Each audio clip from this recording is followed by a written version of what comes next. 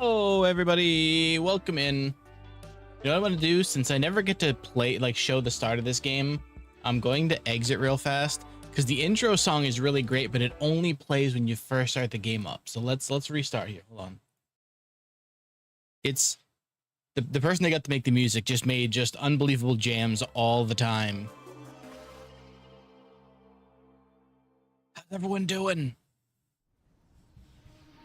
Let's go to the gun, come on, monsters bring it on. It's time to make it fun, it's time to make it right. I said it, let's go to the gun, nothing can stop us. And you know we're gonna make it right, we're gonna make it whole. There are also such stands, come take my hand, let's overspend, fun and demand. There is nothing you can do. Let me become your stand, number one fan. This is our chance, there's no romance. There is nothing you can do. It's so good. Monster, monster, monster, monster, monster, monster. I'm a nerd, I'm a weeb, everybody club with me. Monster, monster, monster, monster, monster, monster. I'm a weirdo, I'm a geek, come with me, we'll feel complete. Monster is the way you feel. Oh my god, I've never noticed that Oz dancing gif. Monster is the way you feel all the time. Monster is the way you feel. Monster is the way you feel all the time. All the time. Dude, I have to now I'm gonna record this video. I need just a looping gif of Oz doing the light stick dance. That was so cool. I don't think I've ever noticed that before. Omar, thank you for the 75 stream streak. Holy crap. Wait, is that Lo-Fi Girl? It kind of looks like it's trying to be. How's it going, Knitch? Hello, everyone. Welcome back. It's time for some more MonsterCon. So they updated this last month and they added a new comic. And I think they added some more new events besides that. So we're going to see if we can find any of the new stuff. How's everyone doing? I'm doing all right. It's still way too warm, if I'm going to be honest. The heat is too high.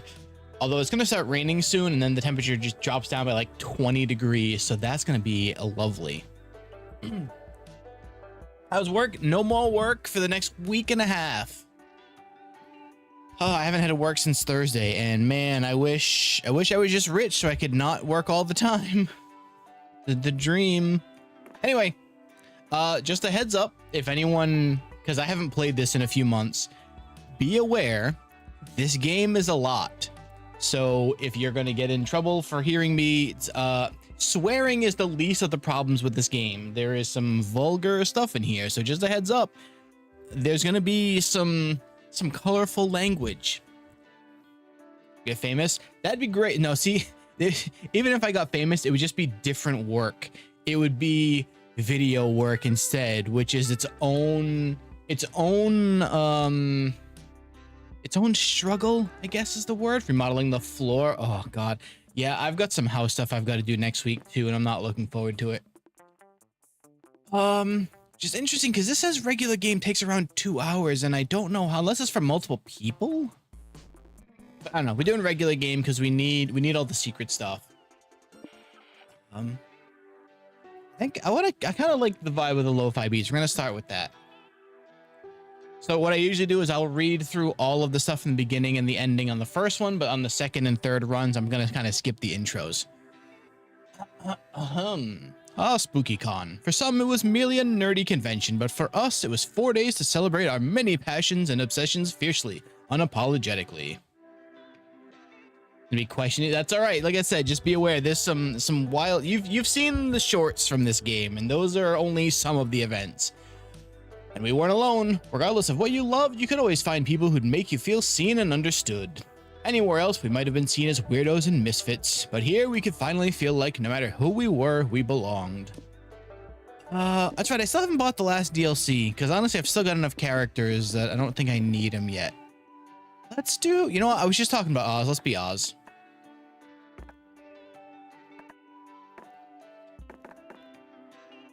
Oh, I didn't realize it actually comes up in the color of his character, okay. I hope they like my cosplay. I love this background sketchy thing, but as dreamy as SpookyCon was, it also came with its own set of pressures, some of which we already knew so well. At the end of these 4 days, the after party loomed over our heads, posing that evergreen question: would we get a date for that night? An uncertainty plagued our hearts. We couldn't help but think of the 6 hottest nerds at the con. Cool. Zoe, an eldritch cutie who went from endless deity and harbinger of destruction to author of the renowned fanfic Liam Prom. An awful idea. Liam de Lioncourt, a hipster vampire whose standoffish demeanor hid the fact that he was truly a lovable dork. Hooray! Doug Campbell, a kind-hearted slime that was incredibly broke from supporting all of the fandoms he loved. Count your days, fuckers! Love her lines. Omen, an evil overlord who was recently freed from imprisonment in exchange for giving up her passion for stabbing people. I have the perfect cosplay for that. Nico Sharp, an over-the-top mimic who preferred cosplay over shapeshifting, even if they weren't the best at getting into character. And April 1st, a clown idol who was contractually obligated to bottle up all of her non-camera ready emotions inside cute mascots. Does the Summer Game Fest or something I'll watch with you? Maybe with the family? I don't know if it's that soon. I know we usually get 4 a year, so we might get one in like, yeah, maybe August or September. It had to be one of them, but who? We had 4 days to gather some courage and shoot our shot. What was the worst that could happen? Being rejected and alone for the rest of our lives? Ha. We'd had our fair share of love and rejection. This surely wasn't our first rodeo. As we had grown to know ourselves better, we realized we felt more confident. All right, 3 things we like.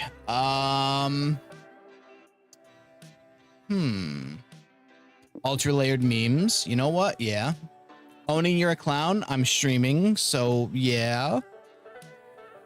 And anime eyes. Why not? Choose your top 3 favorite fighting game characters and archetypes. Gordon, are you not hearing me? Climb up and start the rotors, please. Yeah, gal, get up there and start the rotors. I say fighting girl. Be in bed. I'd start a lot. I've always loved reading, so it makes it's a good fun thing for streams when you can roll right through stuff like this. Obviously Succubus Lady and the Mummy. Not.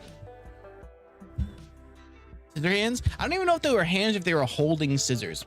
We weren't new to all this, so this time we challenged ourselves with a goal other than finding love. With the support of Zoe and Liam, we decided to take on a project we've been putting off for too long. Should I write? Making our own comic. We had so many ideas, and yet we always found excuses not to work on them. But the con was the perfect setting to find inspiration and go for it. So, in this update, they added a new comic. The fear of failure had stopped us for too long, but then we reminded ourselves of the one thing that always kept us going. But we were young and unafraid. We were ready to start. So how goes it, gal? I blame this on you. I've been sitting here all day thinking like, man, what if I ran some more Night Rain? Want to use the face? So because I'd have to have the light on for that, and I'm already too warm.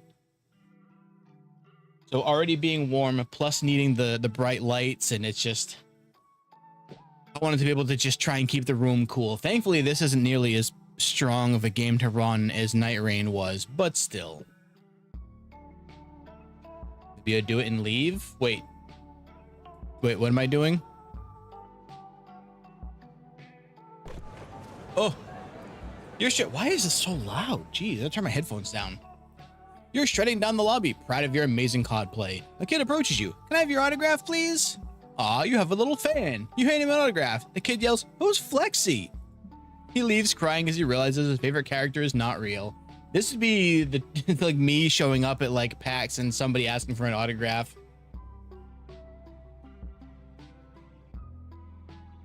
I cooked and everyone stopped playing. Uh-oh. Oh, yesterday, yeah. That was the worst timing. I felt so bad, Omar. Oops, forgot to stay in character. You gained 2 bonus for being a ruthless person who just shattered someone's dreams. All right, here's the question. Who do we go for our first date? I still have a little bit of time before we have to actually pick one, but... You're walking the floor with Nico, Liam, and Doug when a man in Spider Guy cosplay walks up to you all. It's... oh my god, it's Monster Prom Spider Guy. Hey, sorry to bother you all, but I'm proposing to my boyfriend today and I really want to make it special. Can you help me? Doug, we can do it. Sorry, but we're sort of on our way to a panel. We have to help. Panel can wait, Liam. This is for love. We have to help.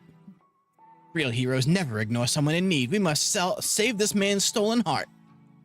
Thanks. Green guy, you look strong. You hold this rope and dangle me off the balcony. White Ranger, can you Okay.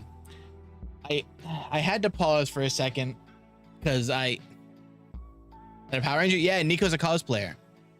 Wait, Ranger, can you scat the Spider Guy theme song? A few minutes later, Spider Guy hangs upside down and gives a heartfelt proposal speech to a green gremlin cosplayer underscored by Nico's romantic beatboxing. Wow, this is all so sudden, but yes, of course I'll marry you.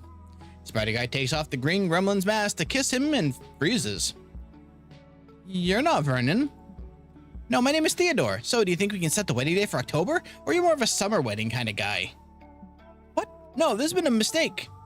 Just then, another green gremlin cosplayer walks out of the bathroom and sees you all. Paul? What the hell? We about to kiss that guy? Of course he was. He's my fiance. Crap. We got the wrong guy engaged to a total weirdo. We're losing karma for sure. What a mess. This is why we should never help strangers. Well, this is kind of your fault. You owe it to Paul to help him get out of this, or at least get him used to his new surprise fiance. Gotta go, take it easy, Indo. Use logic, but Theodore the Green Gremlin never got married. This marriage is not canon. Test the strength of their bonds by locking the three of them in a log cabin during a snowstorm with only one bed. Yeah, that's easily the one. Surprisingly, everyone's into this spicy plan. A few days later, you're all hiking up a snowy peak to free your little lovebirds from their cage. Oh my god, look at their outfits. Doug looks so cozy. Are you, wait, are you, yeah, that's what I said. I don't want to have the light on because it's too bright. It's gonna make me too warm. I can't wait to see who Paul chose. I bet his love for Vernon was strengthened while huddling together for warmth in freezing temperatures. Nah, I'm a diehard Pathidor shipper. Only having one bed available turns strangers into soulmates all the time in fanfic. You reach the cabin and unlock the door, and Vernon and Theodore burst through, covered in blood. What the fudge? What happened to you? You happened to us. What the fuck were you thinking, knocking us out and locking us in there? That was a nightmare. I'm terrified of enclosed spaces and being kidnapped and shredded with no food or water. Yikes. In hindsight, this plan was definitely more survival horror than rom-com. Our bad guys. Wait, why are there only two of you? Where's Paul? And whose blood are you covered in? Anyway, thanks for fucking nothing. We're leaving. Never talk to me or my new boyfriend ever again. Whoa. I guess in a weird, messed up way, we helped them find true love after all. Nico, what are these ship names? The ship we never knew we needed. Suppose the experience of murdering and eating someone for survival can bond two people together in its own twisted way.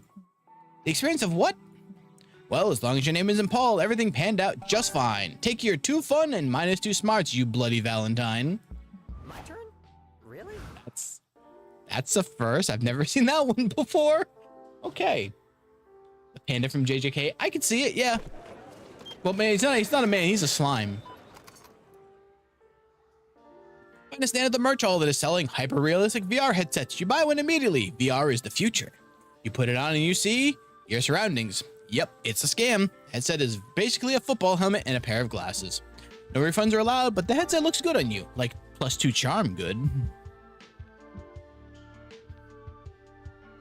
Oh, not this one again. You, Doug, and Nico decide. No, wait, because April was involved now, so it's a different one. You, Doug, and Nico decide to visit Liam's yaoi stand. You arrive to find him looking troubled. Senpai. What's wrong, Liam Senpai? Usually being surrounded by all these bishonens puts you in a good mood. Yes, drawing pretty boys in the throes of passion usually fulfills me, but I worry I've been doing it for too long now. I'm a man of many hobbies, and I don't get stuck in one for too long. Perhaps this yaoi thing has run its course. Aww. Don't quit now. You'd miss yaoi, and yaoi would miss you. Doug picks up an explicit drawing and holds it in front of his face, talking in a silly voice. Look, Liam, I'm your buddy, Mr. Cock. Think of all the fun times we've had together. Don't get tired of me. Oh, character work. Let me help. I'll be Mr. Butthole. I'd rather you didn't. Hi, Mr. Oh, we're like 10 minutes in. Okay. What a handsome shaft you have. Let's be friends. Special friends. Nico and Doug make the pictures of Mr. Cock and Mr. Butthole kiss with loud smoochy noises. A nearby mother drags her child away. I'm out. Yeah, I'm really feeling like giving up yaoi is the right move here. No, Liam can't give up his sexiest hobby. Make him see sense. this game sometimes. Get Liam into a series of objectively terrible hobbies so he can regain appreciation for yaoi. Try a new medium. Direct the first ever live action yaoi movie. All right, somebody give me a 1 or 2 here because I can't decide between these. These are both some kind of suggestions. Oh boy. 2? All right. Wouldn't that just be a regular porn? No, Liam, it's art. Yaoi, even in live action, involves more shuddering pathos and cathartic cum shots. Okay, so it's just good porn.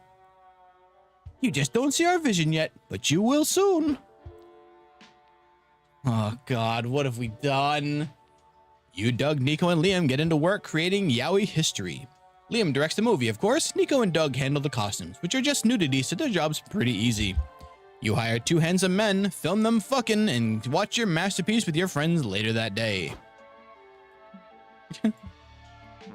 Okay, this actually was just porn, but it was fun to make, wasn't it?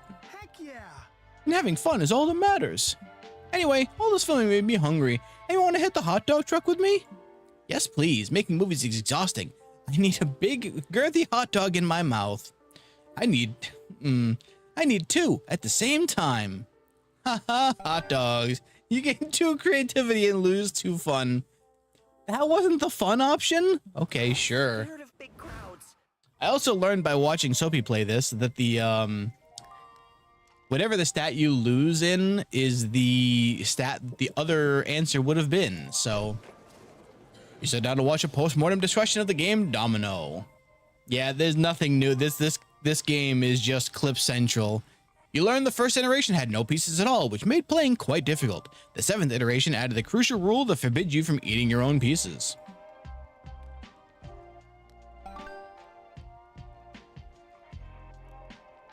What? An hour later, you know more about Domino than anyone in your age group, which actually isn't that hard, but still, 2 smarts for you. The big day for weeaboos. Astral Princess Girl Power Saves the Day is finally getting a 2nd season. You're not missing the exclusive premiere. Senpai! Yeah. Yay! Astral Princess is such an icon. This is going to be the most kawaii uwu day of my life. Oh. We better quiet down. If any of you talk over Astral Princess, I will bite you. So he said that one for me. Oddly, there's no intro sequence. We cold open on Astral Princess battling a new foe. You cannot defeat me. I, Prince Edgelord, will defeat you with my Apocalypse Ray, which is a ray that can cause the apocalypse. Not the strongest dialogue there. Maybe you're right. Maybe I can't, sobs Astral Princess. I'm just a weak girl who got her powers by accident. I don't deserve to save the world. Wasn't her entire season 1 arc about gaining her confidence? Where did all that go? No, Astral Princess, remember who you are. You are the Astral Princess, yells Tanukimaru, Astral Princess's magical mascot. Then the show cuts to a 15-minute flashback sequence with scenes of season 1. That can't be right. They're doing a recap episode as the first episode of season 2. The crowd is not having it. They boo, hiss, and start throwing things at the screen. Oh, the cops are here. Calm down, you nerds. If you can't control yourselves, we'll ban you all from the con for life. Someone throws a Molotov cocktail and sets the curtains on fire. Fuck it. Our lives aren't worth this. Every monster for themselves. No, we gotta calm down, everyone. Lifetime ban from SpookyCon is a fate worse than death. Actual death might be in your future if Molotov cocktails are on the menu, so yeah, you should stop this crowd from becoming a full-scale angry mob. Fire the Dakimakura cannon. No one can be sad when they have a Daki. Convince everyone that a few bad seasons are necessary for an anime to attain the cult status that allows you to say it really gets good in season 5. Absolutely not. I don't usually say things that people request, Nietzsche. Just so that way I don't have to like run it through my head 15 times to see if somebody's trying to get me banned. Oh? My name is Lieutenant Goosefeatherer. I'm the veteran from the ship wars of old. I've manned the Dakimakura cannon for over 15 years. I've seen many people die. And for what? Desire for 2 fictional characters to have sex in canon? No. No rare pair is reason enough to stab a fellow fandom enjoyer in the eye. After all the bloodbath and tragedy, today my favorite ship is seen as the accepted OTP of the show, but at what cost? I delivered pillows that made people sleep forever, and I will have to live with that till the day I die. But an old friend just called me. This time it will be different. This time, my documenters won't bring violence. They will bring peace. Soon, the angry crowd is distracted and delighted by all the documenters raining down. 3. You saved us, Flexi. And you got us free documenters. You're my hero. The documentary cannon, weapon of mass horny destruction, could have ended the world, but now it's saving it. Zoe likey. Dibs on the pillow of Prince Edgelord. His dialogue lines are terrible, but his cheekbones make up for it. Back up, bitch. I called that one first. Just kidding. We can share it, Zoe. 60-40 custody. You grab as many dockies as you can and gain 2 fun, but you still lose 2 charm. Dude, all my charm, please. Smarts. That was smarts, wasn't it? Where do I want to go? The hotel? Or, the hotel. You're chilling in your hotel room, staring at the ceiling. When you've already memorized the ceiling, you decide to call room service. Room service asks, how can I help you? You tell them the room service you memorized the ceiling because you were bored. Turns out room service loves your room ceiling. They've memorized that out of boredom too. You talk about it for hours. Conversation is enriching and it inspires you for any ceiling themed creative project you may have in the future. You gain 2 creativity. Afterward, you, Nico, Liam, and Zoe are sitting by the food trucks eating corn dogs. Aw, another hot dog. Darn it, I got a hot dog again. What do you mean? Well, you know how every corn dog is a 50-50 chance of having either a hot dog, or a corn cob inside? For some reason, I always get a hot dog. What? That's not how corn dogs work at all. True, it's not exactly a 50-50 chance because there's a super slight chance and like 1 in a million you get a corn dog genie. But you know what I mean. I don't think I do. I mean, it kind of makes sense. It is called a corn dog.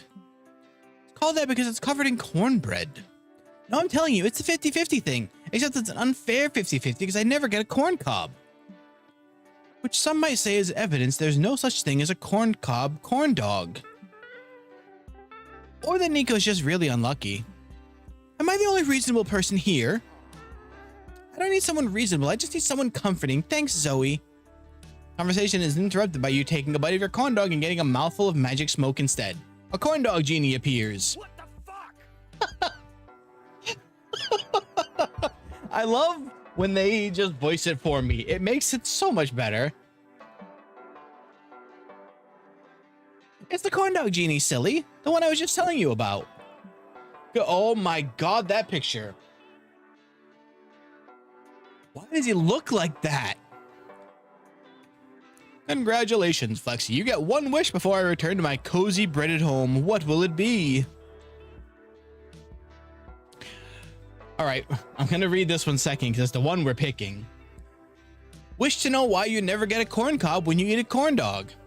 More importantly, wish for what everyone wants, a beach episode. Yes. Thank you, Zoe. We've got a con to attend. Why would we waste our time with a... Shut up, this is happening. Faster than you can say, can I finish my corn dog first? The genie teleports you all to the beach. Dang.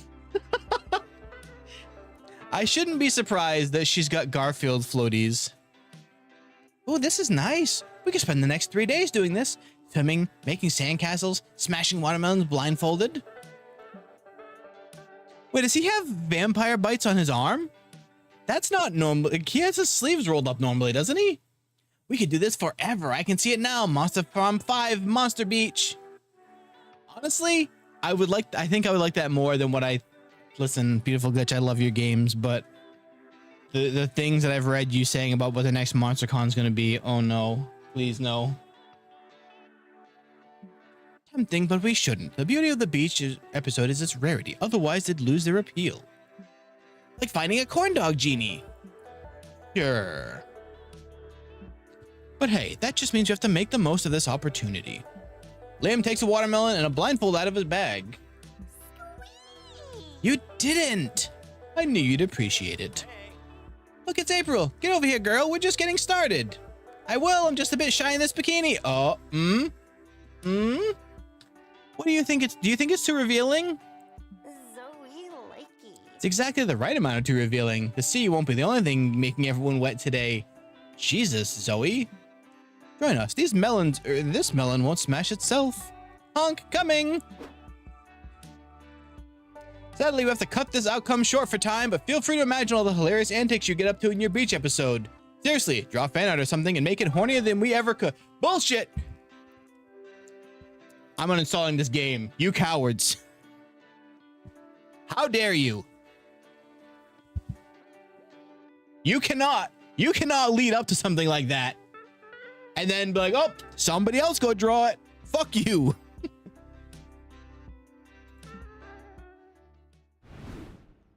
I'm so mad. I'm so mad. God damn it.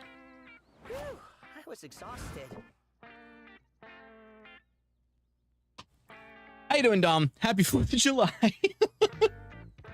God. Anyway, somebody requested Doug. We're sitting on this stupid ass bench.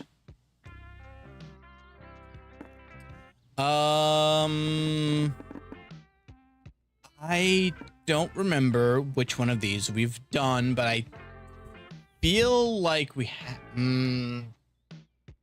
Let's go for the 2-pepper. You and Doug go on a lovely stroll through the park. Boy, You decide to play I Spy to pass the time. You say, I spy a handsome green goober. It takes Doug 20 minutes to realize you're talking about him. That's the handsome green goober you know and love. You can't see it because I'm in PNG, but I'm shaking my head right now. what should I write? All right, con is a whirlwind of activity and overstimulation, but somehow you find the time to work on your comic. Time to brainstorm. What's the one key change that would make your weekly visits to the aquarium, if not better, at least definitely more interesting? The fish have finally managed to make their memory last longer than 2 minutes, which means they'll remember everything you've confessed to them. Fish have finally invented the underwater equivalent of punk rock. Deer of species have relocated to the sea, and you'll never guess which fish species they've formed a symbiotic relationship with. I hate how that one was highlighted already. Fish have discovered oral sex. Yuck. Okay. Wow, that jumped my phone up by a lot, though. You're in open sea being chased by pirates as it was foretold. Who do you want by your side to turn the odds in your favor? A dragon that was pushed to the limits of what a dragon can be, for it breathes waterproof fire. Ooh. Douglas, king of the moon, for the moon is known for having great diplomatic power. Bolivia, a country with a navy that may be too big for a landlocked country. A man with a gun and nothing to lose. I kind of like the dragon. In the entire country of Bolivia, yeah. I picked before I saw anyone answer. Rip. My turn? Really? Where did we not go? We went here, so that's what we got we didn't go to the board games. There's a Smash Your Bros tournament going on in the community zone. You sign up because love always trumps violence. The match involves 8 players each, and things get horny and confusing quite fast. In the end, it's hard to tell who actually won, but you all surely got too fun in the process. I need some smarts badly. Where did they all go? Implies he only has a gun and anything to lose. It means he's butt-ass naked. That's a scary thing. It would be intimidating for the pirates for sure. Doug invited you to a competitive tarot card reading. Oh, excuse me. Doug invited you to a competitive tarot card trading event this afternoon. You brought Omen and April along in hopes they can provide some bartering muscle. Golly. Wow, this is a bit overwhelming. I don't even know who to trade with first. I sure hope no one scammed me. Good day, my friend. I see you have a tarot reverse card. I'll trade your pride card for it.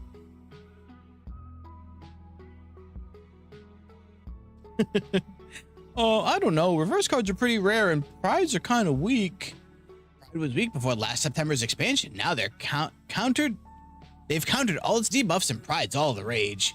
Oh yeah, last September's expansion. I'm definitely up to date on that. Okay, I'll trade you my reverse for perfect. Bye. Misunderstanding this bizarre situation and we just get scammed. When the Pride expansion happened in June, monster months, those are different. Yes, Fear not. I thought so. Worry not, Doug. Auntie Omen will fix it. Where did I put my stabbing knife? No, don't stab him. Insulin overdose is way harder to convict. Jab him with this syringe. April, my dear, I love the way you pretend not to think. I don't think murdering him would be very good sportsmanship. Maybe you could teach me to be a more confident barterer instead. You three never seem to back down from a challenge. That's certainly true, and you're not going to start today. What could Doug do to improve his bartering game? We've gone this one before, and I'm pretty sure we did this one. And this feels like the smart option, and I really need some smarts, so let's go with this. Or you can stop and consider all the student debt you're about to earn. You and your friends are whisked off to college. So thank you all for enrolling in International Trade 101. With my lecture finished, I can answer any questions you may still have. I've got one. If someone offered you a pride card in exchange for a tarot reverse, would you consider it to be fair trade? In my accent, Gandalf's AK-47. What? Surely you know that has nothing to do with international trade. Oh, of course. Sorry. Let's say the person offering the pride card was from Norway. Would that be a fair international trade? Does anyone here have a question that's actually about international trade? Well, since we're here, how much TNT could one import in this country without alerting national security? That's oddly specific. It's just a fun hypothetical. Don't think too much about it, honk honk. Pathetic. You won't answer the question about cards. You won't answer the question about explosives. What? Do you know anything about international trade, old man? Did anyone enroll in this class expecting to learn about trading cards? Around a third of the class raises their hands. Fuck my life.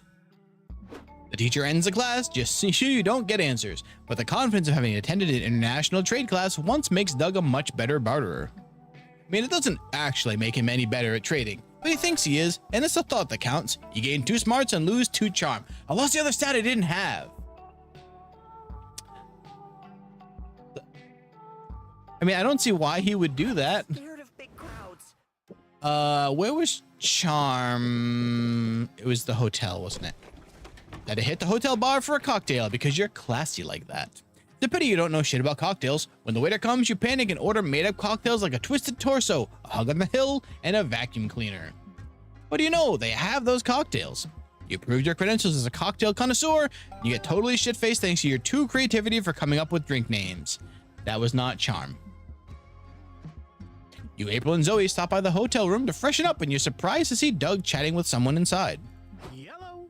Hey everyone, you're my new friend, Pom Pom. Oh god, not Pom Pom. You guys have the stuff? Excuse me, do you gals have the stuff? Who is this, Doug? I don't know, met him outside, he asked if I had the good stuff. I've gotten lots of good stuff at the con, so I said he could come up and check it out. Hey, drug guy? Something along those lines there, yeah. I don't think he was asking to see your vintage comics, bud. Yeah, the good stuff is usually code for drugs, or so I've heard, honk honk. Golly. Oh god, is that true, new friend? Yeah, but you said golly, so I'm guessing you don't have any drugs anyway. It's fine, I've still got some of my own left. And you want to hit the slopes with me? Yes. No? Yes, but no. I don't know. I've never seen anyone that's never seen a drug in real life before. Only do drugs if you want to, Doug, and even then, only do them in responsible amounts with people you trust. Responsible amounts? That's not my style. We're doing an irreversibly fuck up your life amount.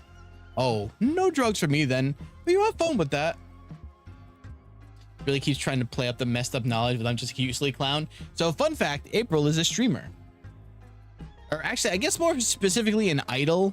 But she also does streaming, and all of those balloon animals are her emotions breaking out of her, like cutesy innocent idol girl persona. No, I fucking hate doing drugs by myself. I'm not leaving until we all get fucked up, or until I die, whichever comes first. Yikes, this is a tricky situation. You need to think of something other than drugs to do that'll satisfy this creep enough to make him leave.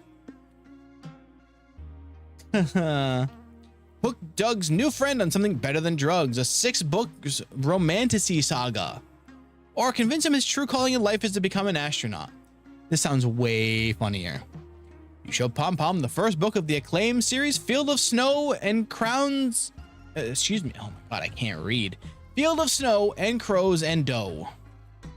He's got dyed avocado. Huh? What is this thing? Some kind of accordion-style brick of coke? No, silly, it's a book. Ah, how do you do a book exactly? By reading it, you moron. Hold on, let's not make assumptions. Maybe he's asking how to fuck the book. I personally recommend starting with la la la la, I don't want to know. Oh, no. What I mean is, how do you get high off this? You tear it into strips and snort it? Is it a suppository? No, you just open the book and look at the words inside. And you're transported to another world through the magic of imagination. Oh, so it's a hallucinogen. Bye. If we say yes, will you get out of here? Apparently the answer is yes. And later you see Pom Pom trading the book for ketamine, so everyone eventually got what they wanted in the end. You're back, no problem. Do not shove books up your ass. Listen, I'm not your mom.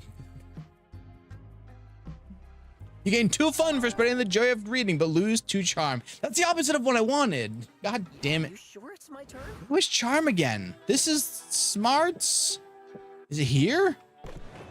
You're roaming the con lobby when you notice a streamer right in front of you. You turn around to avoid the camera, but there's another streamer right behind you. You're caught in streamer crossfire. You're technically in 2 places at once. You feel imbued by the power of omnipresence, or at least, you know, by presence. One of the streamers leaves, so you just a rando in the background. Still, you've experienced twice the power of any mortal, which gives you 2 boldness. Where the hell was charm again? You're hanging out with April and Doug, enjoying the con to the fullest, by which I mean you're all mindlessly scrolling on your phones. Weird. Check out the comments on my Momentgram. Clown April, look forward to having your house email. What? Look forward to having your house email. Your posts are always very informative information, always. Well, That sounds positive, I guess. Who wrote it? It's Voldoya425, one of my most diehard online fans, but his comments have been getting kind of unhinged. Look at this one. Balloon animals of clowns are the vegetables of fame. Eat all of your giraffe lettuce. I guess I can't hide it any longer. That's one of my bots. What? Yeah, I programmed a few back in the day to boost your socials. You were just starting out, so I wanted your post to have engagement. Don't get mad, please. Oh, I get it now. No one actually write, Yahoo, your happy smile is almost as good as your shoes. Go, go, go, go. I actually wrote that one myself. Oh, well, it's a really sweet gesture, Doug, but now I have a real audience and having these crappy chatbots isn't good for my optics. They're not crappy. I just spent so long stuck on your Momentgram, they're experiencing some decay. It's pretty common. Well, can't you just delete them? But they're my babies. Maybe we can give your baby something else to do. I'm too pretty for this. Something other than crapping all over my socials. That'd be nice. What purpose we could give them my baby bots? Do what you do to dogs. Send them to a click farm. They'll be happy there, clicking on ads all day. Shouldn't the bots get a say in their fate? Create a group chat with them and ask what they want their new purpose to be. Stick them on Twitter. God, no, that's the last thing Twitter needs is more bots. God. All right. I'll wait to see what we think. I'll pick the first one or 2. Number 1, send him to the click farm. Oh no, we're sending him to a farm upstate. good thinking. That's what my parents did with my dog Scruffy when he was old. He's still there and he's super happy. You poor little thing, your dog is super dead. What? Nothing. He must be dead tired after running around the farm every day. I'm sure of it. Come to think of it, let's find a click farm for these bots. But there's why is there a farm background? A bus ride later, you find yourselves at Meadow Meadows Farm, the biggest click farm in the country. It's surrounded by lush green pastures that no one uses. Hi there, young'uns. You the fellows who called to take a peek at the farm, right? Yes, my comment chatbots are a little overworked and they could use a change of scenery. We're sending some bots off to a farm. Oh, premature aging is very common in comment chatbots. Come with me, I'll show you the facilities. You walk into a huge barn. It's made up of several identical storage units, all filled with unmanned computers buzzing away. Here's the art workshop where our bots steal internet content and mix it up to create deepfakes. We use them to overthrow elections in foreign countries. Actual fertile farm? This rabbit, I guess. Did you hear that, April? My babies could be artists. Of course, if they're on the social side, they might prefer to pull romantic scams on the elderly. We've got some real Casanobots. Wait, I think I sexted that one in the corner. Whoop, I clicked out of the game. And lastly, here's the PR department. Our bots have a blast clicking on ads all day. It's like they're playing whack-a-mole for them. Montana fury intensifies. So, Doug, what do you think? No, I'm just playing the game. I'm not sure about all the cybercrime, but I have to admit they'll be really happy here. Of course, and if you missed them, you can always let them scam you online. You leave the pots there. You've made the internet an even more dangerous place, and danger means too fun. You lose to boldness, though. But I'm not prepared. That was the boldness I just gained by going there, damn it. This is smart. This has to be charm, right? You suddenly realize your phone is dead. Good thing you're at the merch hall. It's not really, I mean, I don't know what else could have happened. I'm just playing the game. What else could it be? You find a stand where someone's selling chargers. You want to buy one, but you feel bad about buying something so not nerdy. The vendor sighs and draws an ooh face on the charger. Sold! You gain 2 charm for your kawaii phone chargers. One of the booths set up a claw game to attract attendees, but the claw machine was way more profitable than whatever game they were selling, so now it's just that. Doug, Liam, and Nico are here, and they seem totally hooked on this machine. Lol. Oh my god, boo. Boo! Doug, you're amazing at this. I didn't even know claw machines had high scoreboards. It's no big deal. I got a claw machine at home. I use it instead of a fridge. On second thought, maybe it might have been better to buy that fridge. Thank you, Dom. That's exactly what I was thinking in my head. Mesmerizing. Now get the dolphin with the chef hat. Not because I long to invite him into my Michelin-starred anime and animal tea party, just because it looks challenging for you. Doug expertly grabs a dolphin plushie. When he lifts the claw, you see a funny little man with a disapproving frown on his triangular face. Hey, what are you doing? This is my house. Stop taking my furniture. Whoa. Who are you? I'm Splonk Douglas, the crane gnome. How dare you wake me from my 100-year slumber? I don't understand. Why are you only mad at us? Don't people take things from your house all the time? Oh no, nobody ever gets anything out of claw machines except for me. You poor little triangle baby, all alone, trapped inside this claw machine. We need to find you a home. And who's gonna be gnomes? This isn't home, Nico. Weren't you listening? Never. Well, if we really want Splonk Douglas out of this claw machine, I'm sure Flexi has some idea. Bad ideas, but ideas. Dress him like a newborn and swap him with a baby at a local hospital? Set the claw machine on fire, then Splonk can buy a real house with the insurance money. You know, Nico has been involved with baby shenanigans before. We're going with the baby plan. It's certainly an idea, but where are we going to get a baby disguise on such short notice? Howdy, Raz. Thank you for the 3 streak. How you doing, bud? Easy. There's one in the machine. Let me just win it real quick. Hey, stop it. That's my baby outfit from when I was a baby. Great. Then it'll fit you perfectly. Doug pulls Splonk in the baby costume out of the claw machine. After zipping the little guy into it so he can't move, it's off to the hospital. Paging Dr. Nico. Hello, hospital. It's me, a doctor. Join the fireworks. Ooh, very nice. Someone must have dropped this baby outside. I am here to return it to its baby bed. Oh no, what's this? Oh, the baby is already in this bed. I'll just grab that one and take it to central baby storage. Security at this hospital is truly astounding. You head back to the convention, but suddenly you realize you've still got a whole baby you need to take care of. Why don't we put it in the claw machine? Well, it is currently unoccupied, and I'm told babies have a predilection for soft things. It'll make a great prize. After all, what prize is more precious than the miracle of life? You and your friends dump the baby in the claw machine. Good riddance. You gain 2 creativity for your clever ruse and lose 2 charm. That is the second baby that Nico has abducted, by the way. Yeah, they usually do a good job with Nico's mimic tongue also getting to be involved in the cosplay. Welcome back, Dollface. You know the drill. Choose blindly and choose wisely. All right, I'll probably regret this. Somebody pick a box. This can only go badly.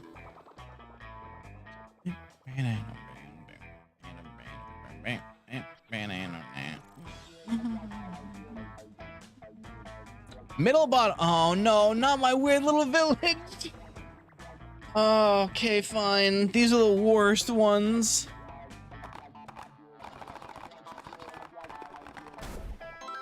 Little acorn. Oh no. This item gives your character a new job, changing their visual appearance. What does that? What was that noise? It's true what they say, life is like a mystery box shop. You lose all your money and you get as random crap. Oh no, what does this mean? No! No! It made me this stupid orange. Can you guess what time it is? Yup, it's comic time. Time to brainstorm. No, this better not change me in the ending scene, I swear to God. What's the most important thing that you believe every citizen should have, no matter what? The right to one headshot with no legal consequences. The right to rhyme. The right to vote. No joke here, fella. No joke here, you're a serious fella. The right to experience the undeniable pleasure of being a bottom. Oh God. All right, let's we'll take this one to chat. 1, 2, 3, or 4. 1, 2, 3, 4. 4. Oh my God. Okay. That was apparently the fun answer. As you're a normal human being under 70, it has been ages since you've read a physical newspaper. Nonetheless, this is a headline that would make you pick one up and take a look. Jennifer and Dylan totally had sex, even though Dylan is still dating Rachel. Someone has eaten their twin sibling and not precisely in the womb. Fish have feet and not where you'd expect. Contrary to popular belief, seawater is actually drinkable if you try hard enough. Is that 2 for this one or the last one, Aurelia?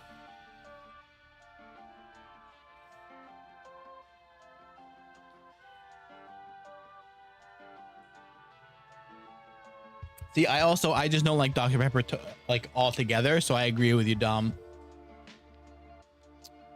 Womb. You know, I'll take Aurelia's. Okay, so number 2. I'll take Aurelia's for this one since I picked 4 for the last one. That's bold. Oh my God, my charm, please. I'm so dumb and somehow uncharming.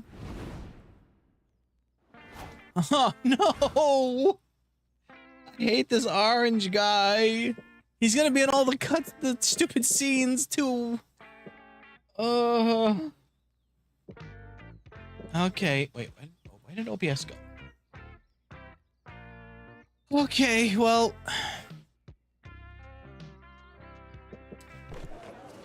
Oh God. Check out the stands and buy a few comic books. He's just standing there menacingly. I just have to pick the bottom middle. No, it's fine. Fun fact, this is not the worst thing I've gotten out of my strange little village.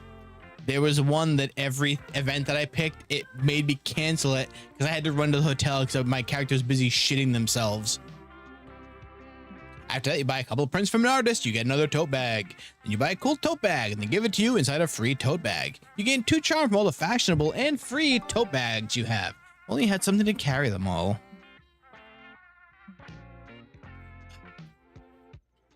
Oh God, you're searching for some place to buy a gently used body pillow when you see Omen, Doug, and Nico gather around a strange camo patterned booth. Wow, Nico, did you see this poster? This anime has almost 500,000 fans worldwide. I can't even count that high. Jokingly torture flex you with the orange man? What do you mean by that? I'll bet none of them are better fans than me. Fans of, what's this fandom called again? This fandom is called Army, and it's all so good it'll kill every other fandom and take their stuff. Oh no. Why is there a military recruitment booth at the stupid... I hate this because I saw the fucking Army was at PAX East one year. I distrust your grand pronouncements. What makes this fandom so powerful? Let me put it this way. Every year we get more funding than healthcare, education, and public transit combined. That's part of the reason. Clearly, everyone must love us. Not like we've got such monopoly on force that the government itself is scared of upsetting us. It's all love. Wow, I love public transit. People leave so much cool stuff behind in their seats. If this is better than that, I'm in. Now you're talking. And those uniforms, iconic. I'm already working on my Army Sona.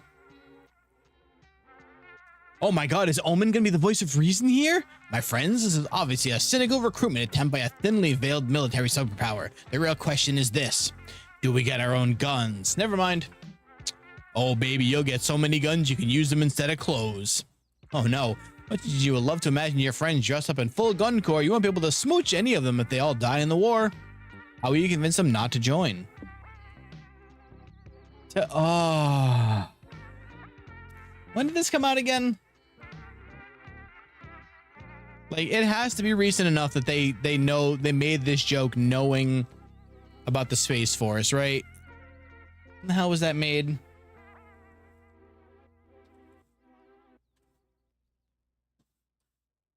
Is it in 2019? Oh my God, what is time? Oh, I hear the fireworks going off. Oh, America Corps, unfortunately. All right, tell all your friends the army is lame. All the cool people are joining the Space Force. Hear your friends how the army stifles creative?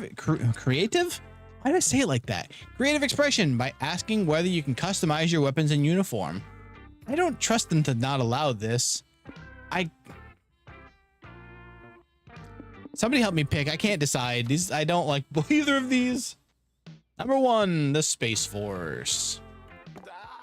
There's a Space Force? I mean, yeah, but you don't want to join them. All that time in zero gravity's made them weak. Heck yeah. That's perfect. I'm super weak. I don't even have bones. At least not any that belong to me.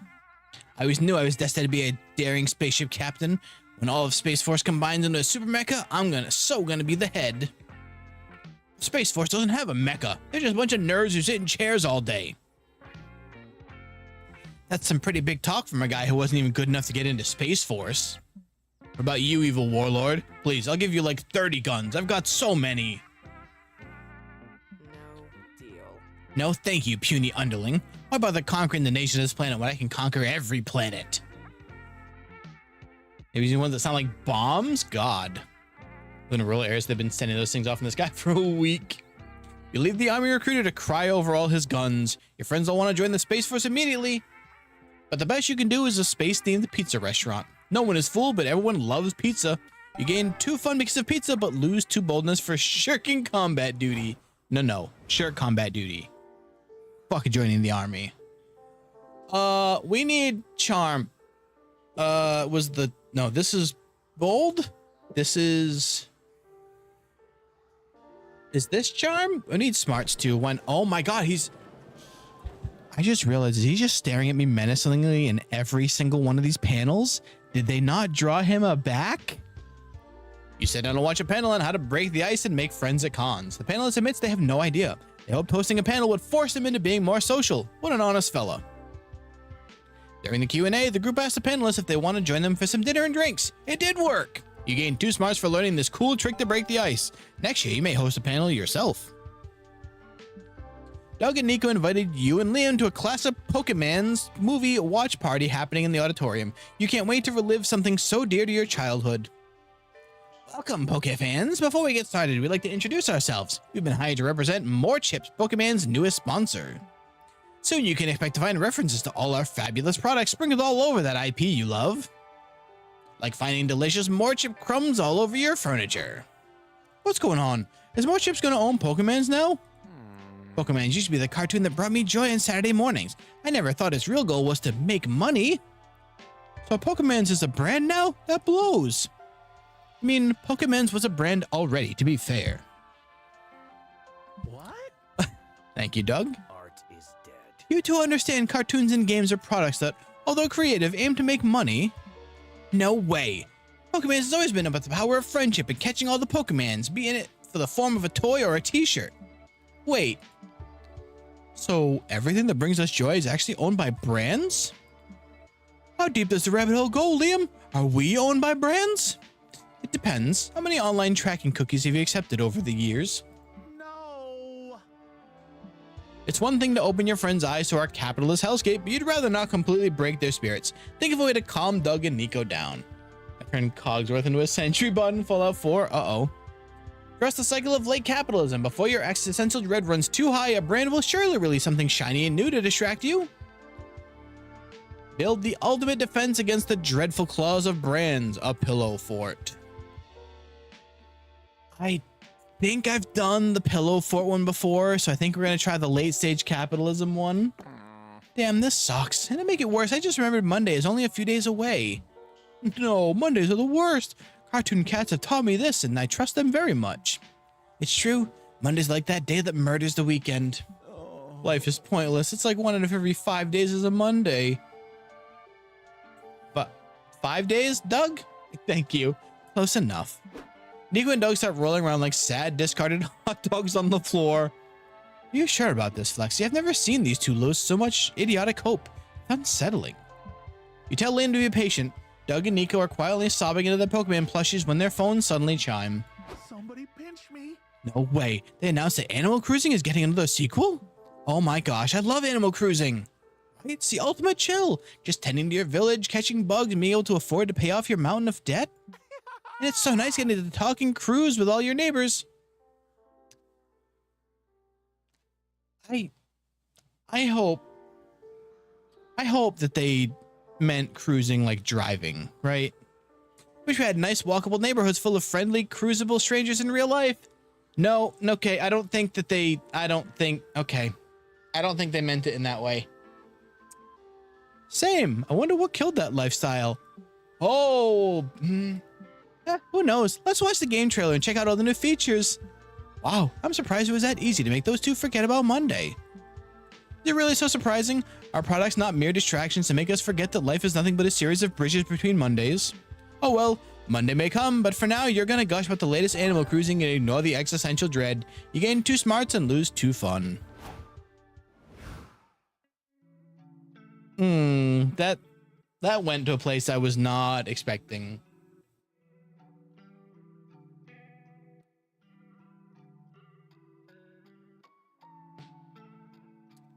I'm just gonna comment on my short. To the person who saw my short about juicing a ham, they commented and said, I scrolled past, but the sheer disgust I felt that have you ever juiced a ham made me come back. I'd probably dislike this if YouTube wasn't a bunch of cowards. Oh, that's so good. Okay, Charm was here? Or is this fun? This is bold. I don't, you know what? We're going to the floor. So this menace can stare at me some more. You decide to walk around the lobby, which is the most intimidating activity at the con for anyone who's not a social butterfly. Some random people ask you to take a picture of them. You're forced to push people around to actually move. You even say bless you to someone who sneezed. Look at you socializing. Here, have 2 boldness. When I crochet the orange, but a lemon. Oh God. Suddenly you hear angry chants in the lobby. You, Liam, Nico, and Doug get closer to investigate, and you find a small group of protesters waving picket signs. Hi, I'm Doug. Uh-oh. Oh, he's in his staff outfit. I'm Doug. My main task as a con volunteer is to turn your frowns upside down. What is making your con experience suboptimal? Oh, this motherfucker taking my picture, right? We're protesting against the cancellation of Caveman Manor, our favorite TV show ever. The show about a cryogenically frozen caveman who wakes up in Victorian England? He canceled it? What an injustice! I know for a fact you've never watched that show. Well, now that it's canceled, I know I never will, and that fills me with righteous rage. You'd love it, Nico. The caveman falls in love with a Countess of Earlwitshire and tries to woo her with his primitive charms. Exactly, and they canceled it right when there were hints the Count might actually be the descendant of the caveman. What? I need to know if their love is forbidden. Oh well, yet another show devoured by the streaming era's fast food culture. That's it, Liam? You're just gonna shrug your shoulders and call it a day? Maybe, but I might also write a blog post about that this afternoon. Can we do something a little more hands-on? The con manager told me we have to stop the demonstration because protesters are not buyers. I'm sure Flexi has an idea. Fight fire with fire. If they cancel your favorite shows, the next best strategy is clearly to cancel the studio's exec's favorite show. Threaten the studio executives by sending them severed fingers. Whose fingers? No clue.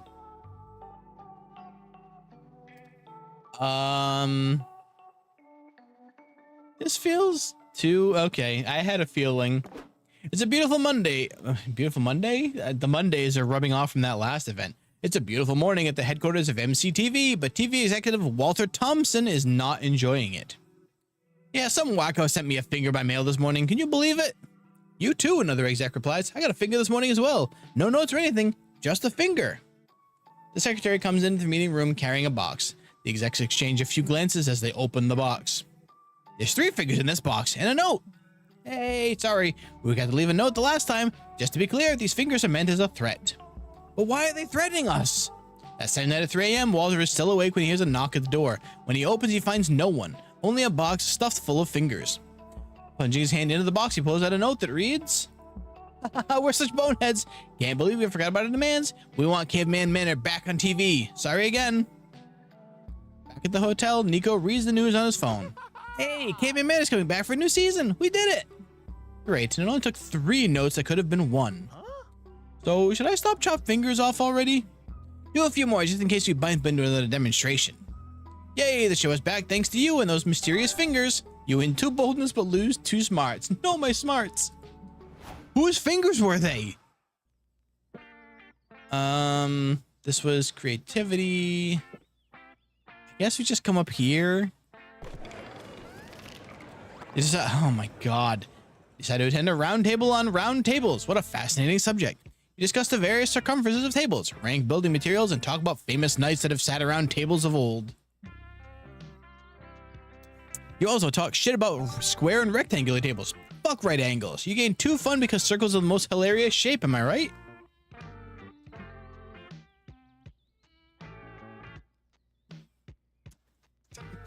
Suddenly, you, Liam, and Doug are in an area of the con you've never seen before. It's very dimly lit, and you hear screams in the distance, and is that blood on the floor? What are we doing here, Liam? Thought you were taking me to the merch hall. Ha! I thought the merch hall even knew of the mustachioed merman gotcha collection. No, we could only find it here. This place isn't even on the con map. Look, it says do not enter, and it's covered with a skull and crossbones sign. That's meant to scare away the amateurs. If you know where to turn and whom to ask, there's a whole black market for things that seem impossible to find. All right, who do we ask? Every time I make eye contact with someone, they make a throat-slitting gesture. Come on, Doug. They're more scared of you than you are of them. Oh, good. They must be they must be terrified then. Here, I'll show you. Excuse me, sir. What do you want, wimp? I'm looking for a certain mustachioed man. I'd be willing to pay to meet him. Wink, wink, nudge, nudge, as they say. You hitting on me? Get ready to kiss the barrel of my gun, you purple wuss. Guess my street lingo is a little rusty. Come on, Doug, show your volunteer badge with pride. That will show them not to mess with us. Doug, con volunteer. Okay, look, I'm an official con volunteer. Oh, so you're narcs.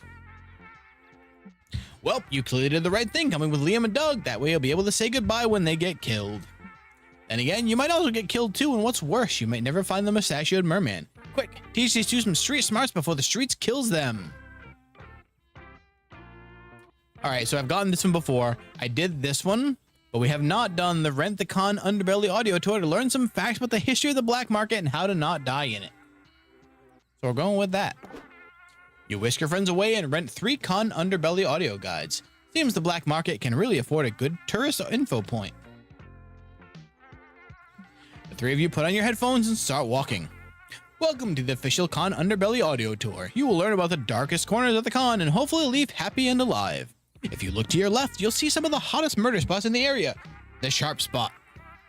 Its pitch black shadows and sound installation have turned it into a classic crime scene. In fact, someone is probably getting stabbed there right now. It's true. Liam, make a cute face for the camera. A couple of blocks ahead, you'll see Rotting Rick, the most famous corpse in the underbelly. He's been lying unclaimed for 5 years. Poor guy, nobody claimed him. Yeah, and there's also the fact that he got murdered. Over the years, it's become a charming landmark and a classic meeting place thanks to its distinct smell. Isn't that nice? He found a purpose in life. Let's take a selfie with him. To your right, you'll see Shady Sean, the go-to guy for smuggled good and freshly extracted liver. Talk to him if you want a souvenir. Ooh, Liam, can we stop and buy a souvenir? I suspect the souvenir is a bullet hole, Doug. Spider, what's going on? On the other hand, you might know about the gotcha. What do you know? He does. You buy the mustachioed man in exchange for a liver.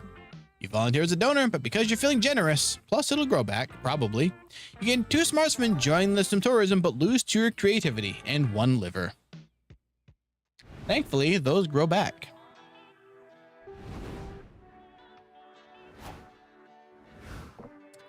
Alright, we gotta sit with Doug again. I'm floating in a pool since 2:30. Man, that sounds good. Well, you grow back part of a liver, right? It's the liver? I think the liver is the one. I know there's one organ that does it. Yeah, okay. All right, what did we talk to Doug about? How does he spend most of his time? The SpookyCon friend group, or You know what? His past. I don't think we've asked about his past before.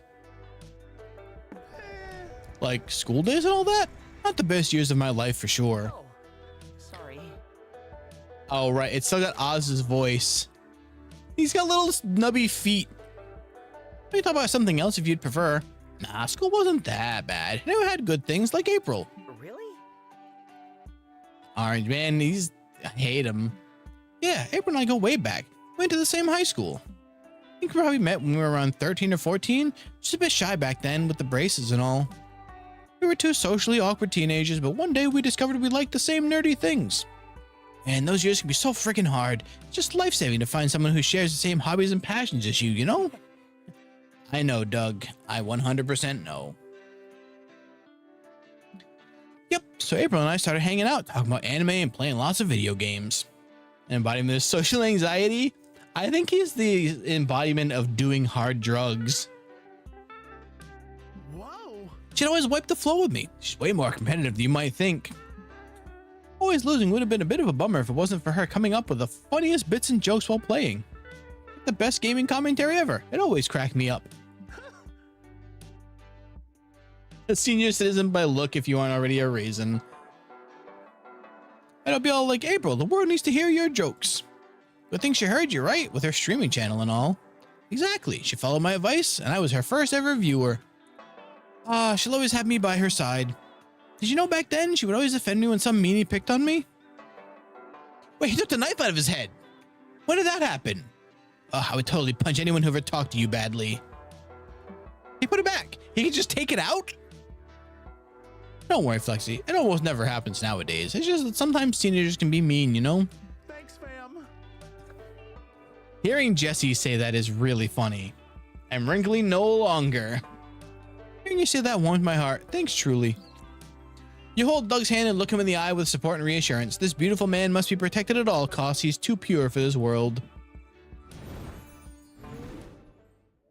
All right. The last day. All of a sudden, it's time for the last brainstorming session of your comic. I forgot about the comic. Where did the time go? 30 years from now, you hope your children don't have to fight in any wars, but if they must, you hope they at least fight in the Soccer World Cup, which counts as a war if you squint hard enough. The war against 40 tigers. The war on drugs, but on which side? The Wi-Fi wars. I feel like a war against 40 tigers would be pretty easy. Yeah, the war on drugs. You're being fired because your boss has learned you hate him. What would be the most iconic way for him to learn this? You're wearing that one t-shirt you designed, the one that says, fuck my boss. You accidentally added him to the office group text. You didn't want him to feel left out. You got drunk one time and told him you hate him. Your last social media post, the one that says, who wants to start a coup at the office? Haha, JK. Unless... I really like the fuck my boss shirt. That's a great one. I would wear this. The best part is that my boss would find it funny. All right, now our last day at the con. Man, I am hurting for charm. Having a great time at the con, so you decide to tell the world by tweeting, having a great time at the con. Good one. Unfortunately, that's enough bait for an online troll to reply with, you're a dumb fuck. Whatever happened to online etiquette? You're not going to let him ruin your day, so you engage in a spirited but respectful debate with him. After a while, the troll writes, sorry, my mistake. You're a fucking dumb fuck.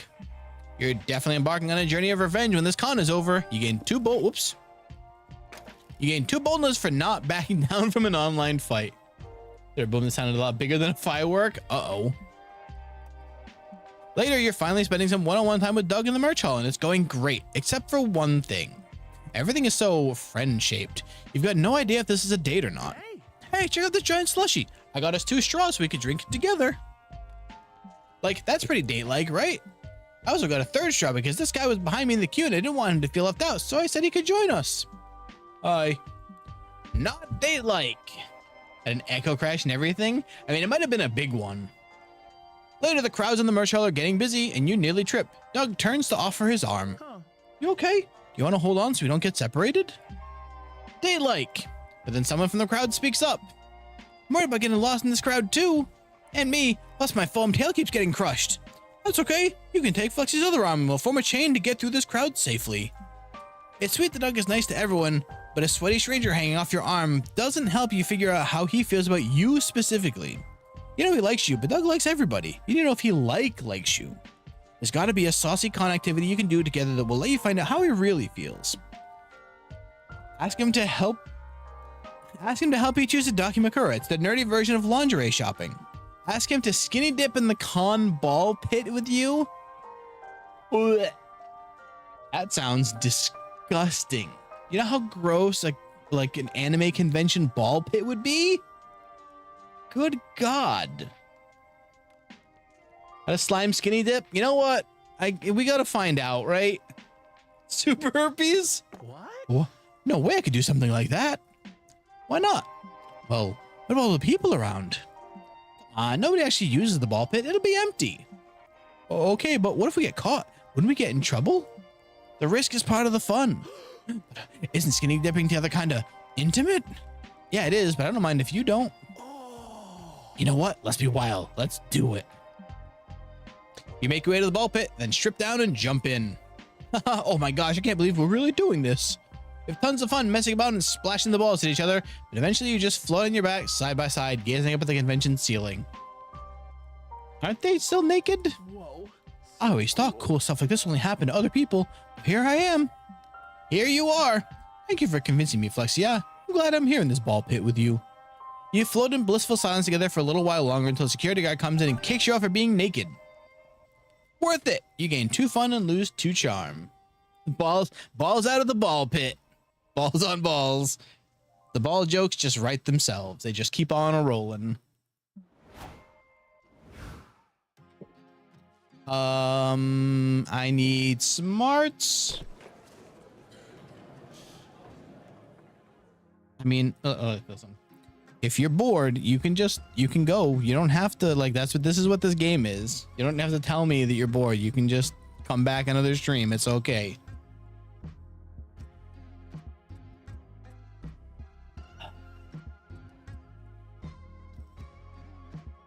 Oh.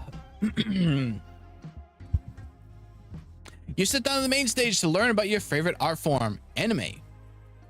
Specifically, a ranking of the best anime butts. No, there's not even a shorts this time. Some of your choices are intriguing. I mean, sure, mecha robots technically have big asses. By the end, you've learned more about the panelist fetishes than anime, but that ass-centric knowledge still grants you 2 smarts. Then you get a text from Doug asking you to play a video game with him. You two have gotten closer lately, so it's exciting to spend some one-on-one time together. Hey, where'd your shirt go? Hey, sorry I texted you out of the blue. This was a completely spontaneous decision. By the way, the fridge is full of your favorite snacks, and I warmed up your PJs with your hairdryer so they're nice and comfy. Anatology, my religion, right? Make yourself at home. I'm gonna go, pick out the game. You can't help but notice that Doug is shaking like a bowl full of jelly, more than usual even. Everything okay? I'm just excited. I wanted to play these games with you for a while, and I just hope you like them. What games are they? Well, they're multiplayer games and involve cooperation, mutual trust, and semi-nudity? Are they erotic or something? Kinda, but we don't even have to play them. I've got other games if... No, I'm down. Let's play the sexy games. It's probably Twister, yeah. Really? Yay. Wanted you to have options. I picked out a few games. Which do you want to play? Oh, we have artwork for Smash Your Bros.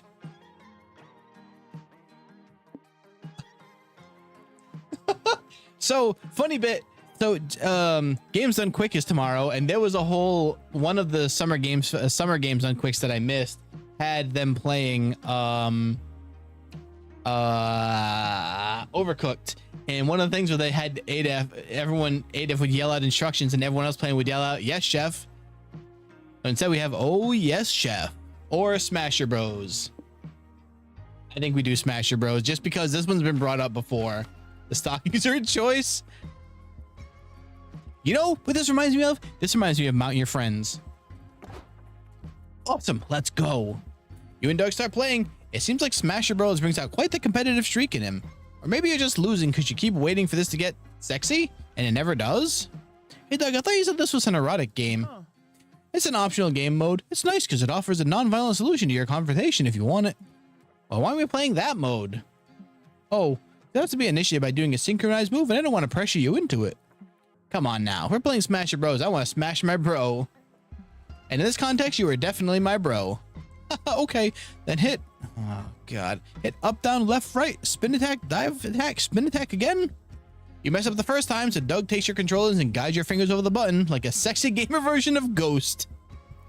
That is the second Ghost reference in one of the set up to the date things, by the way. The first one was with April. That was the balloon edging short. On screen, the battlefield becomes a lush bedroom. Your red health bar becomes white stamina bars.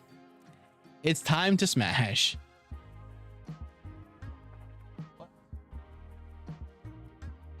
Let me finish reading. Hold on a second, everybody.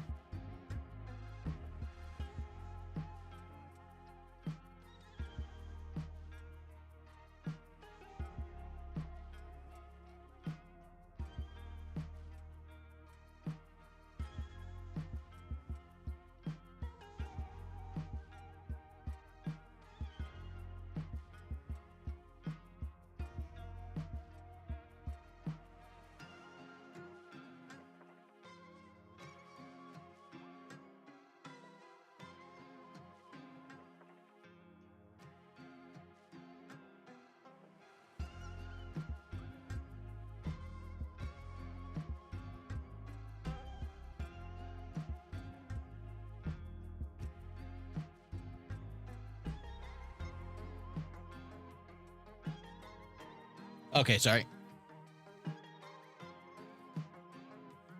Phrase breaking the house.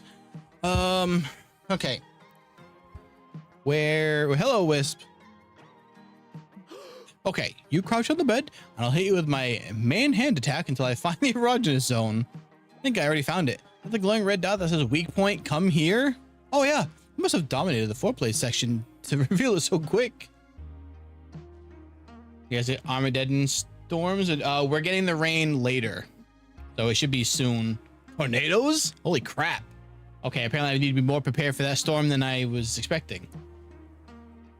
You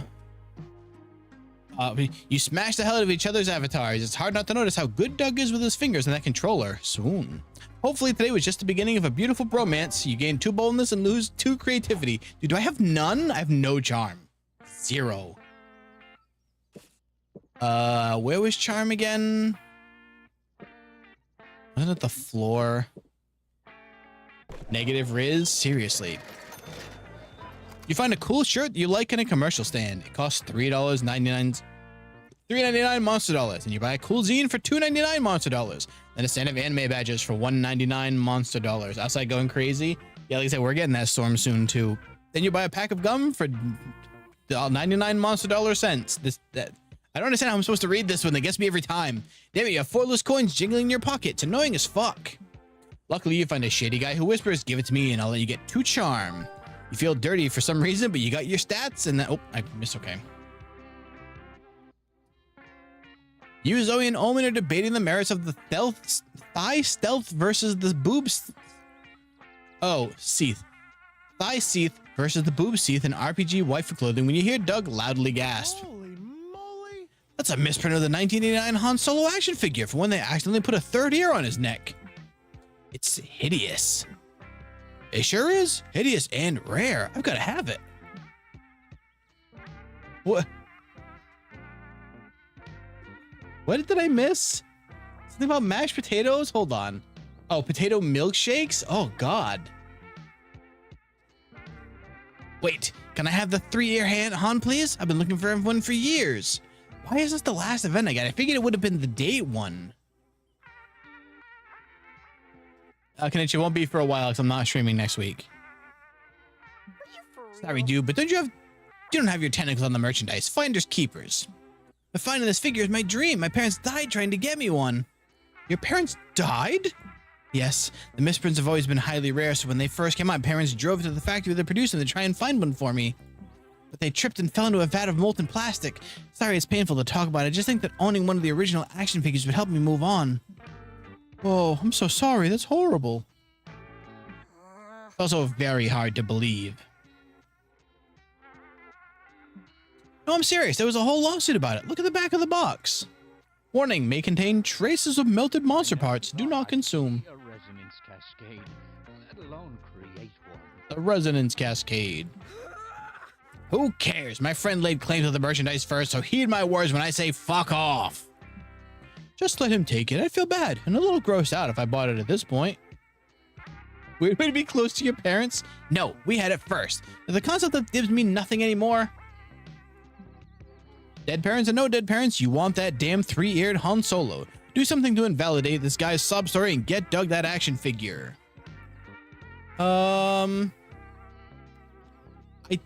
I've done this one before, and they turned into like a screaming blob of flesh and like pain. So we'll I think this. What? Molten parents of some orphan you personally know you wrong makes these better. That really isn't necessary. Doug, I promise this is no imposition. I insist upon helping. No, really, you do not need to murder my parents. Nonsense. It would be an honor to kill your parents so you may have the ugly figurine. No, thank you. I like my parents too much to kill them over the action figure. This is where I draw the line. I'm with Doug. It's a sweet gesture, but murdering his parents might be overkill. No pun intended. Maybe we could just kill one of his distant relatives instead? That'd be traumatic enough to deserve the action figure, right? No, that's not... Well, maybe if... Wait, what am I saying? No. You know what? I changed my mind. You can have the three-eared Han, dude. What? Are you sure? Yeah, my life may be fucked, but at least I don't hang out with people who'd murder my parents at the drop of a hat. You clearly need this more than I do. Thanks, fam. Ooh. I'm so glad I got to keep the figure and my parents get to live. Thanks, fam. Of course, Doug. I'm available to threaten strangers for you or kill your parents anytime. That's what friends are for. You showed a dark side of yourselves today, but who cares? Take this 2 boldness and minus 2 charm with pride, you little sicko. No, I just got that charm, please. And that was the place I get the charm from. Oh my god. Okay. Rest and rant. In the middle of the community zone, you see a bunch of top-headed gentlemen, a vintage car, a dog, and a boot. Oh, it's LARP Monopoly. This goes against all your values, and yet the moment you start making money, you gentrify the fuck out of a street by building many hotels. Doug did need his figure, and Doug got his figure. You make sure everyone who dares step on your turf becomes miserable. Father of 3 begs you to lower the rent. Get good, you yell. No, but if you become, you burn your Monopoly money and leave, but deep down you have to admit you got too fun. Decide to attend a fandom mixer at a nearby cocktail lounge and find Doug there scrolling on his phone and talking to himself. Good evening, sir. How are you? Nah, I should be more casual. Hey, homie, what's good? No, too much. What you doing, Doug? Oh, hi. Don't laugh, but I'm checking my list of conversation starters. Making conversation can be hard, so this is a great life hack I thought of to make a good first impression. What conversation starters have you already come up with? Here's some of my favorites. I love your coat. Where'd you get it? This one works best if they're wearing a coat. Bonjour. That means hello in French. I use it when I want to sound well-traveled. Did anyone see my jet ski around here? I'm saving that one for if I ever get a jet ski. I'd love it. I'd definitely follow up that conversation if I knew you had a jet ski. I don't know. Thanks. I'm not sure though. These sort of events always make me so nervous. You're good at getting people to like you. I mean, it worked on me. What? Nothing. What I meant to say was, you know any good conversation starters I can try? Sure you do. Dazzle Doug with your amazing conversation starters.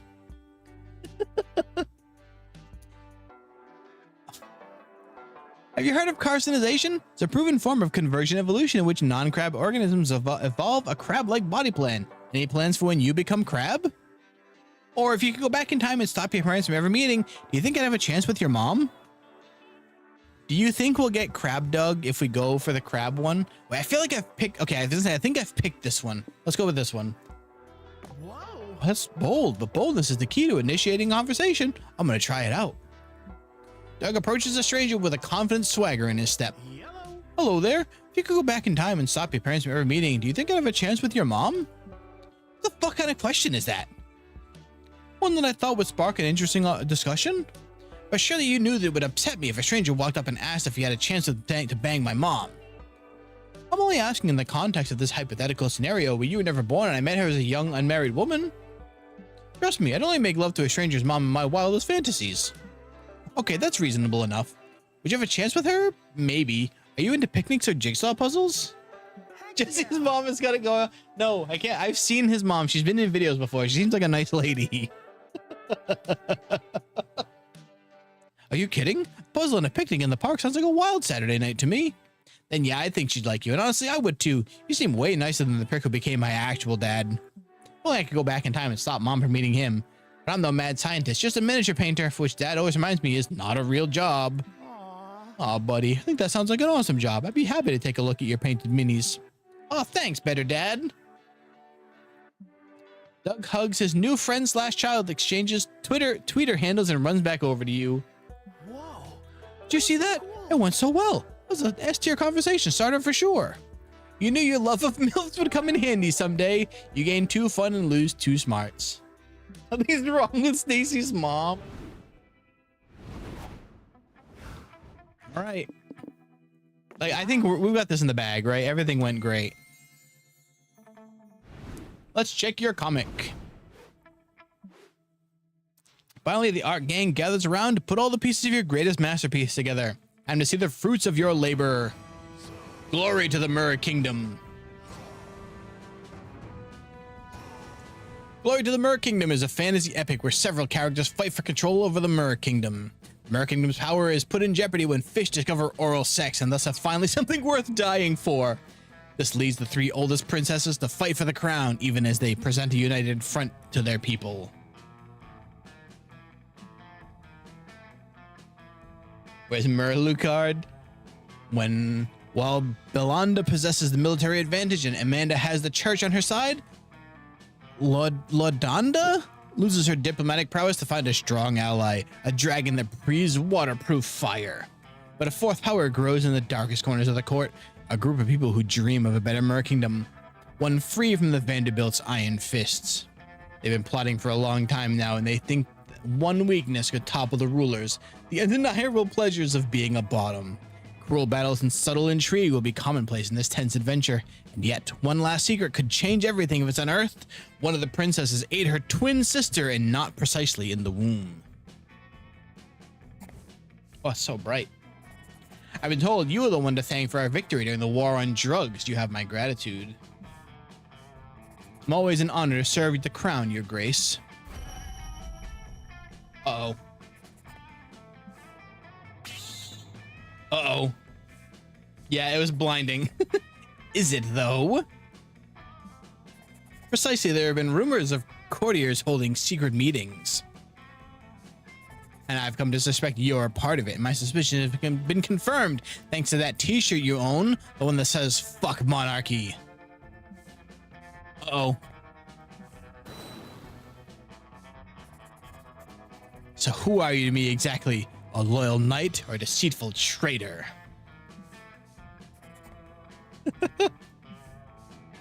Well, Your Grace, I might be your best weapon against your sisters.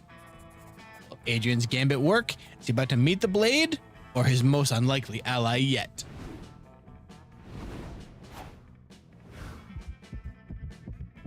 You finally gather your courage and ask your favorite green goober to the con after party with you. I'd love to be your date to the party. Gosh, this will be the first party I've been to since my cousin's baby shower. Should I buy a gift or something? Nah, just bring your handsome self. Oh, good. That sounds affordable. You make me shake all over. The after party was wonderful. After a few drinks, Doug's ended up venting to you about the future. Will he get a good job? Will he ever become cool? Will he make everyone proud? Undyne? I was thinking Undyne too, yeah. You assured him that you believe in him wholeheartedly, and no matter what life has in store, you'll be there to tackle it with him. He hugged you tightly and absolutely soaked you in slime residue. You're never washing these clothes again. That's a new ending, I think. I don't think we've ever gotten the, just the kind of the picture with him. Although apparently it doesn't count as a secret ending. Interesting.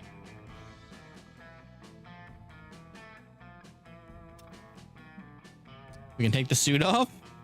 Oh god, right. It's that stupid orange suit covered in slime. Gross. Ugh. Doug is adorable. Doug's great. Before we knew it, the con had ended. It was just 4 days. We could swear it felt like an entire lifetime. All sorts of misadventures took place. Entire friendships blossomed, and we ourselves changed as people. The idea of going back to our day-to-day lives makes us feel a bit disoriented. Promises were made, not growing apart, of meeting again soon. Still, we would lie if we said it didn't feel a bit sad to leave all that behind. But as each of us went on our own way, we realized that wherever we went, these people would be there with us. And with that came a truth that to this day we hold close to our hearts. No matter where we are, we belong. The thought that still gives us warmth and makes us feel once again young and unafraid. Reminds us that even as the years go by, we will always be ready to start. All right, I'm gonna take a quick talking break while this plays. Not believe what you have to deal with. So many companies treat you like you're robbing like a thief. But you don't have to fear, it won't happen with me. We were meant to trust each other.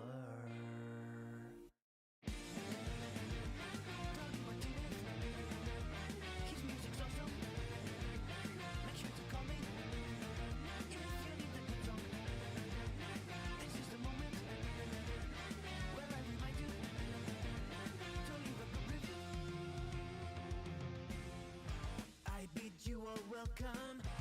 What's funny is too is this is the streamer specific ending. That way I don't get content claim for the actual ending.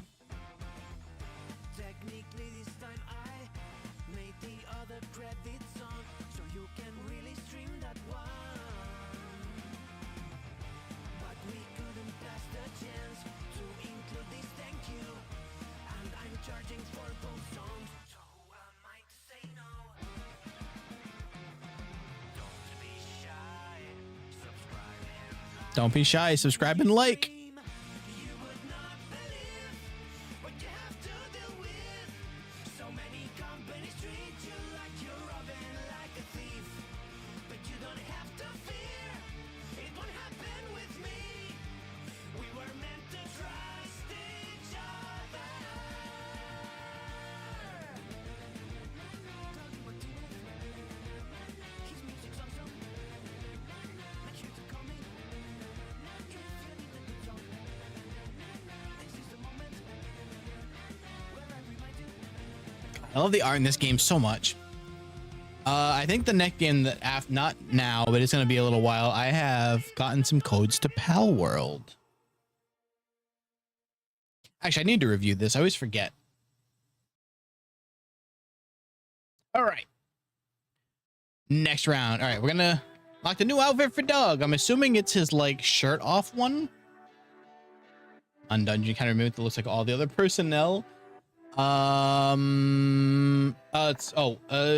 Wisp asked if you gotten the evil Zoe ending where she zaps you into lasagna if you minus 20 charm.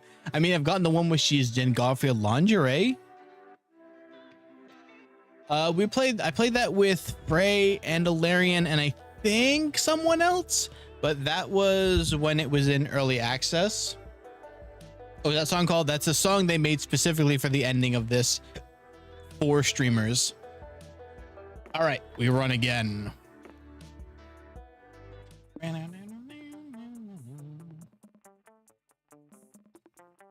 I did not drink nearly enough water during that intermission, though.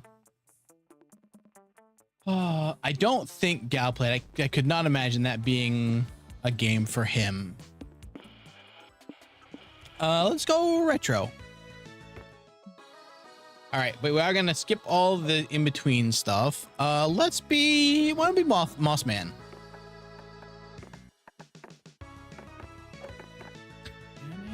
Time to spread my wings. All right, 3 things we like. Retro games. Both headcanons and headcanons. Strategies and tricks for claw machines. This is actually a thing that I like. They shoot the penguin bazooka. Choose your top 3 favorite villain archetypes. I mean, big berserker guy, definitely. Definitely not the Phantom of the Opera. And then weird, creepy clowns. Claw machines can be angry issues. I'm usually pretty good at them. Somebody pick a comic since we've run them all now. The challenge run for Abiotic would be thinking about is having a team of people that are beat the game except one guy who generally doesn't know what video games are at all. Sci-fi. There you are. All right, so who should we try and date this time? I'm gonna pick one of the ladies. I guess that's only actually, no, there's also Zoe. What am I low on? Charm. Is this Charm? I think it's Charm. Welcome back in each. Find, oh, we got the cool shirt one again. Sometime later, you, Doug, and Nico are checking out the indie game section of the showcase hall. Is the Frankenstein girl in this one? That is, God, what's her name? You can play as her. You cannot date her in this one. No, wait, she's always a player character. So you can be her, but you can't date her. Whoa, so cool. I can play the demo on your website? That's awesome. Thanks so much. I'll say this, dear viewer, in a world rife with greed and misery, it warmed this old detective's heart to see these indie games getting off the ground. I know, just look at all these awesome titles. Blind Drive, Spookware, Disc Room, Once Upon a Jester, Mussolina? Seriously, these are all incredible indie games. Go check them out. Those are real, actually. I've played a couple of them. I've played Disc Room. Gotta pull one of the Call Fellowship? Call Fellowship? Just a shame that games like these don't usually get the recognition they deserve. Doug, you've got the answer already. We'll spread the word. We'll hit the pavement, use the grapevine, get the scuttlebutt around. Speaking of games that I wish got more popular, Monster Prom. How are your friends? Okay, let's scuttle that butt. Which you can call if you said, oh, right, yes, the call-in people. Sure, we can do that. Got a question? What's up? Now you're talking. We gotta spend our resources wisely. Let's pick one game to spread the maximum word about. Like that one. Dino Blade. You're interested in trying Endless Runner number 79, working title, it's oodles of free-to-play fun. This is perfect. These devs were so desperate for players, they're giving away an entire game for free. I clicked by accident. Excuse me, our company's not desperate. Our demo was the #1 on the mindless clicker section of the App Store. You know, Wisp, I wouldn't put it past the game to eventually have one of them be in there. It's just you can just ask a question. You don't have to use the emote. I don't want to. We make our money through copious invasive microtransactions. You know you want them. Why'd I struggle with that word? That's so sad. Don't worry, we'll get the word out about you guys, and she'll be able to upgrade to macro transactions soon. I have Skeeter syndrome, but she can invite me. For some reason, it looks like this is the game your friends are most interested in promoting, so that's that. How will you get Endless Runner 7? I can't talk. How will you get Endless Runner 79 more recognition? It's gonna be Pal World.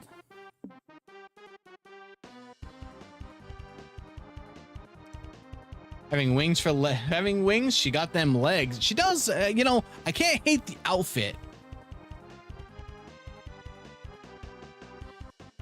Tell everyone the app is actually, I've done this one before. And if I remember correctly, we just invaded someone's house and made them play the game. So what we're going to do is we're going to tell everyone the app is actually spyware. Spies are cool. Everyone loves spies. Works for me. Ooh, good idea. Spies are ultra cool. We'd prefer that you did not spread the rumor that Endless Runner 79 is spyware. Especially when that claim is so substantiated. Ha ha ha. No, I think I cracked this case. I get it. You're still undercover. Don't worry, we won't tell. This hard-boiled detective is a tough egg to crack. 15 minutes later. Liam, do you guys know this game is actually spyware? Doesn't anyone say hello anymore? Hello, Liam. It's good to see you. I value our friendship very much, and because of that, I wanted to recommend you this game. The one with the spyware? Yeah, spies are awesome. The espionage, the hand-to-hand combat, the $1 million suits. You do know you having your information stolen by spyware is bad, right? Sure, but gosh, if anyone's gonna steal my information, I'd rather be a sexy spy, wouldn't you? I'd rather just not have my information stolen to begin with. I need a drink. Sad truth of this world, kid, we can't always get what we want. That's why I pickpocketed your phone and downloaded the game for you. My spy training's really paying off. What the fuck? Thank you, Liam. Yippee, one satisfied customer down. Let's spread the word about the game to more folks. You live Liam to work out which dark websites his credit card number is on now.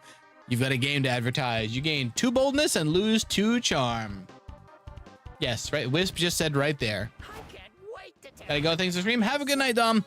Appreciate hanging out. Enjoy the rest of your 4th of July weekend. What do I need? I need charm, which is here.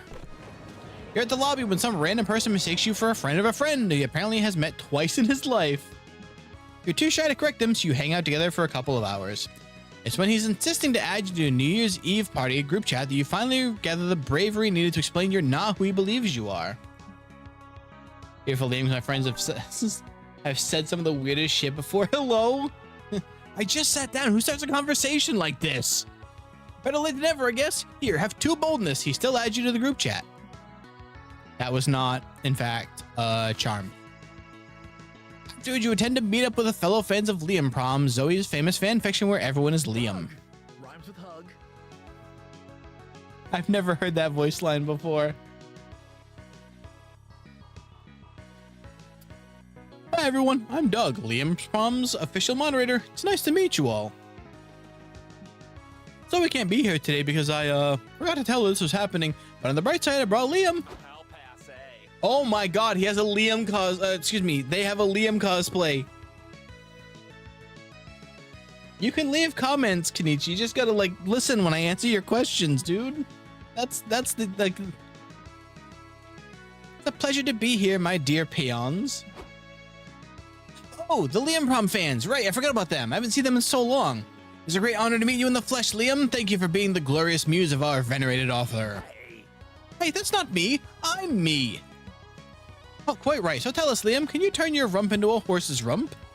What? No, you're thinking of Centaur Liam, I guess. He's just a character from Zoe's fanfic. I see. Can you still be ridden like a powerful stallion? No, that'd be feasible if I were a centaur, but we've already established that I'm not. Oh, is Centaur Liam coming today? People are getting bored. What's something fun and memorable we can do with the fans? I didn't think this through. How ironic. We can all write poetry in iambic pentameter. So daring. What about you, Nico? Any ideas? I am Liam. I didn't. He says it. Who is this Nico? I am Liam, you rube, and I propose that we write poetry in big penthouses as well. Is that really what I sound like? Looks like it's up to you, Flexi. Propose an activity to do with the Liam Prom fans and save the vibes of this meetup. Good news, everyone! It's time to play Ask Liam a series of invasive personal questions. Think it makes a good Liam? Reminds me of the Colonel Sanders dating sim. Oh my god, they do. Damn it! When in doubt, do drugs. I suggest opium. It's thematically appropriate because it's vintage and esoteric like Liam. Oh, we're 100% going with the first one. Wait, no. So Liam, how big is your canonical cock? Nope. I'm not answering that. Let me check. Nico rummages around in their chest, presumably to find their own genitals along with all those sexy teeth. Okay. I don't have Liam's cock right now, but I could grow one. How long do you want it to be? 8 inches? 9? Dealer's choice. So Liam, what is the worst thing that's ever happened to you? This for sure. It pains me to discuss this, but the worst thing that ever happened to me was when I got turned into a vampire by eating an infected jelly donut.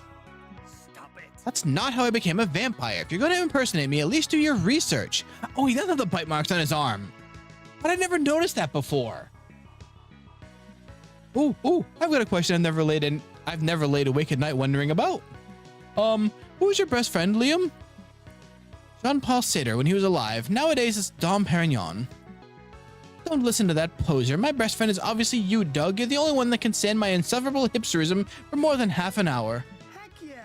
Yes! Shh, Liam, wasn't paying attention before. How big did you say your cock was? You gain 2 smarts for learning so much about Liam, but lose 2 fun for learning so much about Liam. Look at the lights. Oh man, I love this game sometimes. All right, this is creativity. This is smart. So let's go here. This has got to be charm, right? 1 inch by 12 inches is called the slab. Is an insane thing to read, Wisp. What the hell?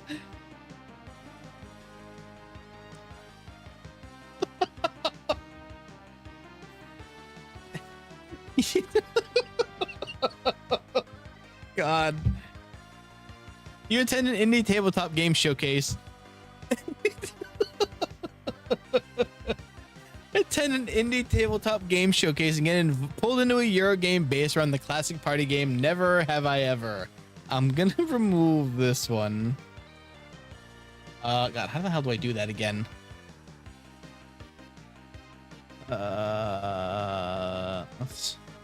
Okay. I get you're joking, but we're not gonna do that. Is there a way to remove them from here? I know there is. Now I can't remember what the hell it was. Whatever. Oh, all right. It's like the original game, but there are different point values assigned to the severity of your missions. There are also sudden death rules as phone a friend mechanic and a robber somehow. 2 hours later, you've decided that will you ever play this game again, but at least you gained 2 fun hearing the embarrassing things other players admitted. I bet, no, it's fine. It's just, I get that you're joking. You, Nico, and Liam go to watch Doug play in the competitive tarot tournament. Hopefully there's a win in his future.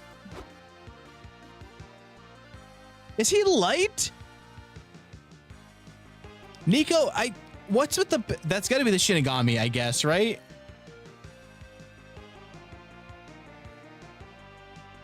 I'm also really fumbling this with Nico today for some reason. Best of luck to you, my friend. I confess I never much liked this game, but since you like it, I will pretend to care about it for your sake. Aw, thank you. Not to brag, but I won the Spooky Elementary Competitive Tarot Championship back in the day, so I think I've got this. My favorite line is if you wind up in a clip. Mickey belt buckles a choice. It's done so well. Doug signs in, reviews the rules packet, and learns he does not got this at all. What the fudge?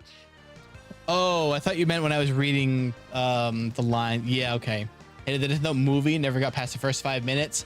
It's a bummer too, because the people they cast for Light and L did such a good job, but they were cast in the worst movie imaginable. It's so bad. Like, those 2 people really pulled off the role, but it was a god-awful script. Half my duck's not tournament legal. It's like 30 new keywords. There's a lunar phase to play now? What the fudge is that? Lunar phase is the apparent shape of the moon when the sun hits it at... I think it was a rhetorical question. Live action one. I think that's what they're talking about. Yeah. Mr. Benning and Crank. What? Ah, well, don't worry, Doug. I've already tabulated the perfect play to help you win. This can't be a battle of cards, but a battle of minds, and the mind is tested when you cheat. I mean, think outside the box. Oh, jeez. Oh, jeez, I don't think I can pull that off. Sure you can. I know there's a bad boy inside you waiting to be out so he can cheat at a card game. Okay, maybe you're right. It's time for bad boy Doug to shine. Aren't you worried about getting disqualified? Nope, I have complete and total faith in Nico's strategy, which is what exactly? This was in both Crank movies? Really? I also haven't seen Crank in a long time. It's, you have any ideas? Casually point a gun at Doug's opponents while he plays. That'll surely distract them. Teach Doug how to count cards. In movies, the people who know how to count cards always win.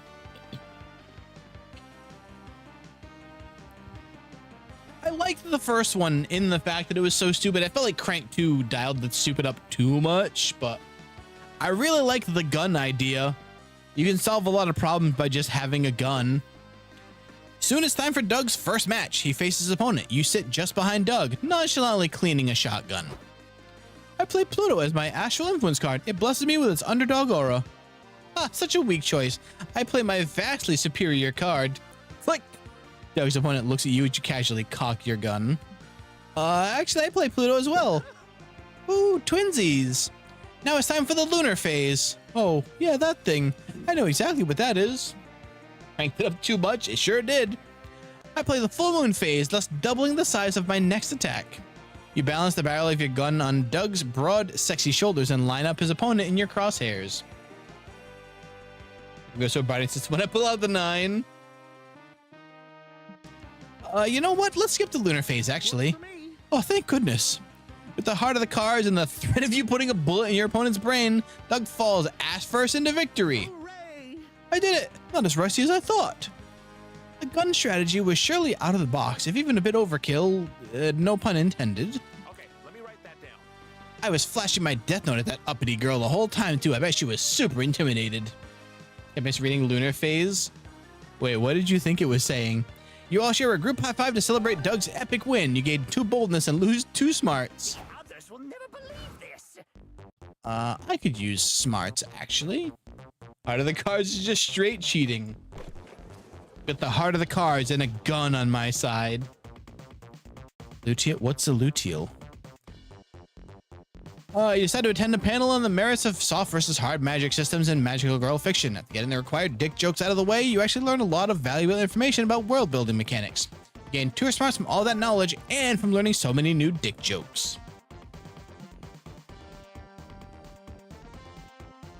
After the panel, you, Doug, Nico, and Zoe get in line to get an autograph from John Trueblood, the actor who has played Wubba on the hit TV series Oops, All Wizards. Somebody pinch me. Can't believe I'm gonna get an autograph from John frickin' Trueblood. Somebody pinch me. You gonna get him to sign his catchphrase? I always love when Wubba goes, there's too many wizards. Nah, I like his running gag better when he's like, but guys, when are we getting pizza? It's funny. Oh, you guys really prefer my pizza gag? John Trueblood, you been listening the whole time? And with a ladies' month. Oh. Yeah, you've actually been holding up the queue for a while, but it's okay. You don't actually improvise that line myself? Is he a Gorgon? Really? My favorite line on the show. I even looked up the top 10 best pizzas in the city to get pizza tonight in Wubba's honor. How many dick jokes are there? There's a lot. That's even one of the tamer dick jokes. Oh, best pizza in the city. That sounds great. Mind if I tag along? Pizza with a celebrity? Oh my god. Is that Calculester? Buddy, I need you in this game. You're so good. Cut to the so-called best pizzas in the city. The pizza's actually kind of mid, but who cares? John Trueblood is here, and he's like 6 beers deep. Oh, so nice to finally meet people who appreciate my creativity. I just know the writers were jealous when I improvised that genius line. They were all, John, stop shoehorning pizza into all your scenes. Stick to the script. That devil thespian killing script. I think jealousy is why they killed me off, you know? They were like, you literally never stick to script. We have no choice but to kill you off. But I read the subtext there. Yeah, listen, Mr. Trueblood, this has been really fun. We've been here for 3 hours and it's getting late. You're right. Time has flown, hasn't it? We haven't even gone to the other 9 pizza joints yet. The other 9 what? You said you looked up the 10 best pizza joints in town, right? We gotta try them all. You know the saying. But guys, when are we getting pizza?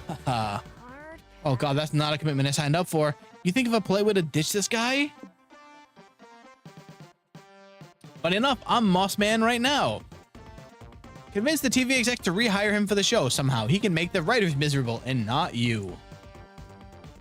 Learn from the writers and script this guy's death so we can cut him from Monster Prom for MonsterCon. This joke is super self-referential. Now we're gonna kill him off. Man isn't 8% Moss. He ain't no Moss Man. What? Are you sure? Killing him sounds pretty mean. Okay, Doug. The deed must be done, and I have killed with my death note before. I will write his death to be a painless heart attack. Sure, when that doesn't work, I'll drop an anvil on his head. Where are you gonna get an anvil? Doesn't that seem a little absurd? Nah, it's Rotor and Liam's preferred weapon of murder. I did some research, and it happens to be a way more common cause of death than you'd imagine. But just out of curiosity, how much longer are y'all gonna sit there loudly whispering and plotting my death? Whoops. Don't worry, I already wrote his name down. Any minute now. Look, if y'all want me to go that bad, I'll fucking go. I'm so sorry, I thought I finally found my people. So much for that. John Trueblood storms out of the pizzeria and is crushed by a falling anvil. Told you, Doug, it's way more common than you'd think. What if it happened only because we wrote it down? We can't rule that out. I think we might be too powerful as script writers. Yeah, let's agree to never co-write a script again unless it's absolutely necessary. You all shake on it, gaining 2 creativity and the shared guilt of killing Bubba off a second time. You lose -2 charm. Oh well. Time to get some fresh air.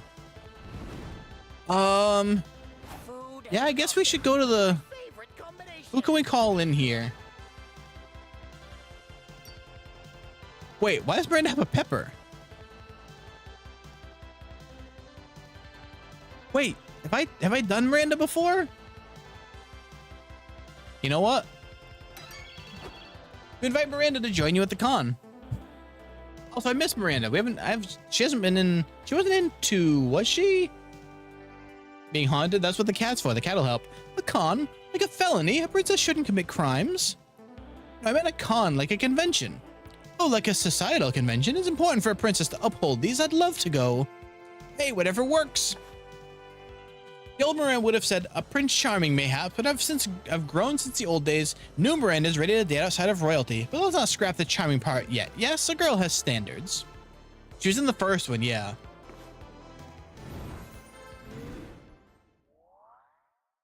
But she should start showing up.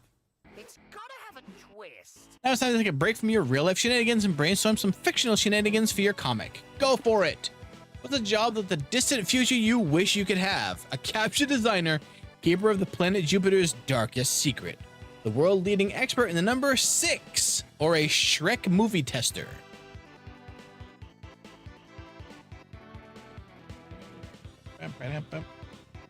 Leading expert in 6.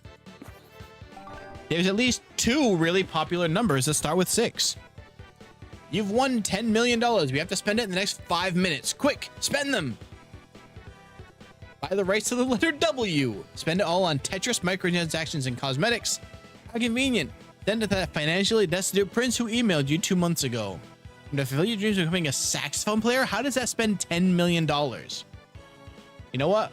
To double up on being the expert in the letter 6? Being the expert in the letter 6, we're going to become by the rights of the number W.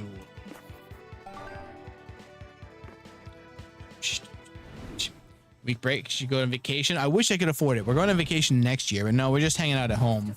Look the W. Wisp? Hell yeah. I wouldn't have even thought of that. 6 is a letter and W is a number. Hate it. This is how we all have to find out now. But I'm from the US. I need charm, and I keep forgetting where I get it from. So we're gonna go here. I think it's here. I literally got this one earlier. It's the damn VR glasses one again. That is charm. Good.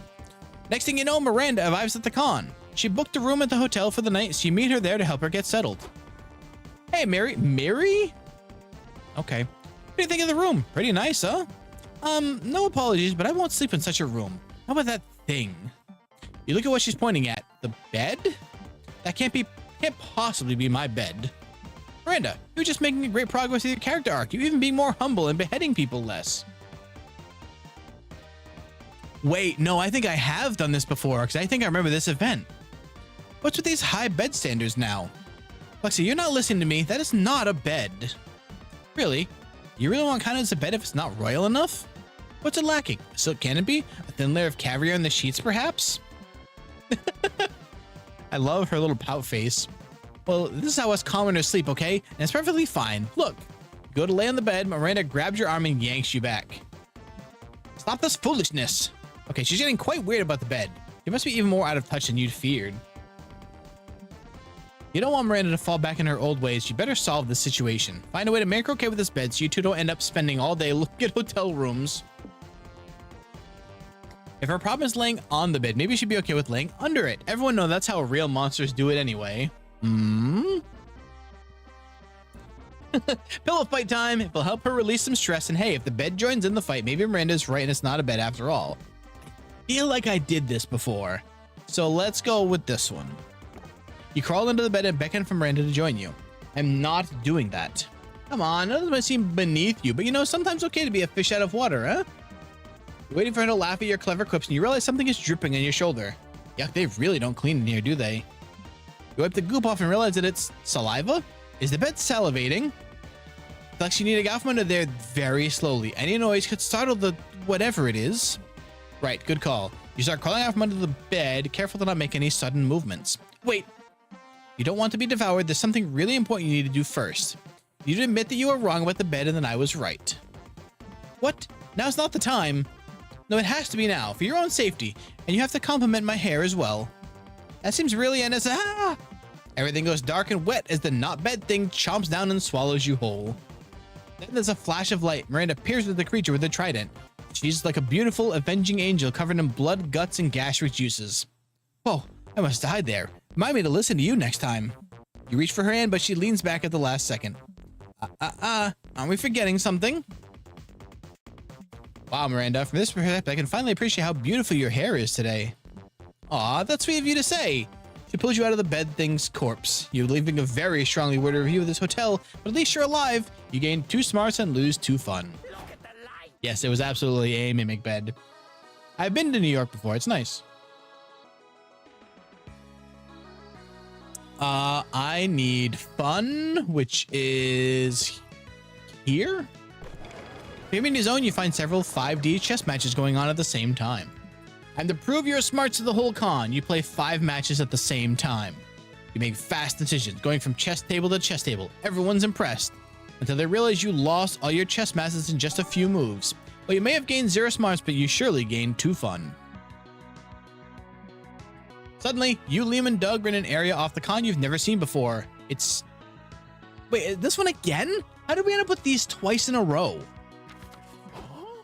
Is this really the... Oh my god. I'm dumb but faster. Does he look like the guy? Wait, who?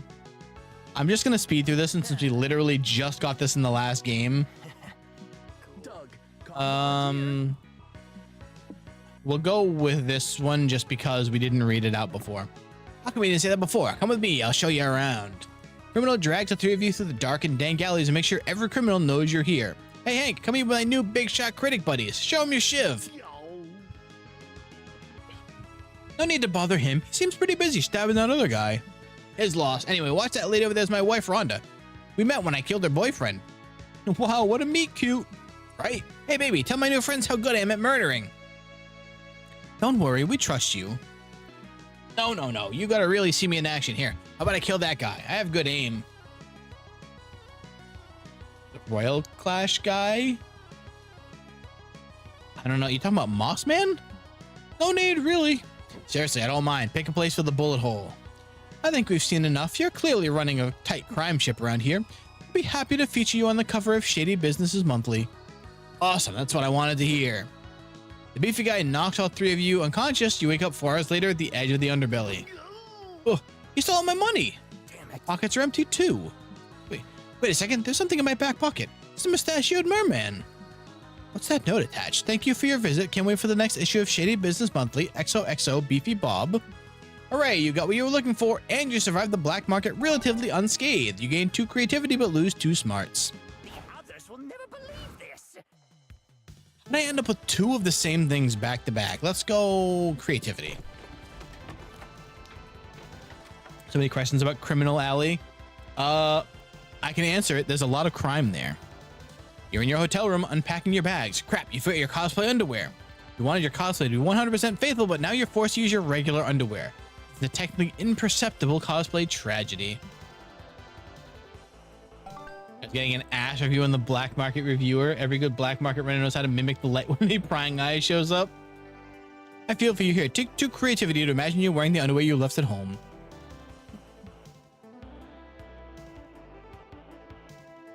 Later, you go to your hotel room to charge your phone and find Zoe and Doug poring over a calendar together. At 6:30, you're hosting a writing workshop. Then you have that creator-only cocktail party at 8. They're not all monsters, would they not get a double murder charge for killing the dead? I mean, I think only a few of the monsters are actually dead. Do you remember to schedule me for an hour to cry in the shower and relive every dumb thing I've ever done? I need my me time. What are you doing? Oh, hey. That was just going over my schedule with me for the weekend. When Liam Prom went viral, I volunteered to be Zoe's personal assistant. I manage her schedule and moderate her social media, which gives her more time to focus on writing weird and wonderful fiction. Ask Woos Bane. Really appreciate the help, bud. I'd never get anything done without you. Anyway, looks like we've gone over everything, so are we good here? Not quite. We need to talk about your 6 on Sunday. You double booked yourself again. Oh no. You couldn't reschedule anything? No, sorry. I did my best, but you're gonna have to pick one. I have an hour in the shower to think it over? You can't help yourself. You peek at the schedule. Which of the appointments of the 2 would you suggest that Zoe keep? Pairing as a desk DJ at the Garfield raid. Do it for Garfield. Her meeting with Doug to discuss her habitual double booking problem. Dealing with myself, I can't reschedule that again. She can't skip the Garfield raid. That'd be ridiculous. Sorry, Doug. You're right, I can't pass that up. It's freaking Garfield. Been super active in the fandom over the years, but I never thought I'd get to go to the Garfield rave, much less headline it. Technically, they could have used necromantic torture methods, but it's really rude and 100% impossible IRL. In Monster Camp, there was also like the murdering guy. I'm excited for you. I didn't even know you were a DJ. Oh no, I've never DJ'd before. What?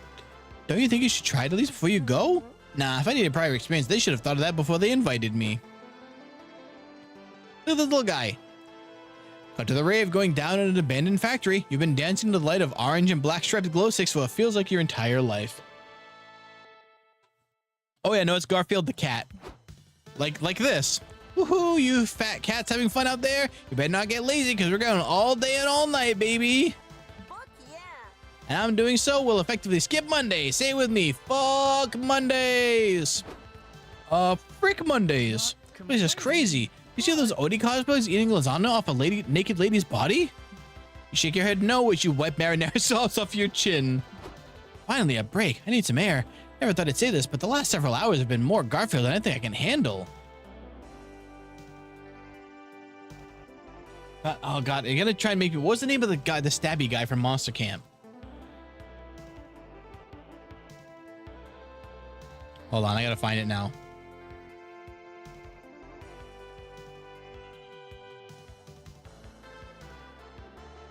Okay, thinking. Jerry, right. Have his whole name. Is like Jerry the Slasher or something. Doug is family friendly. Mostly. What can I say though? You really picked up the whole DJ thing fast. I'm impressed. Thanks. I'm lucky this rave's been going for over 24 hours already. As long as whatever they're hearing sounds vaguely like music, the crowd's happy. This has definitely been the coolest, weirdest way I've ever appreciated Garfield the cat. You gain 2 fun and lose 2 smarts from raving. Hydrate. Oh, don't worry. I can't not hydrate with this game. I would not be able to play it for this long like this otherwise.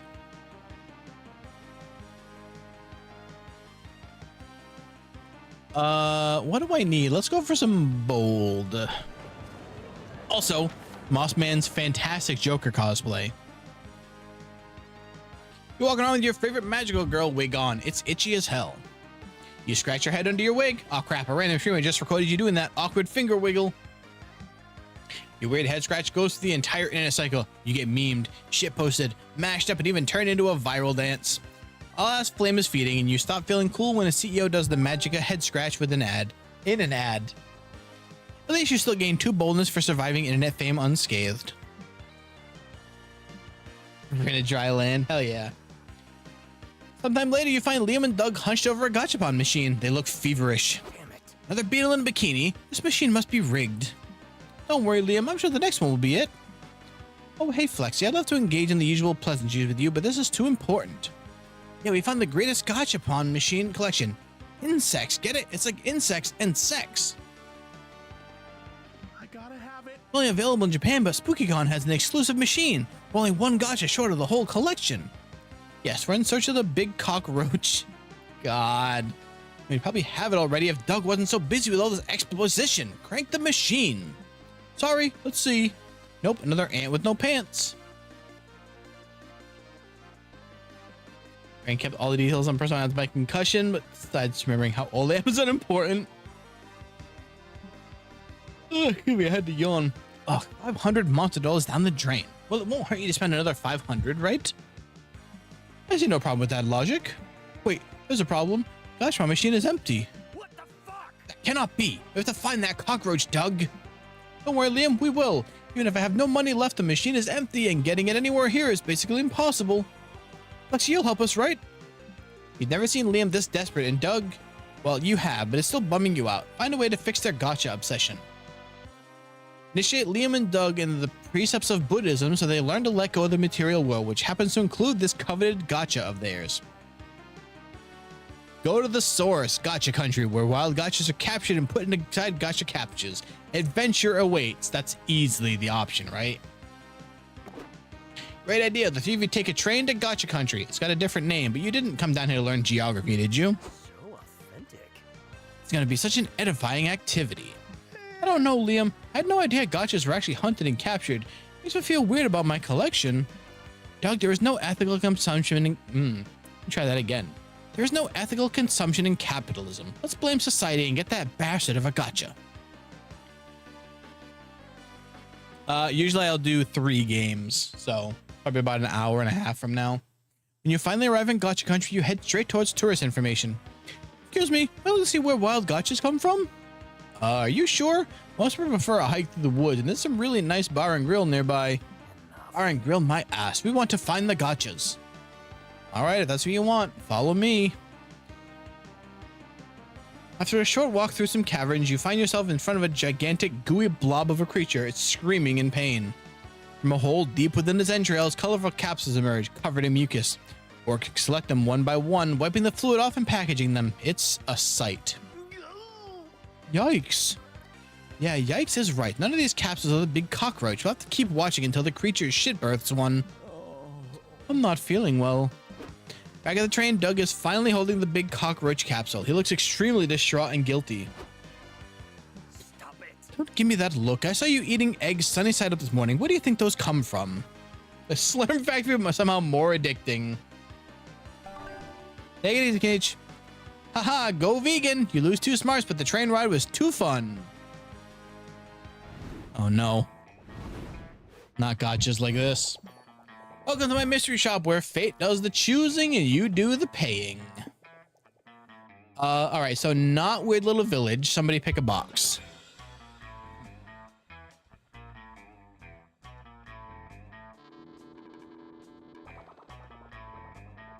Torment Nexus box. That doesn't narrow it down. Actually, this would be the Torment Nexus box. So endless wait. The up rainbow. Oh, stats, but now they're people.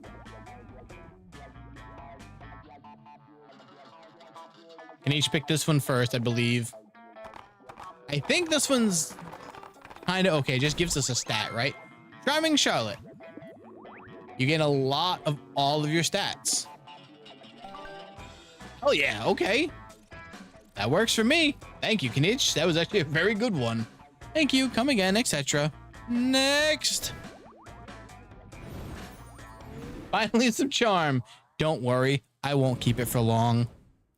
Let's write something juicy. Love is fickle, but at least you have your comic to rely on. I'm the Brainstorm. What is the one feature you'll always look for when you buy a robot from the robot store? Talking about a lot of dick today. A metal cock that also serves as a deadly projectile. They're a fine sense of humor so typical of robots. Free internet access. A vast knowledge of flower symbiology. Internet access. That is true. Having a robot with a constant internet access would be piercing in more ways than one. God damn. What's a killer name for a cat? Saturn. Doug Last. Killer. Fearsome King of the Moon. Sun Secret Sweet Caramel Core. Or Big Mustard. Good choice. Great choice. I was also thinking Big Mustard. Something to plug with my USB. Oh. The others will never believe this.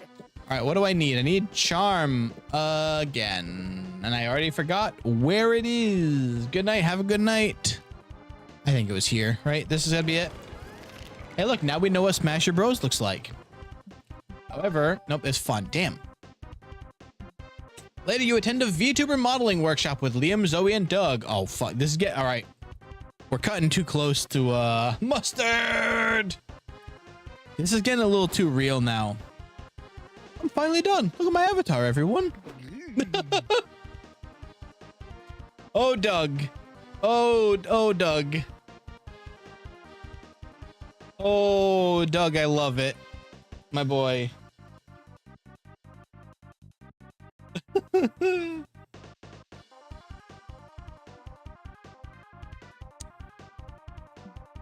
Hello, is anyone out there?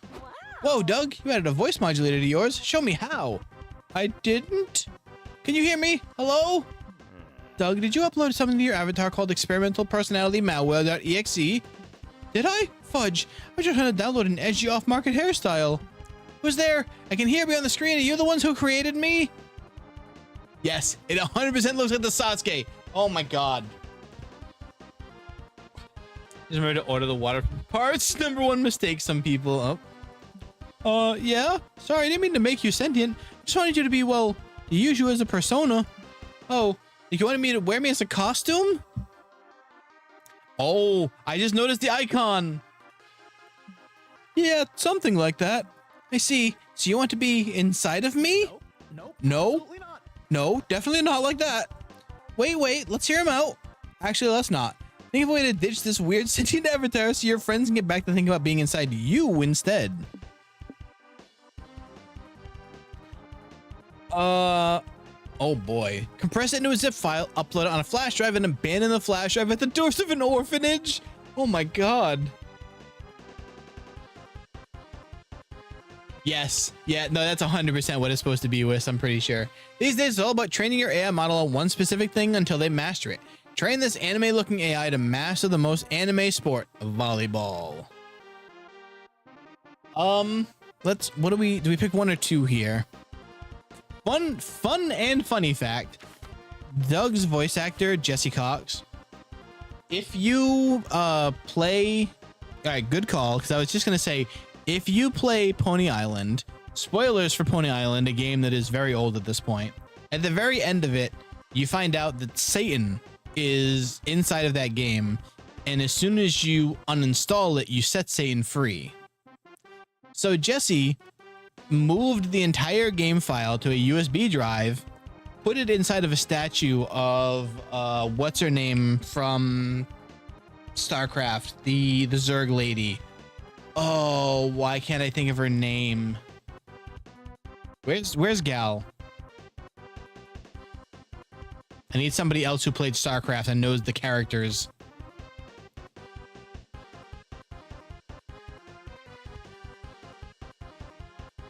Anyway, he's got the USB drive inside of that statue. He apparently still has it. I'll ask him about it next time I see him on stream. But we're gonna do the same thing to this poor creature that Doug made. Never play baseball, never know where home is. Just don't delete the file and break the device until it's usable. It should be permanently sealed them. Same idea. Yeah, he just has it still sitting inside of that figure. I don't know, isn't that kind of mean? Sure, but are you prepared for the alternative? Can you handle the responsibility of caring for this avatar? Who has a flash drive? I've got one. You get to save every episode, movie, and fan theory of Neon Genesis Evangelion. I'll make the sacrifice for you, buddy. Again, yes, thank you. I'm pretty sure it was Kerrigan anyway. Cut to a convent in the middle of the night. It's also the middle of a snowstorm for maximum drama. Someone knocked at the door. A nun runs to the door, but there's no one there. Only a basket of blankets cocooning a flash drive. It takes 30 minutes for the nuns to boot up their crusty old PC and plug the flash drive in.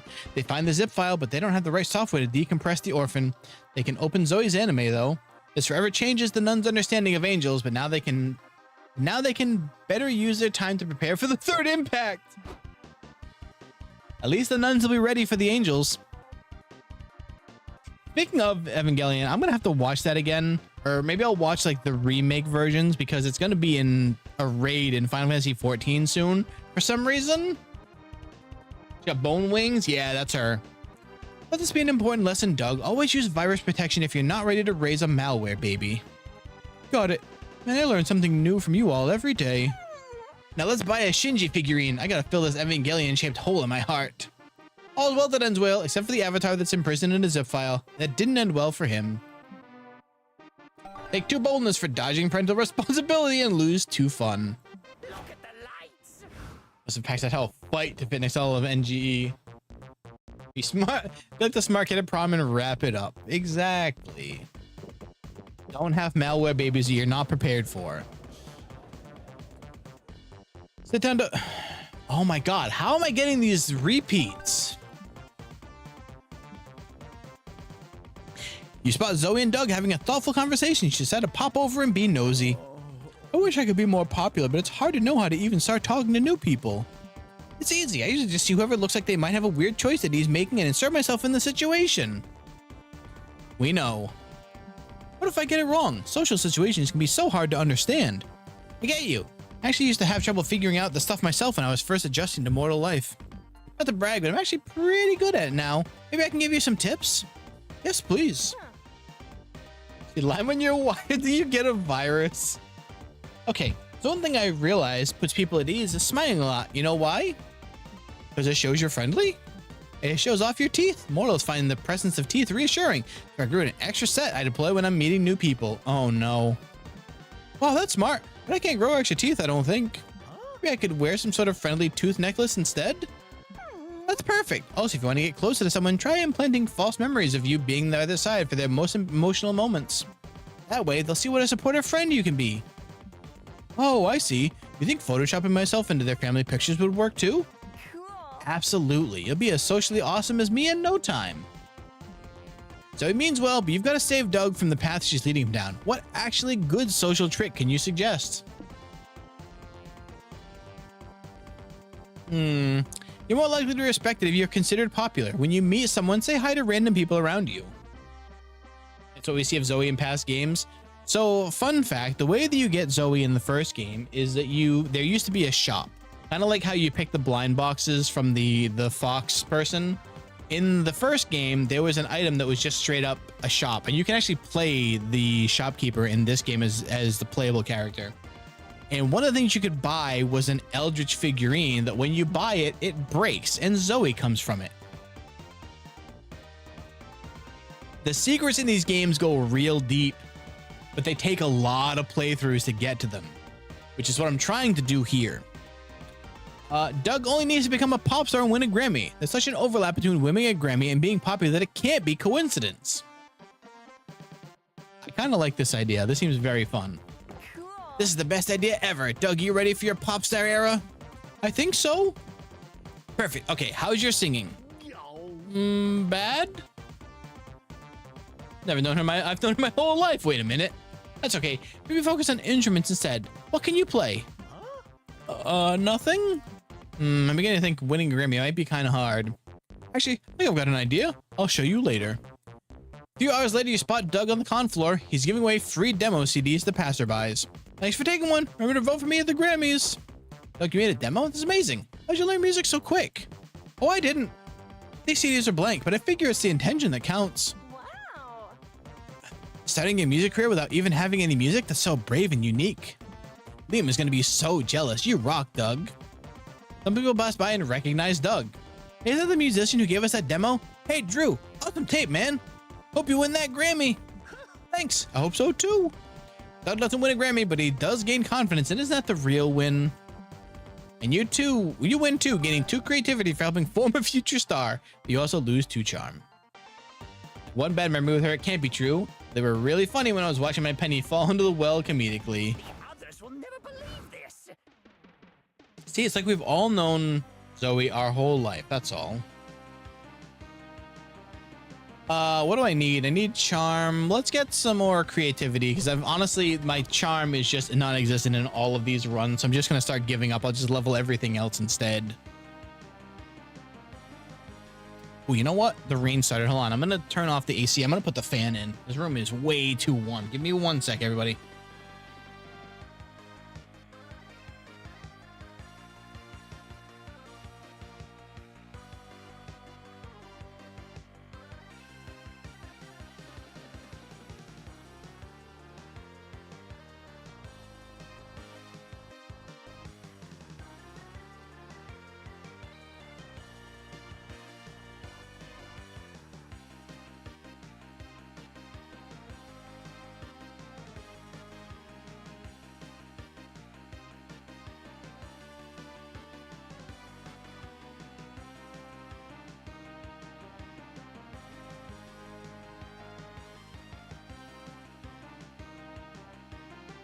Okay, I take it back.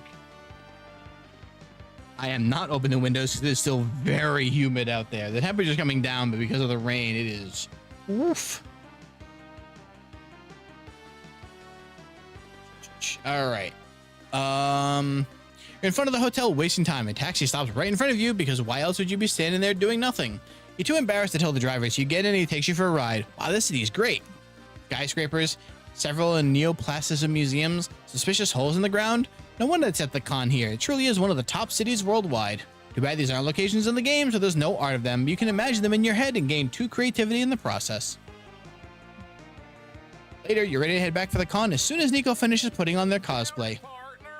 Texas, lassos, hot dog, hog tie, apple pie. A horse is a horse, of course.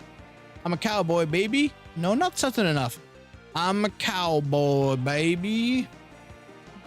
What are you doing, Nico? You look dressed to me. Can we go? After I get into character, we can. I want to be the most accurate cowboy ever. And you're going to do that by reciting southern-sounding buzzwords? Well, yeah, that's what cowboys are all about.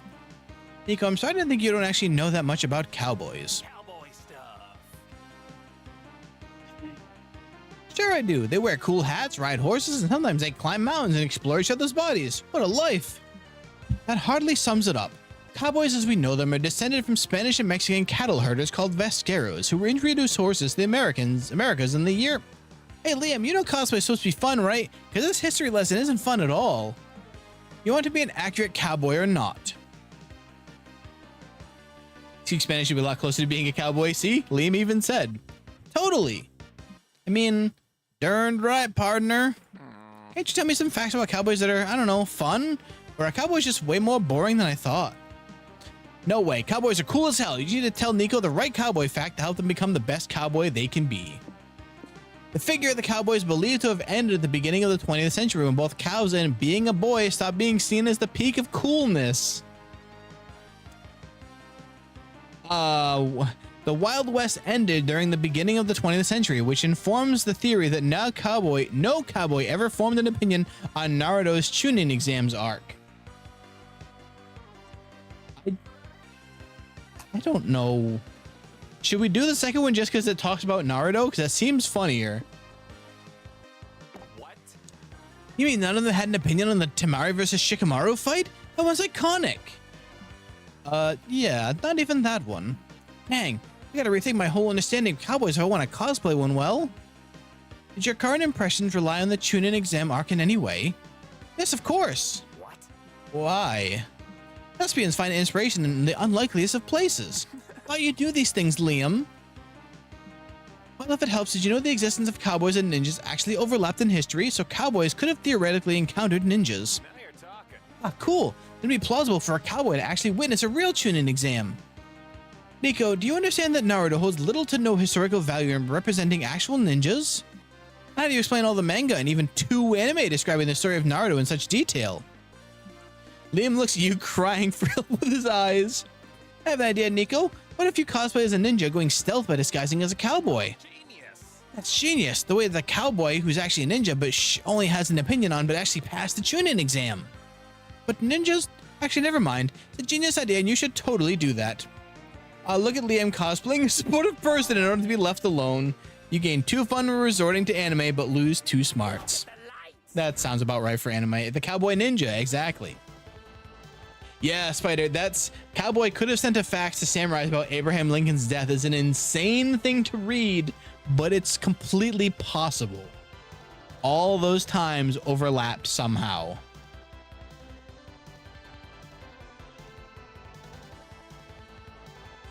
The lobby is boldness, and this is... fun? I don't remember. We're just gonna go to the merch hall. Are you kidding me? I got this one again? It's the Uwu phone charger. Yeah, oh my god. And 8 woolly mammoths? I didn't know about that one. You're checking out the merch stalls with April and Nico when you find Doug chatting someone up. Hi there. Hey, it's my friends, Nico, April, Flexi. I'd like to introduce you to my new girlfriend, Ying Yang. It's Ying Yang. Excuse me, Yang Yang. Yang Yang. Hi, Doug. You told me so much about you. Wow, you two are super kawaii. I can feel the beauty of love radiating off of you. There is certainly an energy here. How did you two meet exactly? We locked eyes from across the aisle and she said, hey, if you buy 10 of my zines, I'll be your girlfriend. So I did. No. It was a real life fairy tale. I hate to be a downer, but it sounds like she's taking advantage of you to sell zines. What? That's terrible. How dare you abuse the power of love to sell things, you villain. Dang, reminds me of Kiki from Genshin. Yeah, I forget what they're called, but yeah, she's yeah, that's what her design is based on. Except she's selling zines, R18 zines, by the way. That's not what I'm doing. Anyway, Dougie Poo, look at these zines here. Aren't they nice? Won't you buy me one? Or 20 maybe? Shang-Chi? Yeah, something like that. I definitely fucked up that spelling, but it's chi sound. Gotcha. Not complaining. Oh, I'm sorry, sweet, but I'm pretty much out of money. Please, you know, gift giving is my love language. Right, love language. I definitely know how to speak that. She just wants your money, Doug. You're just buying her the zines that she sells. This evil temptress is scamming you. Get away from her. Dougie, I don't like your friends. They're mean. You should spend less time with them and more time with my zines. I mean me. I also love this expression. It's such a good one. Okay, fuck this. It's time to drive a wedge between this woman and Doug so she breaks off this relationship. Oh, I've done this one before. However, if you want to financially support her, it's way more romantic to share a joint account. She might even be aroused by how big your debt is. Golly. Gosh, I don't know. Is my debt really that impressive? Of course, your debt is enormous. It's amazing. Such a girthy debt can fit in your tiny bank account. If you made a joint account with that massive debt, you'd definitely be fucking someone hard in the ass. What? In a hot way, of course. Honk honk. I don't think I've ever actually heard her do the honk honk sound. Hey, we keep repeating debt a lot. Feels redundant. Let's refer to it as D from now on. Now you're talking. Yeah, sounds good. Doug's huge D. Several debt-related innuendos later. You're back, Dougie Poo. Did you stop by the ATM? Actually, I was wondering if you wanted to make a joint bank account. It'd be a lot easier for me to support your art that way. Oh, yes. I love the idea. You're such a charmer, Dougie. Don't be shy, Doug. Show her a picture of your big D. She'll be speechless. Doug shows her a bank account. She is indeed speechless. I think we should break up. So I'm really attracted to people I can leech off of financially. Bye. Like that they feel a deep sympathy for someone's plight, or she's trying to hide her murder tendencies. Aw. Don't be sad, Senpai. I think you dodged a bullet. Not everyone can handle that much D. Want to get some churros to cheer you up? Don't worry, it's on me. Oh yes, thank you. You all go get some churros. Losing too fun, but gaining too charm for Doug's big D. All right, so I believe we just sit at the bench again and it automatically pulls Miranda, right? Oh no, we have to call her again. Okay. You and Miranda go on to a fancy restaurant who's being served by a fish. Is that what's his name from one of the VTuber corporations has a fish guy like this as their CEO. You order the salmon, and Miranda's horrified. To save face, you tell her it's part of a cool new trend called Eat the Poor. Stop doing that. Yeah, Doug's big D, his debt. She accepts this and orders the most penniless lobster you have. All lobsters are equally poor, so she technically gets what she wants. Cheers. She was into that, apparently. Shouldn't really surprise me for her. I'm a genius. Almost time to find a date, but first, it's almost time to publish your comic. Now is your chance for one final brainstorming session. What's a foolproof way to quickly annoy everyone at the city council meeting? Show off your walrus impersonation. Attempt to seduce the mayor. Debut your stand-up comedy set. Voice your very knowledgeable opinions on mustard yet again. I'm gonna spend time out then. Listen, it can be whatever kind of Doug Speak D you want. I'm not the cops. We're gonna take the mustard again. So smart. You don't imply that. What's the one new piece of technology that makes you yearn for the future to come? Bowel control automation system. Perception of aesthetics processor. AI powered underwear. An eyebrow management system. I don't even know what they're going to imply with any of these. But if we got to pick one, I don't know. AI powered underwear so it can suck my nuts. Sold.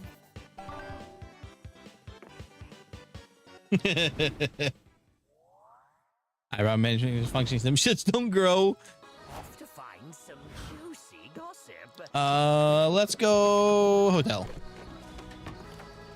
Since you have some time off, you decide to hone your drawing skills by drawing some fan art. You draw Son Goku, but you give him boobs. What a creative reinterpretation. Then you draw Splash Kaboom with a twist. You add boobs and name it Splash Kaboobs. You're on a roll. Finally, you draw Masato from Evangelion. You turn her into a green-skinned biomechanical symbiote and make her blonde. Also, you give her a second pair of boobs. That's the second Evangelion reference in this playthrough.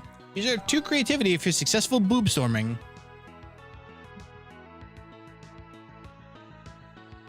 Oh, I was gonna say, damn, we take Miranda out to eat again, but 4 boobs, peak character design.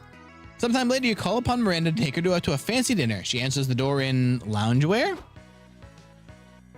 Oh, she's got like gym clothes on. Lexi, my dearest apologies. I dismissed my dressage surf in pursuit of independence, but now I simply cannot decide what to wear tonight. No problem, our reservation still a ways out. May I come in? Certainly, make yourself comfortable. I shall return to my boudoir and continue my eternal quest for a cute outfit. After examining every square inch of the bed to make sure it's not a flesh-eating horror, because apparently you can't be too careful, you have a seat. I was considering this, but I just don't think it screams princess, you know? I think it's cute. I could scream princess at people myself if you want to make sure everyone knows. Oh, you sweetheart, but no, true royalty should never need to announce their presence. They command respect with aura, blood, and glitter. I can do better.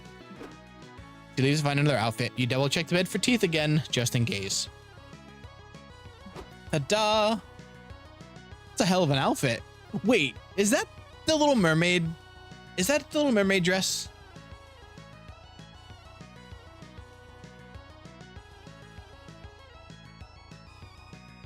No, she wears white. What the hell am I thinking of then? What the hell? I don't know. Now that's an outfit that screams princess at the top of its lungs. There's a decorative pear beneath. Yes, surely.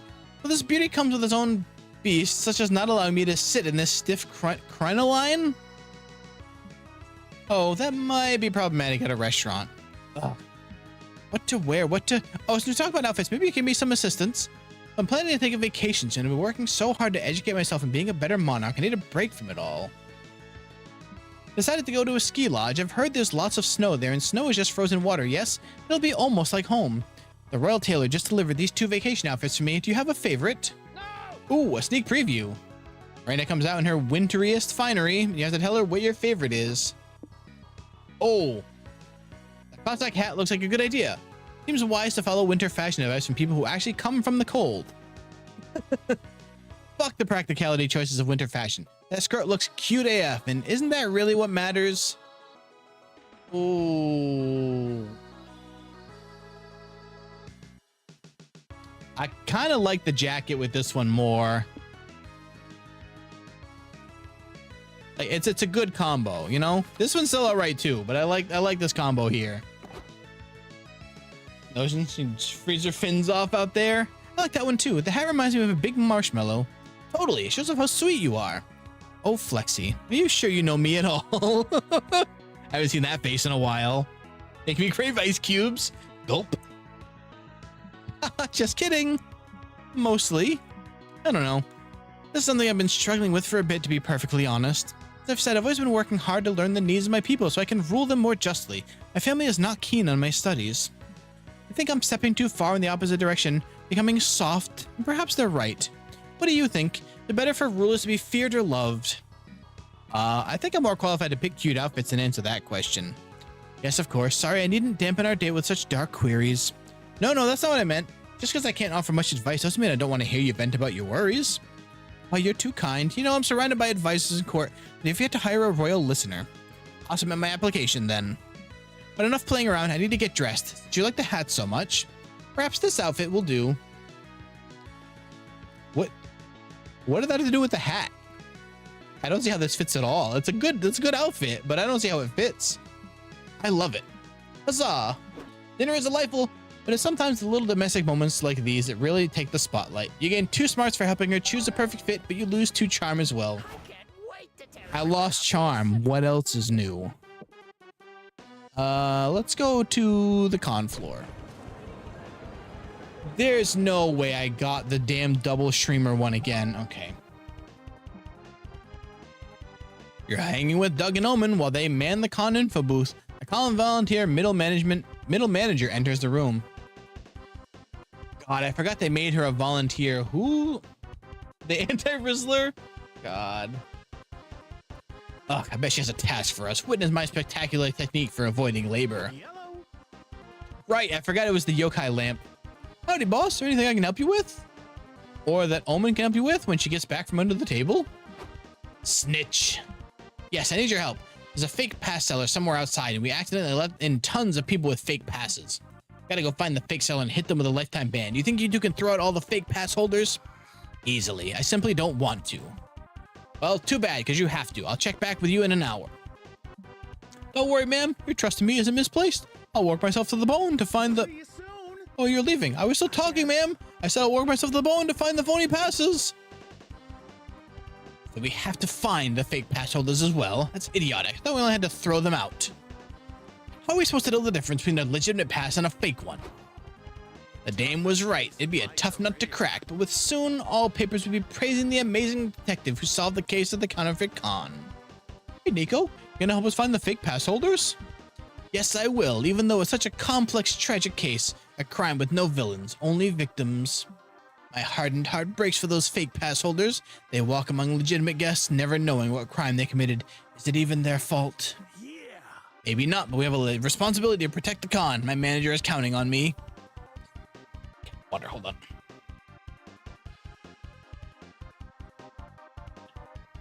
And let's get it over with. I may return to eating popcorn and brooding. How shall we find the criminals? Fool them by making up a promotion. Upgrade your fake pass to the cool exclusive fake VIP pass. Access security cameras to investigate this heinous crime by using a fake security pass. No, I like a stupid plan way more. Now you're talking. Sly move, Plexi. We'll reel those bastards in like flies to honey. What upgrade should we offer with the fake VIP passes? We gotta make them an offer they can't refuse. Free hugs? People around here seem to love free hugs. Better. Hugs at a discounted price of $5. That way they will know that the hugs are far more valuable than the free ones. Could we also offer free jet skis? Just imagine riding a jet ski with a VIP badge around your neck. I think that's the coolest anyone could possibly look. Sure, I know nothing about the current state of inflation, but buy one fake pass, get one free jet ski is probably a good deal. I don't know, Omen. Has the world shattered so many of our dreams that a jet ski is the most we can aspire for? Whoa, deep. Ugh, it's a free jet ski not enough for you greedy bastards. I mean, since you asked, 2 jet skis would be an even better deal. Whoa. Riding 2 jet skis at once? Your conceiving levels are cool I didn't think were even possible.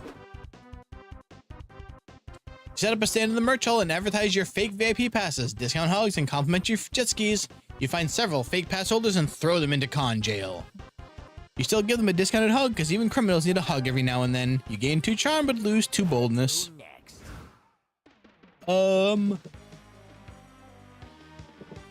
Let's go for some more fun. You find a portrait artist in the artist alley. Apparently he can accurately portray your soul. Get more honeys being fly. Hell yeah. You've always wondered what the color of your soul looks like. Buff, small and cute. Hey, maybe it's ginger haired. No, it's just you with the weird blue glow around you. But hey, that sure adds 2 charm to your looks. Oh right, the merch hall was charm? It might. Okay. You're still reeling from the horrors you saw in that homemade taxidermy booth. So you're a little slow in the uptake when your friends stop dead. Oh my gosh. Is that a pure lust polyresin 1/4 figure of Lady Demetria mint in box? Were any of those words supposed to mean something to me? I only made 50 of these beauties. I've never even seen one in person. I think I'm gonna pass out. Focus, Doug. You can't make the purchase of a lifetime if you don't keep your eyes on the prize. Huh, there's no chance in heck I can afford that figurine. I need to take out like 2 loans on my moped. No. It's okay. Just enough to stand here admiring it, pretending for a few sweet minutes that it's mine. I've purchased a great-breasted object of your desire. Grovel for my mercy. Oh, Omen, you shouldn't have. Thank you, thank you, thank you. Omen, it was incredibly nice of you to buy Doug that figurine. As your Redemption Arc partner program sponsor, I'm proud to take some credit for your growth. What are you two talking about? I bought this lecherous totem for me. This is always such a good face. Yang Yang did it. Omen does it. It's so good. I don't yet know how it works, but its mere aura caused your brains to become mush. And now that power belongs to me. Count your days, fuckers. I take no Never mind. I take no response. Thank you. Liam said it for me. Omen may be an idiot, but when there's a hot, rich idiot like that, and they just bought something the other hot, broke idiot like you really wants, their card's right. You sure you can work something out that makes everyone happy? Wasn't packed today, so what I expected of Omen. I think it was more that Omen saw that these two were like stupefied by it. What even is Omen? A warlord that is now encased in an Iron Maiden. Like monster wise, I'm not sure if they ever actually mention. But all the chains and the curse tags keep her from using her magic too much. Paracelsus? I don't know. Or is that from a game? Oh, Guilty Gear. We talked about this earlier. The other day. I don't know the Guilty Gear characters enough. I know of them, but strike a deal with Omen. Doug gets the figurine and she can have some other plaything in exchange, like your soul or whatever. Land vibes. I have to look up and see if it ever actually says what kind of monster she is. Explain that the figurine is powerfully cursed. Whoever owns it risks developing an intense attraction to the fictional hottie it represents. Oh, Aurelia, remind me to show you her secret ending screen after then. I've done this one before. I think I did this, so we'll go with the deal. Flexi, don't... Hush, Liam. Adults are talking. Good boy. Now, Flexi, show me the goods. Fine. You recite an ancient Iconian chant that turns your astral self inside out and exposes your soul. Flexi, you don't need to forfeit your immortal soul in exchange for a figurine just because I like it. But then again, it is a pure lust polyresident Lady Demetrius, so who am I to tell you what to do? Well, you don't need to because there's no deal. You are too eager to get rid of your soul. There must be something wrong with it. What? That's silly. What could be wrong with my soul? Many things. For one, you can have a soul bonded with somebody without protection and contracted soul crabs. Perhaps you sat in a weird smell for too long and allowed the stink to soak into the fabric of your soul. I don't want my soul prison to smell bad. Offer denied. I'm keeping the totem. Are you really turning down my soul for a horny piece of plastic? I've got a demon offering me a year of piano lessons for this thing.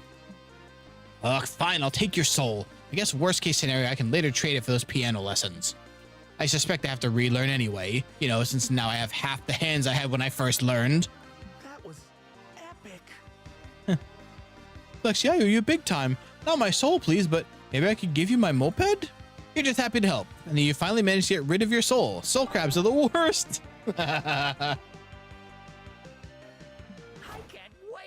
We didn't soul protect correctly.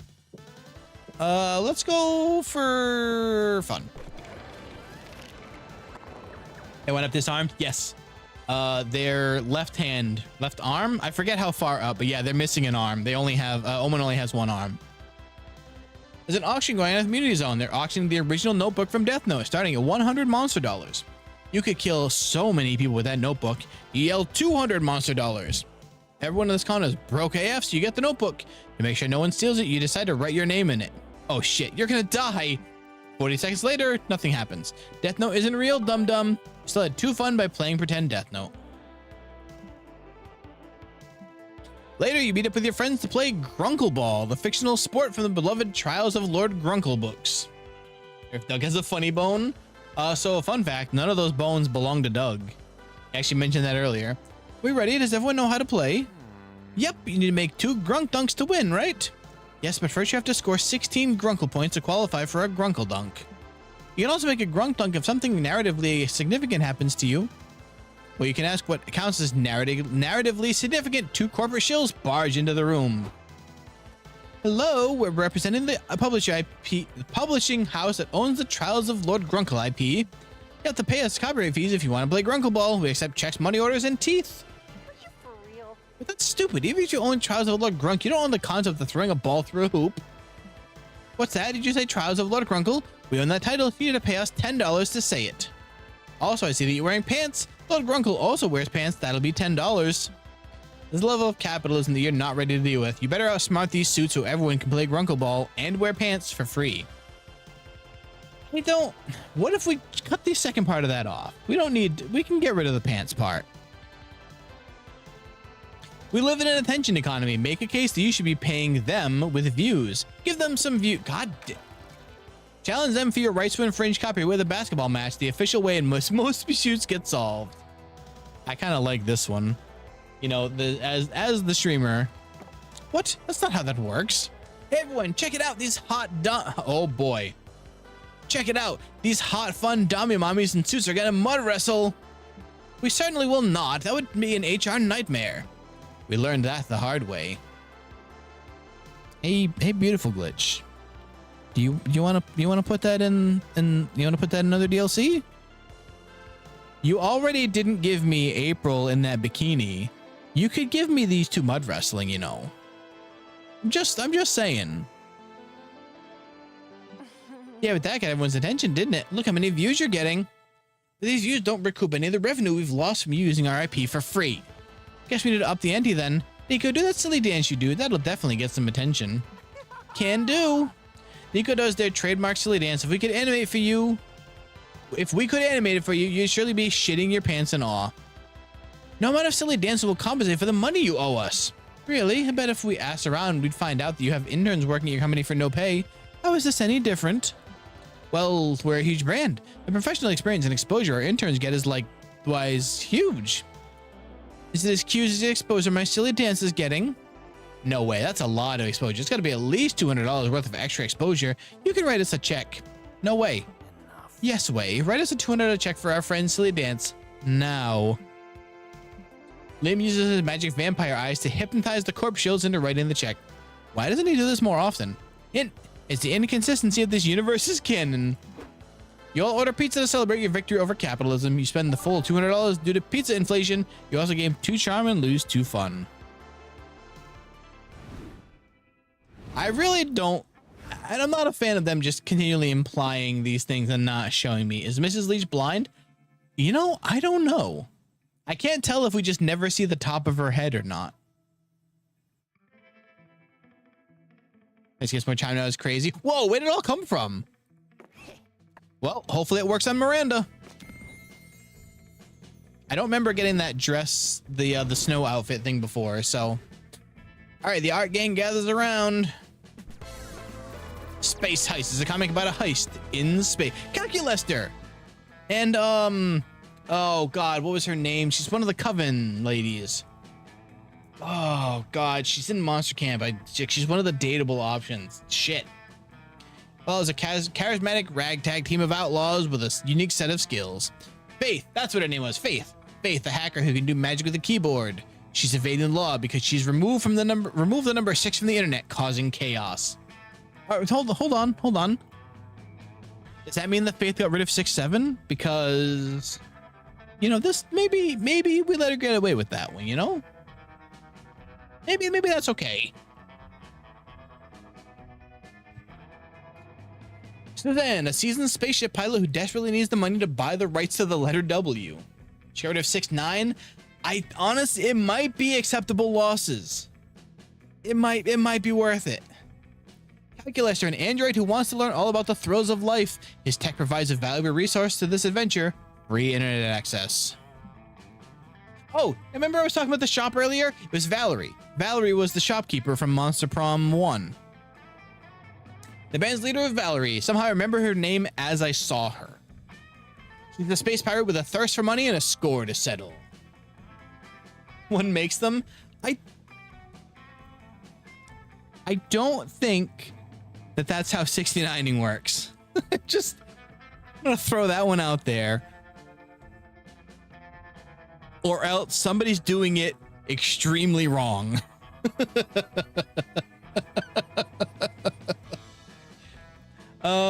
Together they will aim for the one thing no one in the galaxy has ever dared to steal, the big mustard reserve. God damn it, calculation. I told you not to voice your opinions on mustard. I had to take the risk. I wanted to experience the thrills of life. Stop fighting. I managed to hack into their underwear. That ought to keep them busy. Go on, you two. Hop in here. The station's about to explode. Tap, tap, tap, tap, tap. Fasten your seatbelts. No promises. Never again, Calculester. I can't make any promises, for I am programmed to live. Kaboom. It was the dessert. Our heroes escaped by the skin of their teeth, but by blowing up the space station, could they have also blown their cover? To be continued. All right. Show me Miranda. Didn't ask anyone at the prom after party with you. Who needs another half? You're two halves of a whole. That's a... No one's juicier than me. Why didn't it give me Miranda?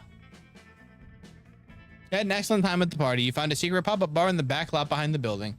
Had a lot of cool drinks like schnapps that are only legal in 6 states, and this shot's free if you don't sell security. I'm here. Support small businesses. Damn.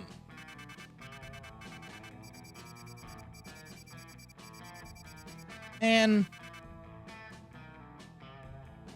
well, that's a bummer. All right, gonna skip this, get to the song, and give myself a quick talking break. Back after the outro song. Also, my favorite line in this is how the person who's singing it mentions they paid me for 2 songs, so how am I gonna say no? You don't have to fear, it won't happen with me. We were meant to trust each other.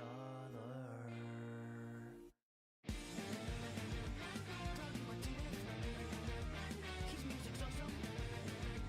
Make sure to call me if you need a good song.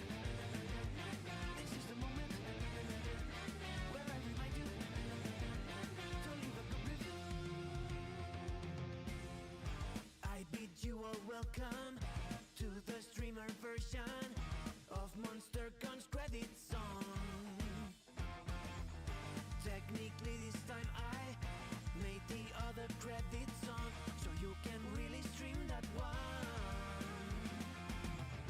But we couldn't pass the chance to include this thank you, and I'm charging for both songs, so who am I to say no? Don't be shy, subscribe and like, 'cause when you stream, you would not believe what you have to deal with. So many companies treat you like you're robbing like a thief, but you don't have to fear, it won't happen with me. We were meant to trust each other.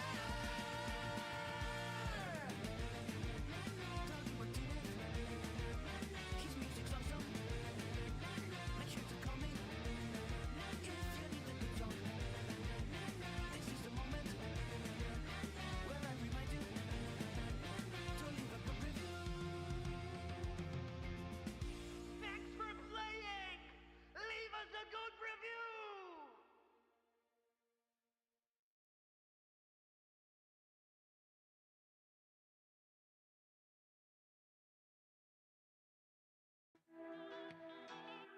Wait, that boy melted. What do you mean? Welcome back, Indo. Oh, man, I don't know. I thought that we had Miranda there. Also, Aurelia, let me introduce you to Omen's secret ending.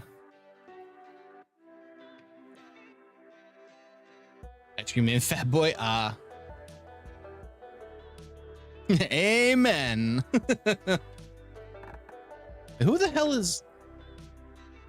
Wait, is this supposed to be Liam's D&D ending? I don't think I got this one because I had like the weird like worm version on. Smash. Nope. That's why I got that ending. Wait, we don't have Doug's. I never got Doug's secret ending, huh? D&D and D. Who loves Liam? Listen, we don't judge here. Who else from the main? Is it just? Yeah, the only one we're missing is Doug. We never got Doug's secret. Oh, so this is God, I can't remember her name, but this is who you were. What is her name now? Not safe for work. I mean, it's all covered, right? Unless that's her skin, then I mean it's covered enough. All the important things are covered. God, why can't I remember her name now? Wasn't that? I'm gonna have to go look now. None of the bits are hanging visibly. Exactly. I think this was from the first game. I kind of want lo-fi beats again, though. All right, we're gonna skip all that. What was your name? Vicky. Thank you. There we go. They streaming any money? That's the secret. Most of them don't, Nindo. Most of them don't. Wait, no. I didn't mean to. Oh my God. Not naming her Blue. The bending at the clown girl turning it into a dog was worth it. I can't aim anymore. It's the risks you run with the clown for the Clussy. Let's try this again.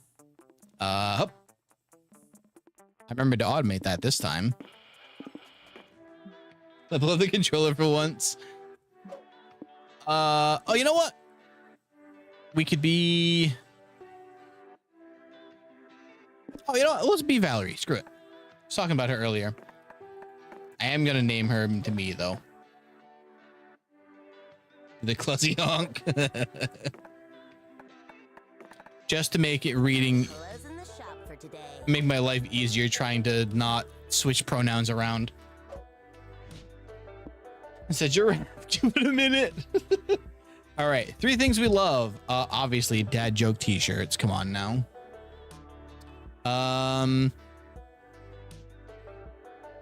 Garfield x Naruto. Sure. What's our last thing that we love? Headcanons.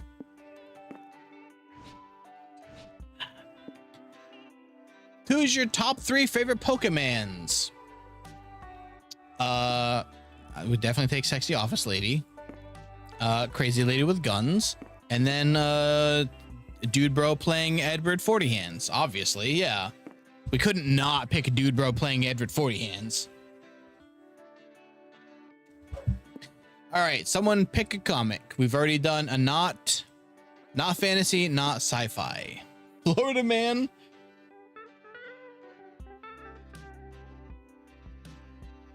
Shoujo. Maho Shoujo specifically. Let's go. Time is money. Isn't this Dodger? I think the Dodger / Dex bonus also voiced one of these characters. I think it was Valerie. Let's go right for the merch. Right, I forgot that Val runs their own because Val runs the shop in the first game. You're kidding. 3 games in a row I got this VR headset one. Come on now. Whoa, I didn't think I've ever accidentally hit this screen before. Interesting. The smart ass. All right, skip that. You, Doug, and Nico decide to visit Liam's Yowie stand. You decide. There is no way we got this again. Come on. There's so many events I haven't gotten yet. I got this one twice. All right, this is Liam. Usually surrounded by all these Bishonen put you in a good mood. Yes, drawing pretty boys in the throes of passion usually fulfills me, but I'm worrying I've been doing it for too long now. And a tree fits in the palm of your hand. A palm tree. Oh my! Somebody hit the boo. Oh, brother, this guy stinks, please. You're drawn onto the Yowie. Perhaps the Yowie is drawn onto you. I'm a man of many hobbies. I don't get stuck on them for too long. Thank you, Spider. Perhaps this Yowie thing has run its course. Yep, don't quit now. Doug picks up an explicit drawing. Okay, we're not rereading this one again. Reading that nightmare of sentences is one time a night is just enough. Thanks. All right. Liam can't give up his sexiest hobby. Make him see sense. So this time then, we are going to get Liam into a series of objectively terrible hobbies so he can regain his appreciation for Yowie. That's an awful idea. That sounds tedious and unpleasant. Which is exactly the point. Exploring these rotten hobbies will make you realize that only you can bring your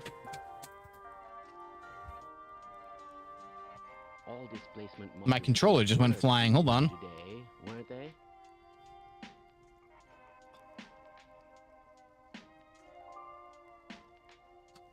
Okay then. Getting overwhelmed by what, the game? Yeah, I don't. It's, believe me, if you've got to bounce because this game is too much for you, completely understandable. It is a lot to deal with sometimes. I understand completely.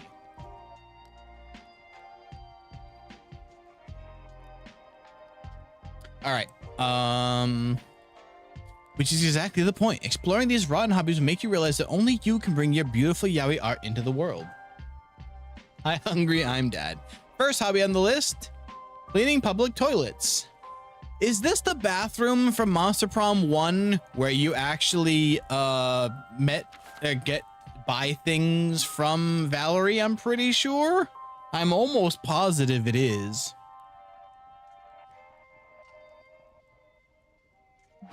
Isn't this more of a job? Yes, but you're not getting paid to do it, which makes it a hobby. What? Next hobby, Next hobby, scamming the elderly. I can only pay my medical bills with gift cards. I guess that's fine. You know if they've found a kidney donor for me yet? This feels dirtier than cleaning toilets. Next hobby, Harry Justice League. The Basque sport of lifting heavy rocks. So authentic. Now this sounds truly interesting. An obscure, culturally significant sport from small region in the remote corner of the Iberian Peninsula. I may have found my true calling. Liam squats and grabs a heavy rock. The rock doesn't budge. I think you're supposed to lift it, Liam. I know, just give me some time. Liam, you're doing it wrong. The rock goes up. That's where I'm taking it. Quit giving me advice. But you're hurting yourself, and you're probably hurting the rock's feelings too. You clearly suck at this. Why don't you just get back to yaoi? No, this is my new hobby now. I may not have those Basque rock lifters' strong arms, or their sinewy muscles, or tight, shapely butts, or... Quick, give me a pencil and a drawing pad. I need to draw this. Look at that, Nico. Liam is drawing yaoi again. And it's all thanks to the power of rocks. One rock to another. Liam returns to his yaoi stand, filled with renewed vigor for his hobby and a Basque-themed project in the works. You lose 2 creativity, but you gain 2 fun from watching Liam try and fail at other hobbies. Ready for some feline felonies. Feline felonies. 3 streams going? That sounds, yeah, I can understand why that's overwhelming. If you're a vampire and you aren't reached by 100, just walk out into the sun? True. Be sentimentary if need be. Where to go? Let's get some. We have no creativity. Let's get some of that. You're chilling in your hotel room and decide to browse the room service list. Wait, what is? I need to bring her on the con floor because I don't know what Valerie's cosplay is actually. Wow, they have all sorts of kinds. 6 packs of beer, lots of shoelaces, even the very concept of creativity. Huh, that last one's expensive, but since money isn't a stat anymore, it'd be a net gain stat-wise. Shortly after, someone brings you 2 creativity and several shoelaces. Imagine all you can do with this. Stop staring at my shoes. Oh, my stones. That makes a lot more sense, actually. Later, you're walking around and you see Nico surrounded by a group of onlookers and a roaring campfire. Professional amateur cosplay. Witness me, fellow nerds. I, Nico, will now triple cartwheel over this bed of flames. Miraculously, Nico completes the stunt unharmed, but the same can't be said for their costume. Their clothes and swords burn off their body. And I'm supposed to be impervious to fire. Did I go out of character for a second or something? Who can say? At least I know how to fix it, or rather, I know someone who does. Hey, we're gonna get to see Sasha again. My friend Sasha's a genius at cosplay repair, and he never misses Spooky Con. Nico texts their friends, who shows up 15 minutes later with a sewing kit the size of your suitcase. It's Sasha. Good lord, you really did a number on this one, Nikki. I know, I'm sorry, but you can fix it, right? If you even need to ask, I'll just need to get your measurements real quick. Lift your arms for me. Chest looks good, shoulders look good, hips look very good.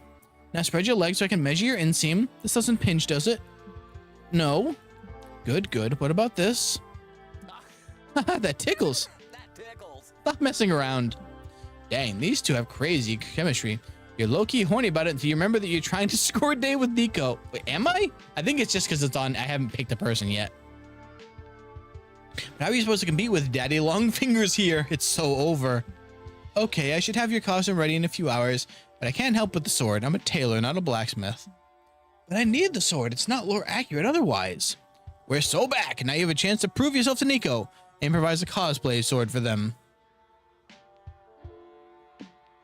You can't fix the sword, but you can cosplay as a sword. It shows commitment, and it sort of counts as couples cosplay. Where's the blacksmith? This is the second most important reason you brought your dragon dildo today. Wrap it in cardboard and call it a sword. Yeah, I can't not pick that, right? Like, you reach into your pants, the pockets, you perv, and unveil your huge, majestic dragon dong. For me? Oh, you shouldn't have. Oh my, that's a thing of beauty, and so apt as a replacement sword. You know that in many medieval legends, knights are depicted as taking dragon penises after vanquishing them? Whoa, why? They apparently made excellent blunt weapons, and the testicles acted as a natural hilt. Well, demon, hello, Doom God. No, just a mimic and a spider, no demons. Oh, that's the worst. That's the worst timing of that emote, Omar. We're also a valued status symbol. Nobody wanted to start a fight with the knight wielding a severed dragon penis. That makes sense. Who's gonna say, oh, there's Sir Gallant with a spiked dragon dong. Let's go kick his ass. Nobody, that's who. Good call. Now I look like a brave, mighty hero that fell the dragon. Thanks a million, Flexi. Nico takes a few practice swings with your dildo and almost decapitates themselves. Oof, this thing's kind of unwieldy. Do you mind teaching me how to use it? Of course I don't mind. Oh, this I have to see. I'm sure we'd all love to see it, but this event has to end sometime. You lose 2 creativity, but gain 2 fun teaching Nico dragon dong sword play. Slay the dragon, not lay the dragon. Well, this is Monster Prom /4/Monster Con. I almost forgot all the words that go into the title of this game. God. What were we doing? That was picking up some creativity, right? Somehow we're still low on charm, but let's get some smarts.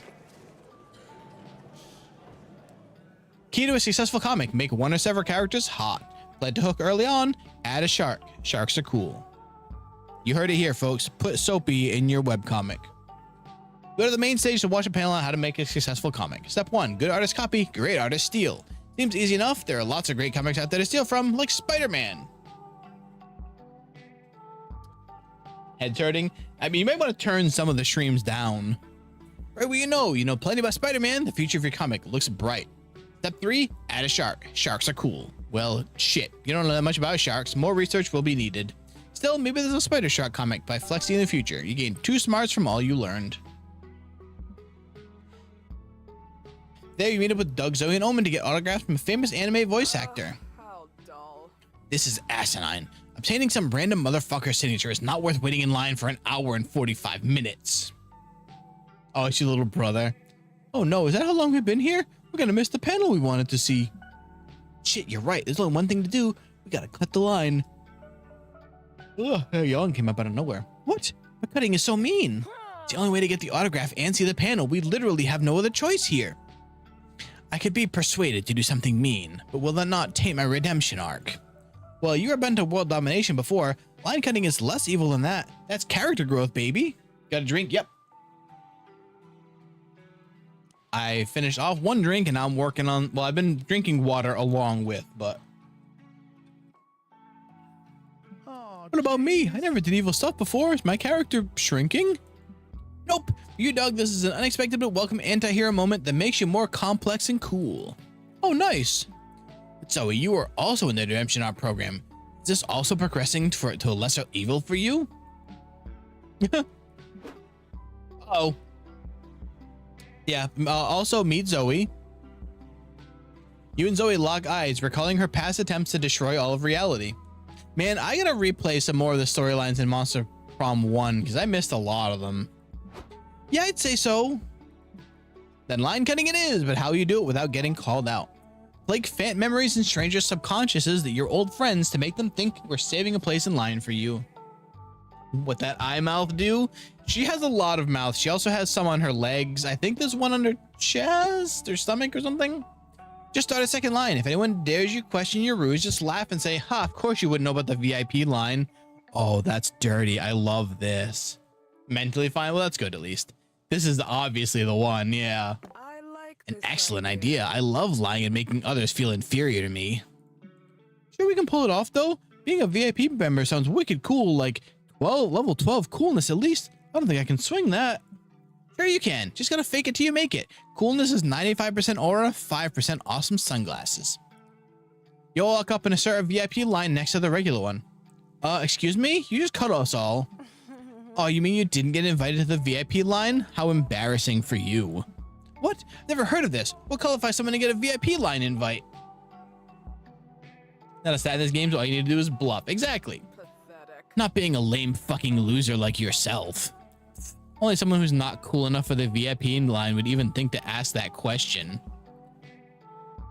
Well, why did you four get to be here? You don't look that cool.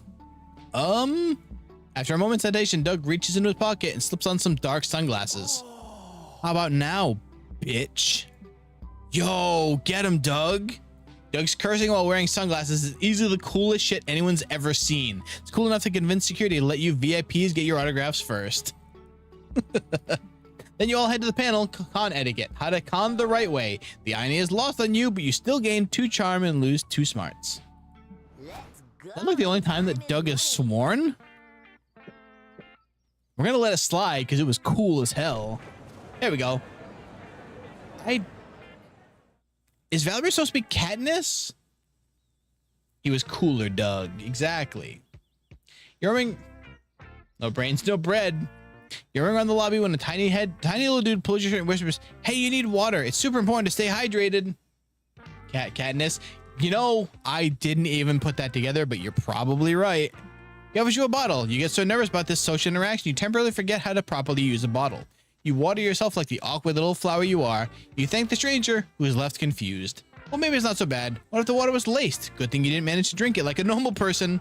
You gain 2 boldness for navigating a potentially dangerous situation. Drink some water, folks. I sure know I need it. Omen and Doug are manning the first shift. When you drink the water that makes you fumble words. Omen and Doug are manning the first aid booth to fill their con volunteer hours. You and Nico decide to go visit them. Dr. Nico. Thanks for letting me chill with you guys. Watching all this first aid is a great opportunity for me to practice my doctor character. Good. I'm just happy today's been slow. No medical emergencies in sight. Somebody help me. I'm having a medical emergency. That's called vodka. Shut up. You know, not wrong, not incorrect. Oh, pipe down. You're fine. I'm literally holding my intestines in my hands. So rub some dirt on it and walk it off. There a doctor here or what? I'm bleeding out over here. On-site doctors at the furry meetup on floor 3 right now. Me. I'm a doctor. Aren't you just cosplaying one? Exactly. The fact that I'm cosplaying as a doctor just when this person needs one is probably fate telling me that I'm ready for my big role. Push them back in. Exactly. Nico, this guy's really hurt. He needs a real doctor. Doug, think about it. Is there really any difference between a doctor and someone who cosplays one really well? An academic degree and years of training? This is Nico we're talking about. Logic ain't gonna convince them. Do something to stop them from accidentally killing this guy before the real doctor comes back. Convince the injured person to cosplay as someone healthy so Nico doesn't malpractice them to death. Only one thing stops TV doctors from doing their job: relationship drama. Introduce a love interest and a will they won't they plot to keep Nico too busy to commit manslaughter. It's gonna be me, right? All right, sir, no more conscientious objectors. I'm gonna prep for surgery. The Grey's Anatomy tech? Exactly. See, Spider knows. We better do this fast. Who's playing the love interest? Me. High school improv club, don't fail me now. Perfect. You'll be Dr. Doug, the sensitive cardiology surgeon with only one heart he can't fix, his own. This is boring. The love interest should at least be someone interesting, like a badass ninja with an even more badass katana. You politely ignore Omen as you scribble Doug's script and send him out to dazzle Nico. Doug. Good afternoon, Dr. Nico. It's me, Dr. Doug, your colleague. And will they, won't they, friend of 8 years, how are you? Fun fact, your organs will actually try to scoot back into place-ish. Do they really? Omar? Omar, medical fact check here? Yes? No shit.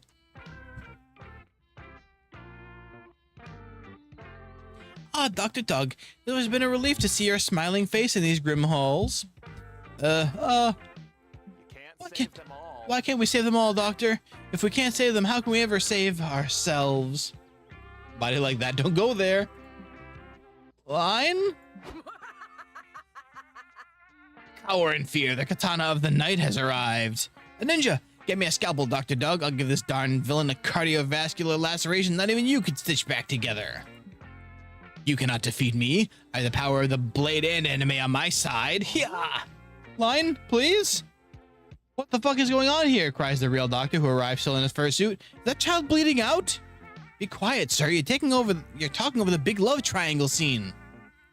Sadly, today's episode of Dr. Nico, Love and the Time of Ninjas will be interrupted by this emergency surgery. You still earn 2 creativity and lose 2 charm.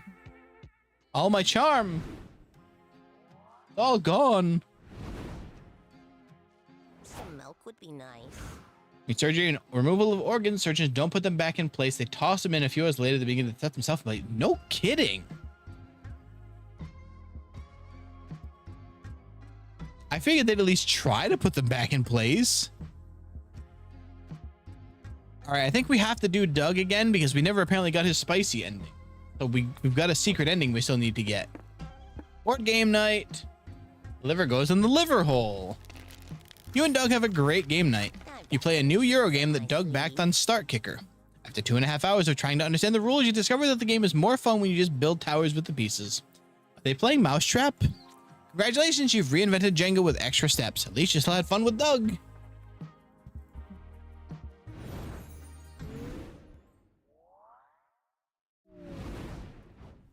And they say cats can't draw. Wait, who says cats can't draw? Now it's time to take a break from your real life. Yep, time for comics. What would be a weird yet cool explanation for why you made $1 million last year? Your correct use of grammar. You infuriated a lot of people online and you made money out of it.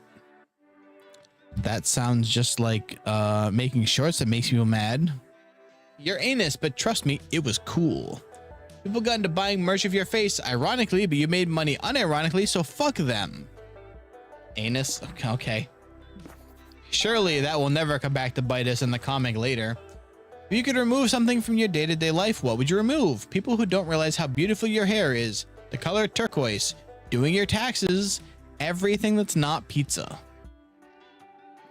I mean, one of them's obvious. Yeah, definitely, like, God, man, it would be so nice to not have to worry about taxes. It would be so awesome. Ready for some feline felonies.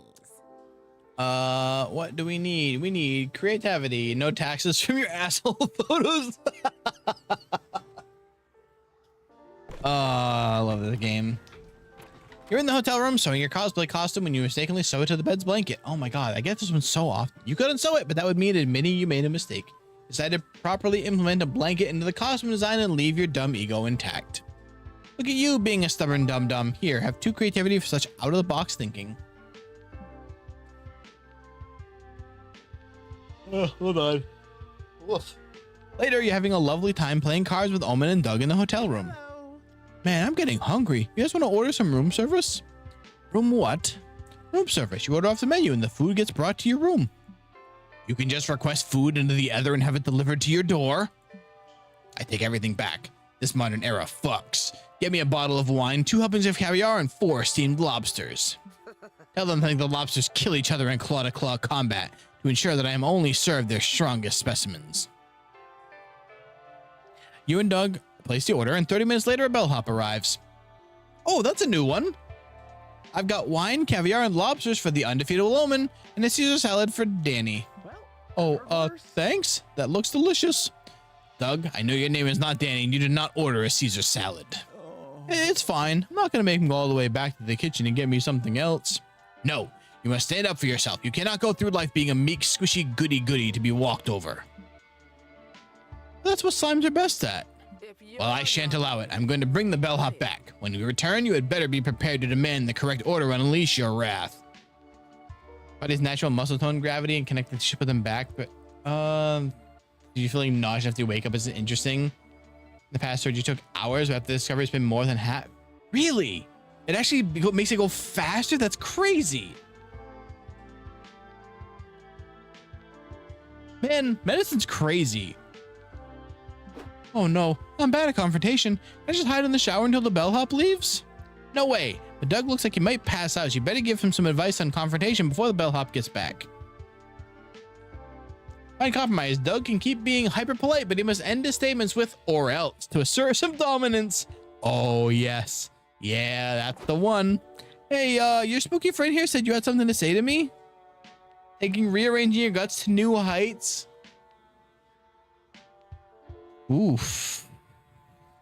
Huh? Yes, you got my order wrong, and I'd really appreciate it if you took this salad back and got me a Wagyu burger instead. Or else. Or else what? Nothing? Just not a big fan of salad. I'd love it if you gave me a burger. Or else. Why do you keep saying or else? No reason. Because if you do not get his order right this time, we will slit your throat. No, we won't. Seriously, it's okay. Mistakes happen. We're only human. We're actually not, though. Ah, yes. Good point. But even still, you wouldn't mind getting me a burger, right? Or else. Behind Doug, Omen holds up the crudely drawn picture of them stabbing the bellhop to death. So I'm not sure if I'm supposed to feel threatened, but okay, I'll get your order and some pepper spray just in case. Did you see that? I did it. I really did it. I am proud of you, my friend. Now let's return to our game. Or else. Or else what? Guess you'll have to find out. You gain 2 boldness and lose 2 creativity. Let's go. Time is money. Time is money, friends. Let's go to the shop. Check out the stand and buy a few comic books. They give you a free tote bag. Oh, tote bag time again. You, Liam, Omen, and Doug are wandering the merch halls looking for the stupidest t-shirts to gift to your friends back home when... It's Yang Yang. Hello, do you want to buy my zine? It's a riveting chronicle about the adventures of Super Vacuum Cleaner. Be gone from me! I would sooner spend my money on a leisurely root canal. Be gone from me. But Omen's money and her leisurely root canal are put at risk when a mugger jumps out and holds you all at gunpoint. Give me all your valuables or get ready to die. No, thank you. Can I stab this man, Liam? Nope. No, that will corrupt your redemption arc. Just give him your valuables. They're not worth risking our lives. Sounds like it sucks. Applaud both of you for arriving at the same joke. Congratulations. Well, the general vicinity of the same joke. I'm really surprised they didn't write that in. Feels like the kind of thing that Omen would say. Oh, but I just bought this limited edition Goku Tamagotchi. I'd be willing to take 1 or 2 bullet wounds for it. Fuck that. I don't want your wallets or your jewelry or even your Tamagotchis. Nice. Thank goodness. I'll kill you if you can't offer me something truly valuable, like a fanzine about vacuum cleaners with superpowers. Oh, God. Wow, good thing I'm selling exactly that sort of zine just 2 feet away from you. What a relief. Let's buy a copy for the mugger. Actually, I'll accept 1 copy from each person here who doesn't want to die. Guys, this is a scam. The robber and the zine seller are obviously in on this together. Liam! Why did she scream it? You idiot, don't you see? The criminal is demanding a very rare and specific valuable that we happen to have available in our vicinity. You are lucky I was here to notice our golden opportunity. Now let us seize it. Better think of a way to avoid being mugged that doesn't involve buying a shitty fanzine about vacuum cleaners. Oh, the mugger gave a solution away. Get hyped. It's time to call Super Vacuum Cleaner. Come to think of it, you're not in the middle of your own redemption arc, which means you're good to stab the mugger yourself. So as funny as it would be to stab them myself, I have a feeling if we pick option 1, what's Super Vacuum Cleaner? The character from that awful zine. Ah, right. I think my brain keeps deleting that information from being irrelevant. As if summoned by a need for justice and cleanliness, a cartoony theme song begins to play and Super Vacuum Cleaner arrives. I pick this because it means we should get... Oh, we don't get art for this? Wow, it really is Super Vacuum Cleaner. That's such an honor. I began a life of crime in hopes of one day meeting you firsthand. Will you sign my... Super Vacuum Cleaner flies in the mugger's face and knocks him flat on his back. Oh, dear God. I did not expect Super Vacuum Cleaner to look like this. Aggressive vacuum cleaner noises. I was expecting it to look like a magical girl for some reason.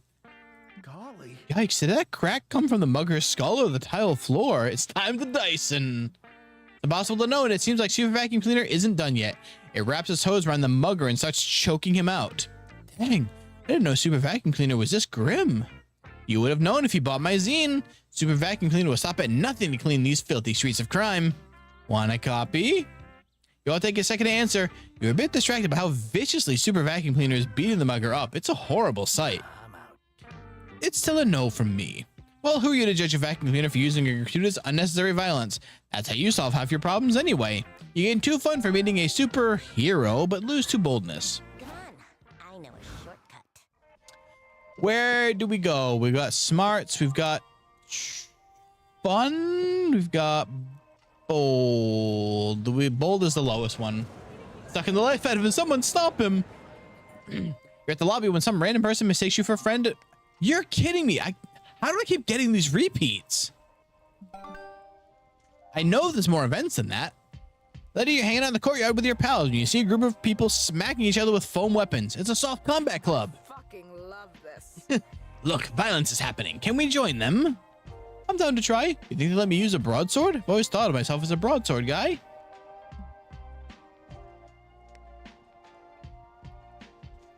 You'll need to broadcast the broadest sword they have to defeat me. I'm taking you down. Nico and Doug take up their foam weapons, enter the arena, and start fighting. Nico swings at Doug, who falls dramatically to the ground. Wow, Doug, good swing. On one hand, I'm moderately sad that Nico is dead now, as I've grown fond of them. On the other hand, I'm happy that you have finally embraced violence. Nico stands up and laughs. Haha, you're a fool if you think that's enough to take me down. Wait, how the hell did Nico survive such a blow? Do they possess some immortal-like power they haven't disclosed so far? They're only foam weapons, Omen. Nobody's really getting hurt.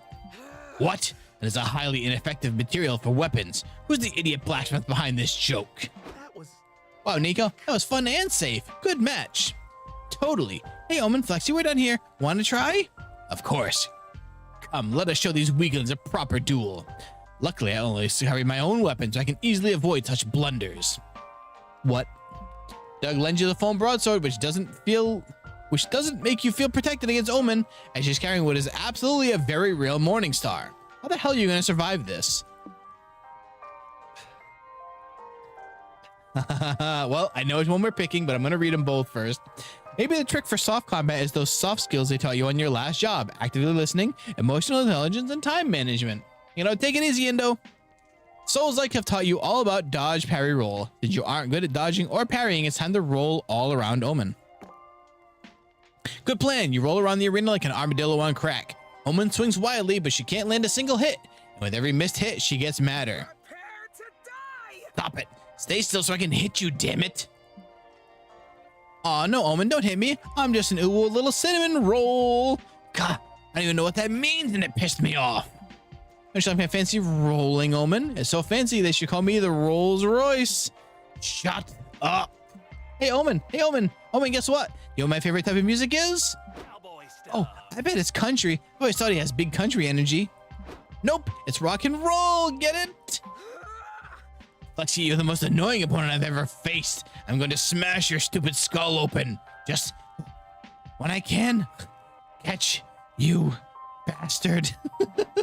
Omen slowly collapses to the ground and passes out from exhaustion. Feeling that real metal morning star was heavy. Why do I hear Limp Biscuit? You help Omen off the battlefield and back to your friends. You feel like it must have earned her respect now that you've bested her in soft combat. We just had to keep rolling. You look shattered, Omen. You want to go grab some food? Maybe some sushi rolls? I'm going to fucking kill you.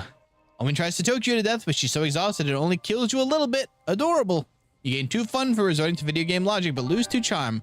And they saw you rolling, and they were definitely hating. You know, we didn't get Limp Biscuit, but we did get that. Let's go. Time is money.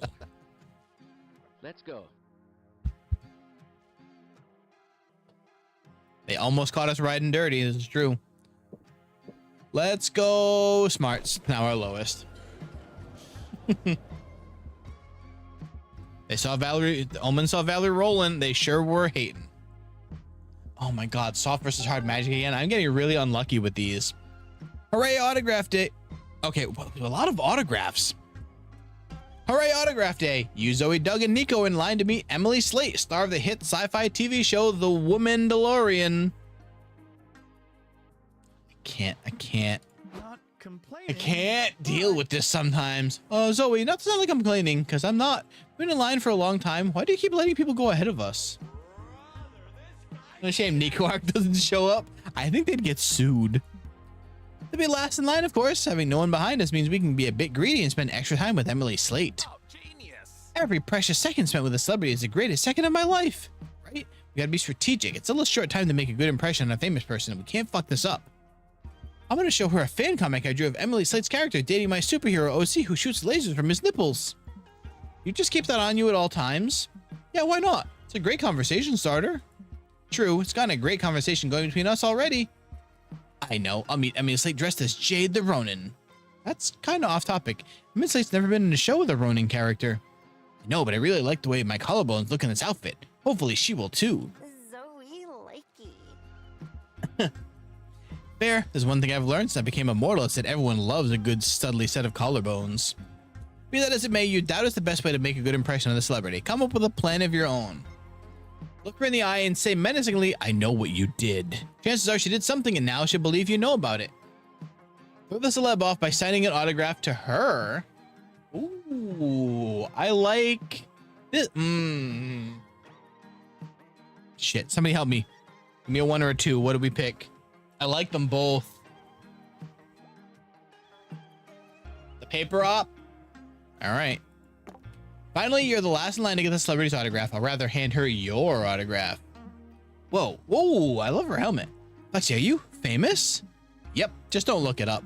But only regular people receive autographs from celebrities, which means I'm regular? My suffering's over? I'm finally free from the yoke of fame.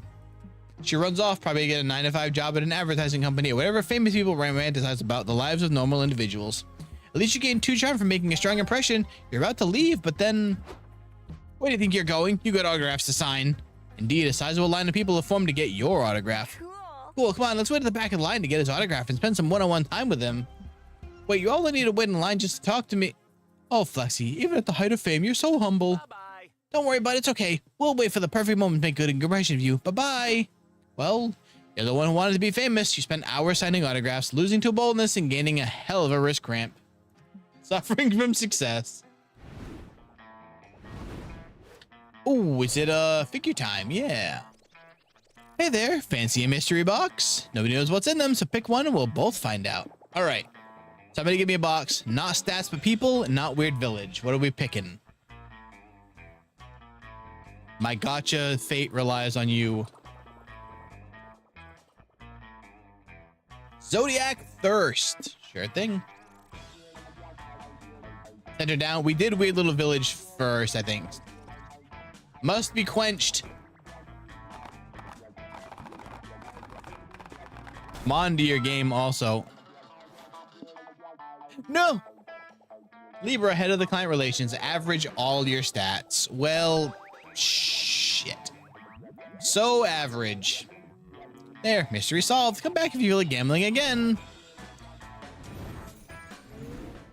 I'm trying to... Character design. So I've seen a rumor that there's a way to get them into the dating pool, but I need to start playing a lot more of this because there's so many secret things that I can't find, which is why I'm trying to get Doug's secret. I'm wondering if once I get all of the secret endings from them, if I'll start finding new storylines.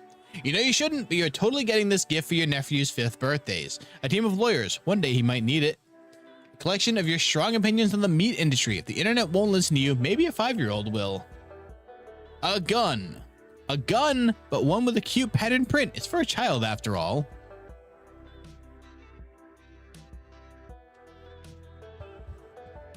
Bedazzled popper.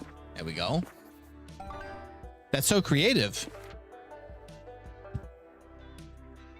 Oh my god, I just realized it just takes the 3 stats away from one thing to add it to the other.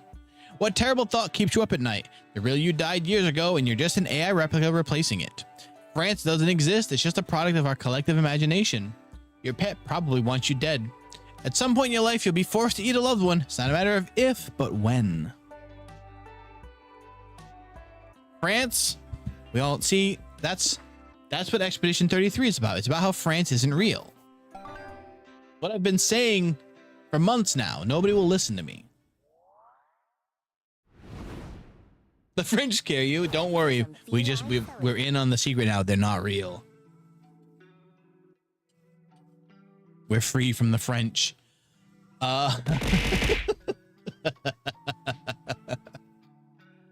Where we go? 19 creativity. All right, we gotta get our other stats back up now. To the smarts. Our anime butts again. Okay. Overreacted. You would think about the French. I get it. It's a riveting panel about some anime titty jiggle physics. Oh no, not this one again. You, April, Doug, and Zoe attend a panel being held by some representative from Twitch. Hello, loyal consumers. We have some exciting changes to announce. Starting next week, all Twitch users have to pay a monthly subscription to use the site. Isn't that exciting? Wait, don't leave. We haven't told you that we're adding ad breaks within the ad breaks. Yikes. Shit, this is bad. April, are you okay? Yeah, of course. This is great news. Additionally, as an affiliate, I can't say anything bad about Twitch or its subsidiary companies. Honk honk. This is it. Streaming's dead. It's dead in the water, just like my dreams and that boy I drowned in first grade. I have to move back in with mom, and she might do the mommy's always right juggling routine all night. I can't take it. I just can't. April, blink twice if you're in danger. You can just stream on a different website, can't you? I'm sure your fans will follow you anywhere. Twitch pretty much has a monopoly on online streaming services. People won't abandon it just to watch me. This is a good time to remind you that, hey, head on over to YouTube and make sure to subscribe. Yeah, subscribe there. Exclamation point YouTube in the chat, where I post all the shorts, and you get the meme I'm going for here. Yeah. I will, and I'll convince my Discord friends and the guy with the comic book show to do it too. We'll rebuild your fan base in no time. Doug's effort, while sweet, can never recover April's modest streaming empire. Evil YouTube. I say that as if YouTube isn't like fumbling this live streaming market right now anyway. There's got to be another way to keep her followers. Okay, so we did this one before. Who needs to watch? Entertainment is always evolving. From now on, people will go visit streamers at their house to watch them live. We'll decide to test this idea in a hotel room. The doors are open for any viewer to come in and watch April do whatever. 3 people show up. Hey, is this April? It's April 1st here? Doug. Yes, she is. Nice to meet you all. My name's Doug, and this is Zoe. Don't care. Didn't ask. So, April, what are you doing? I was about to brush my teeth.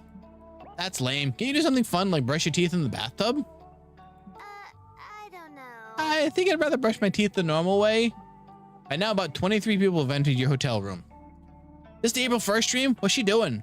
About to brush her teeth in the bathtub. Kick W. Nice. Can she do a silly dance while she's at it? I'll donate $5 if she does a silly dance. Sorry, but no. Sorry, everyone. I'm just gonna brush my teeth like normal. No baths or dancing right now. She mentioned dancing. She read my comment. But she said no to the bath. Boring. I'm unsubscribing. Let's check out the hotel room next door. Maybe there's a better content there. I'm sure April would take a bath if we spam the chat. She'll eventually see it's a good idea. This basically results in 15 people cried in the bathroom chanting bathtub, bathtub. Mods, do something. I'm on it. Stream's over. Go on, get. You don't get to see this sprite for Zoe that often. Here's the thing. This event, I've done both sides of this now, and the person who wrote what I don't know if there's specific people, if there's just one person who writes all these events. Thank you for subscribing on YouTube. Whoever wrote this is definitely somebody who watches streams, because these are so accurate. They know how people chat on this website. It is spot on. Zoe smacks her remaining viewer with a broom until they go away. Well, I've realized that streaming is not as cool as I thought. At least I have the comfort that it's not terrible if it ends someday. You'll take that as a win. You gain 2 fun and lose 2 charm. Let's conjure Terrifying. indoors. Yeah, Zoe is a former eldritch god that was going to end reality, but decided that they liked the humans and Garfield too much. Let's go. You're walking around the merch hall sipping a cup of coffee. Suddenly, a deluxe box set of One Kick Boy makes you spit at your coffee. Your spit take lands on the box set because you have great aim but very bad luck. The vendor gives you the box set at a discount because after all, it's not in mint condition anymore. Your brand new box set and your excited, excellent spitting skills give you 2 charm. Oh my god, not this. Why do I keep getting the same things? Sometime later, you, Doug, Nico, check out the indie game section. So cool. Yep, it's the demos again, which sucks because I already know both of these. These are incredible indie games. Go check them out. Just the same. Yep. Okay, now it's time for something. Endless Runner 79. Now we have to help make it popular. So instead, telling everyone about this game sounds like a lot of work. Tell one friend 100 times. It's quantitatively the same thing. Oh, right. I forgot we do it to April. Finally, I get to be a regular girl eating a regular burrito without anyone bugging me. April, you have to play this game. I knew I'd fucking jinx myself. April, try this game. We're trying to get the word out. By screaming at me in the food court? Yes. Is it working?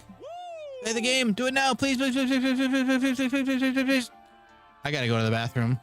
She's not getting away that easily. You 3 follow her into the women's bathroom. Not like April. It's Nico. I know you're in this stall. Hello, ma'am. Please stop screaming. We're not perverts. We're just trying to get my friend to play this game. Actually, maybe you'd like to try it too? April, let's watch some gameplay footage? I'll just hold my phone under the door. No, thank you. I'll try the mother honking game if it's that important to you. April downloads Endless Runner number 79. She's greeted with cheap AI art, 4 unskippable ads, and a request for her credit card information and birth certificate. Wow, so this seems super fun. Thanks for the recommendation. She leaves, deleting the app on her way out. So we chill until they stop Garfield season 289 and 1, and then she'll crash out so hard the earth will crack in half. See, that should be fine though, because then she just write her own Garfield fanfic. It'll be fine. We did it! We're the best game recommenders ever! Debatable, but at least Nico and Doug feel accomplished. You gain 2 charm and lose 2 boldness. Oh, I should have booked a stand. Boldness. To the con floor we go. Walk in the lobby, you feel a sudden urge to pee. Look for a bathroom, quick. The bathrooms are gross, but if you know a thing about bathrooms, it's that using them always ensures 2 boldness. It's the main reason why people use them. Fun fact, the bathroom is what gave you boldness in the first game. Some things never change. Garfield Liam have a redeeming quality. I feel like there is actually a Garfield Liam. I feel like it's come up again. Later, you're assisting Omen and Doug with a Stathicon info point. You like to pretend to be helpful when you're really just flirting with your friends. Hi, I was wondering if there's a cosplay repair area somewhere here. Nice. I'm not aware of one, but it makes you feel better. I think your cosplay looks great as is. Very post-apocalyptic. Okay, I guess post-apocalyptic Miku can be my thing. Thanks. Excuse me, which room is the ranking every anime butt roundtable being held in? I do not know, but if you go to the merch hall, you will find plenty of anime figurines with butts to oogle. Good point. See ya. Greetings. Is this info point correct? I'm in dire need of information.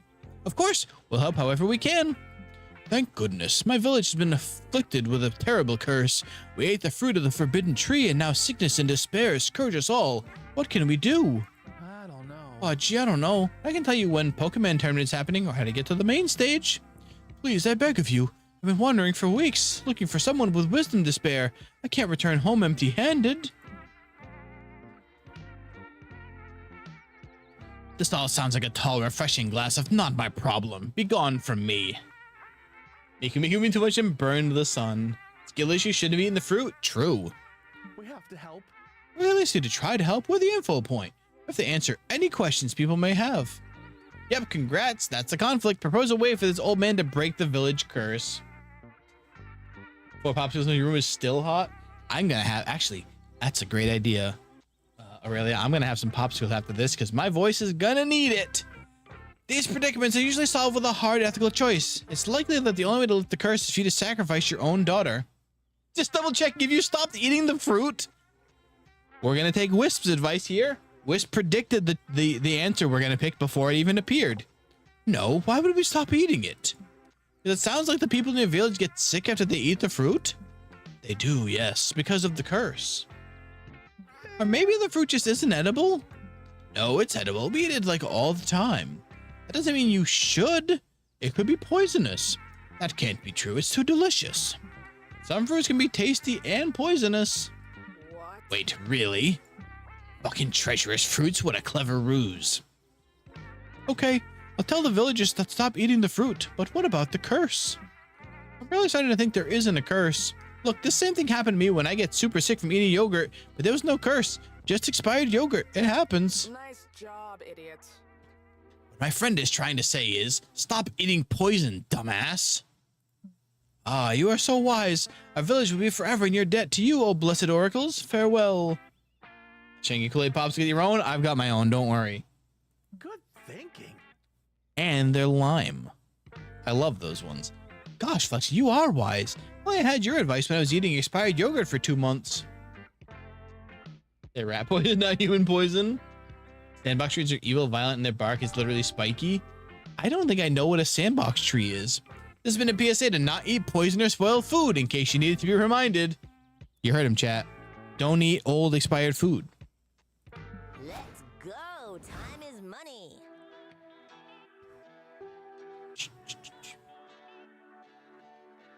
I'm going to put it into my search history so I can... Oh my god, there's so many spikes on that tree. What the hell? I'm sorry, it's earning it the nickname of the Dynamite Tree? What?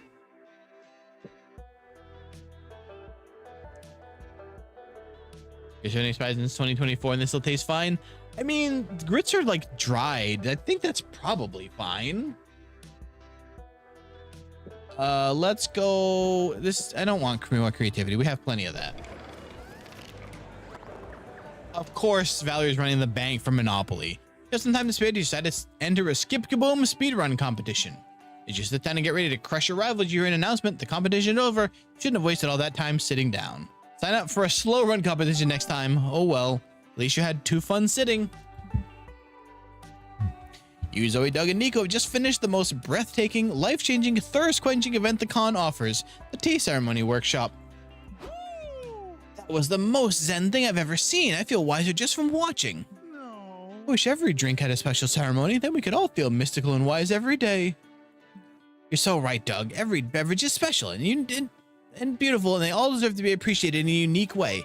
Let's do it. Let's make our own new drink ceremony. Are we, like, allowed to do that? Just make up our own ritual? I'm kinda, yeah. Trust me, I've run a cult. I've done it a lot. Now, what drinks are we gonna sacrifice? I mean, celebrate. Water? Sorry, I panicked. There ain't no bad idea, Zug. Just ones we're not gonna do. Nico, what you got? Absinthe. No, wait. Chocolate milk. No, wait. What about lava? Cool. Lava is perfect. We can travel to different volcanoes and see if they're different flavors. That would be so cool. Maybe one volcano is sweet and the other is spicy. I want to find the lava that tastes like melted cheese. I just looked up flights. We could be in Pompeii in 8 hours time. Should I book it? Definitely. This lava drinking ceremony is going to blow that tea ceremony out of the water. The only person here who remembers that lava hurts. You better come up with an even cooler drink ceremony idea before your friends burn themselves to a crisp. The 5th coffee of the day ceremony, a way to properly pay tribute to the passage from drinking too much coffee to actually having a problem. The ranch dressing ceremony, maybe if we make a whole ceremony for it, people will finally stop calling you a weirdo for drinking it straight from the bottle. I kind of like the ranch idea. Your friends wonder where you're going when you get a bottle of ranch in the middle of the con, but you reveal you actually carry a bottle everywhere you go for hydration. Hydration is super important, but drinking straight ranch, is that good? There was that ranch apocalypse? Exactly. Yes. But isn't it like, you know, more of a dressing? It's in the name and all. Don't be so close-minded, you two. The line between different liquid types are arbitrary and impossible to predict anyway. Like, you drink soda but eat soup? Ketchup goes on hot dogs but not in a glass on a fancy date? What's up with shampoo? It's a liquid. It smells tasty. Why can't I eat it? Oh man, these are all such good points. Okay, let's try this ceremony. Naturally, you begin by visiting the birthplace of ranch. An actual ranch. You bring out the ceremonial chicken fingers. Oh, thanks. I was just getting hungry. No, they're purely symbolic. We discard them to prove we are ascending from ranch dressing as a mere condiment to ranch as a beverage in its own right. This is our oath. Can I at least lick this one? I didn't have any lunch yet. You snatch the chicken finger from their hand and stomp it into the dirt.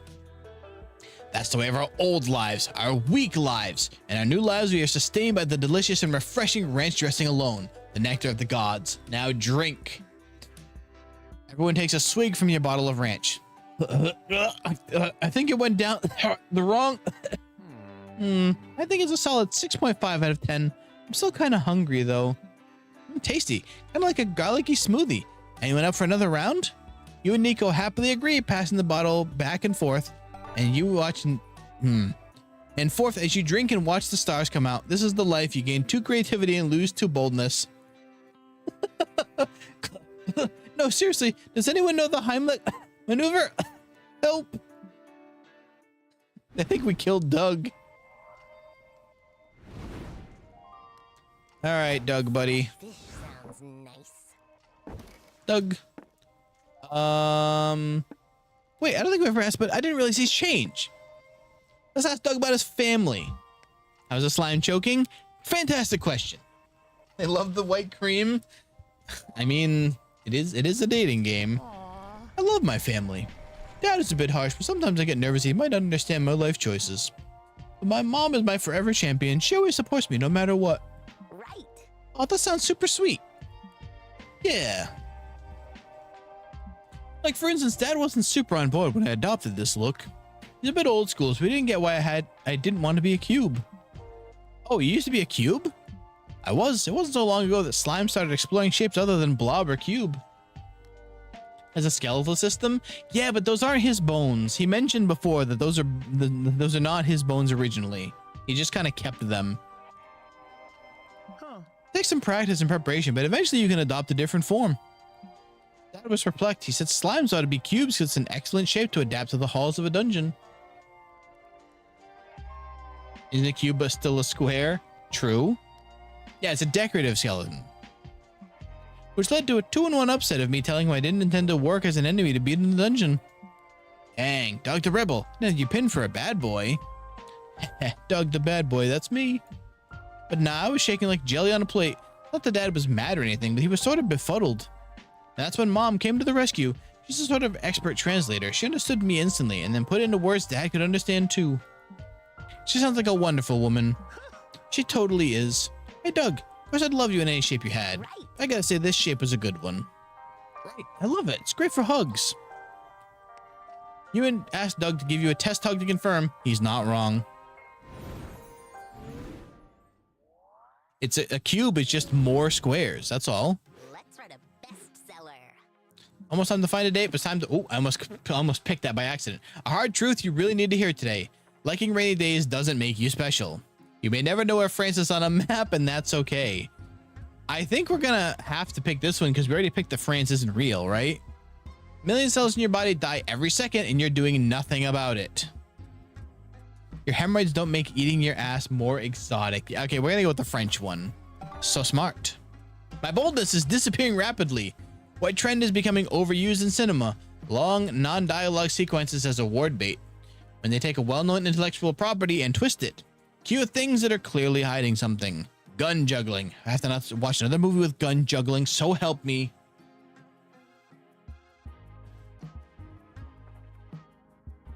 Oof. All right. I'm gonna be real. This isn't even a bit. It's this. When they take a well-known intellectual property and twist it. I'm so tired of this. One is the French option. All right, we need our boldness back, so we got to go to the con floor. A great time at the con, she decided. Oh, got this one before too. So bold. Yeah, a text from Doug asking you to play a video game, but oh, we can pick the other game now. You've gotten closer lately, so it's exciting to spend some one-on-one time together. All right, text you out of the blue. It's a completely spontaneous question. Yep. All right, let's get to the game. Everything okay? Yeah, I'm just excited. I wanted to play these games with you for a while, and I just hope you like them. Multiplayer games that involve cooperation, mutual trust, and semi-nudity? They erotic or something? Kinda. Okay. Let's play the sexy games. Why do you have options? So I picked out a few games. Which one do we want to play? We're gonna play Oh Yes Chef, a sexy co-op cooking simulator. Okay, cool. This game is kind of high intensity, but I'm sure it'll still be fun. Oh no, is this just gonna be overcooked? 15 minutes later. The cream! The pies need more cream! I'm creaming as fast as I can. No, our customers are leaving. We're gonna get a low score. Focus, Doug. You can't get performance anxiety now. We haven't even reached the climax of rush hour. I don't know. Maybe I'm not as good as a chef as I thought. Let's just turn in my checkered apron and thong. Don't say that. You're a necessary part of this sexy bakery. You really think so? Yes. Maybe you make a better top? What do you mean? How about you go to the top floor and churn the cream and I'll go to the bottom floor and make the pies? Really? You'd let me cream? Doug, would be an honor to let you cream my pies.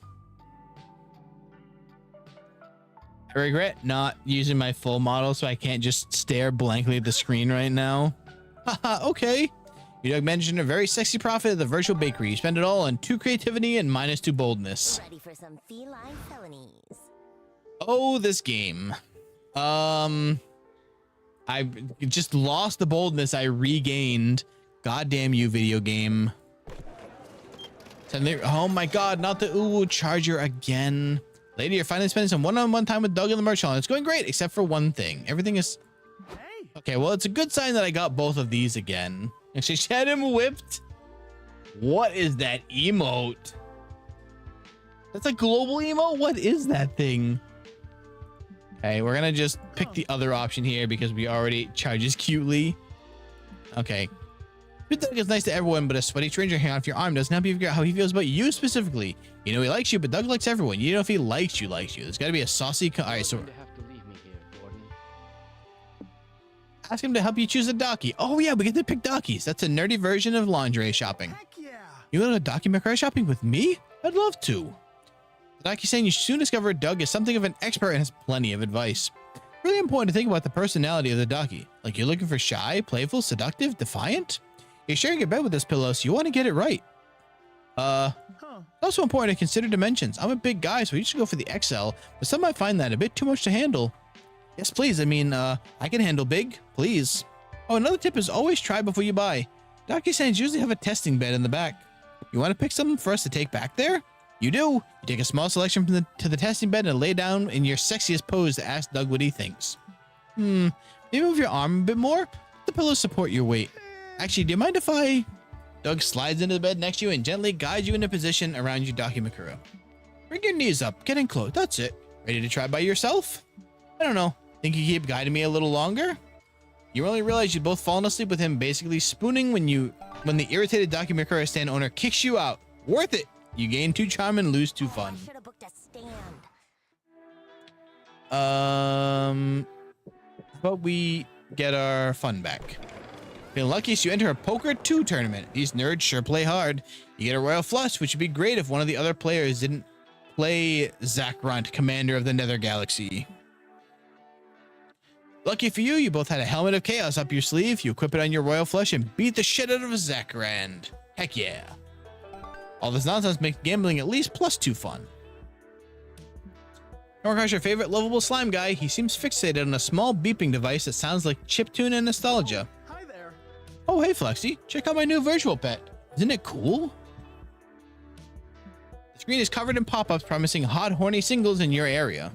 Well, that's a quick time event. You gotta click as many ads as possible to get your pet a cookie. This thing's full of fun mini games. I just did one where I entered my social security number and my pet got a fancy hat. Neat, right? Poor, sweet cybersecurity ignorant Doug. You casually ask where he bought this disaster waiting to happen. That's the great part. I got it for free. I got lost in a weird dark hallway of the con and a mysterious stranger offered it to me. Oh no, he found the black market alley. First I thought it was a little weird, but he insisted like 3 different times that it's not a scam, so I figured it's probably not a scam. I think he called it a Tamagotchi? Right. You ask if you can play with the Tamagotchi for a bit while he grabs you both some sodas. Doug, always happy to oblige, obliges. Soon as he's gone, you do the only sensible thing you can. Flush the Tamagotchi down the toilet. Sure, you could have told Doug it was a scam, but he was already too attached to the pet. This was definitely the kindest move. Got the sodas. 1 for me, 1 for you, 1 for me, and 1 for... Hey, where'd my pet go? I thought you were looking after it. Aw, Beans, you can't really tell him the truth. He'd be heartbroken. Better come up with something else. Oh, no. Build and animate a flesh contract and tell Doug there was a whole Pinocchio situation while he was out, and now this is the pet. Best lies are half-truths. Tell Doug the pet went down the toilet willingly. Into a farmhouse state. We can't do that to poor Doug again. He already sent his chat boss there. Listen, Doug, I've got to tell you something. Your pet went down the toilet. The toilet? Don't tell me you dropped it.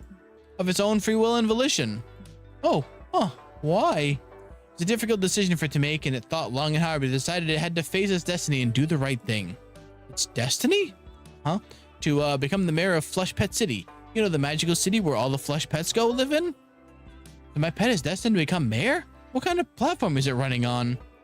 Your pet's campaign is mostly based around improved city sanitation and being the chosen one prophesied to prevent the oncoming apocalypse.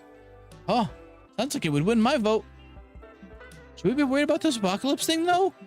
No. Your pet told me the threat was very localized to Flush Pet City, so you shouldn't worry.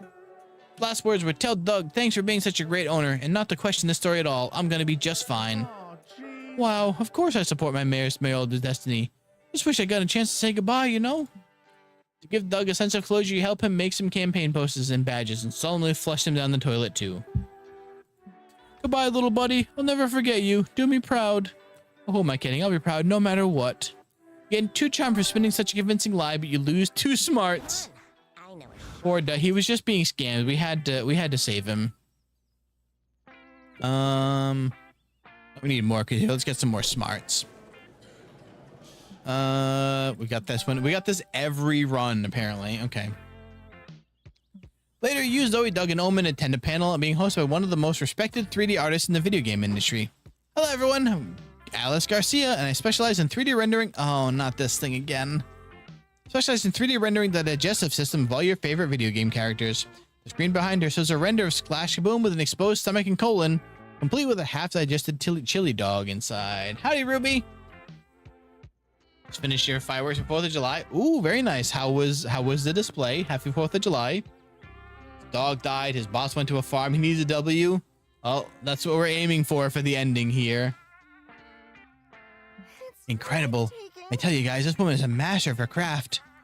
Bringing Splash's intestines to the 3rd dimension was a huge task. I had to consider how his super speed powers would affect the shape and density of his fecal matter. I really hate... Well, that's true.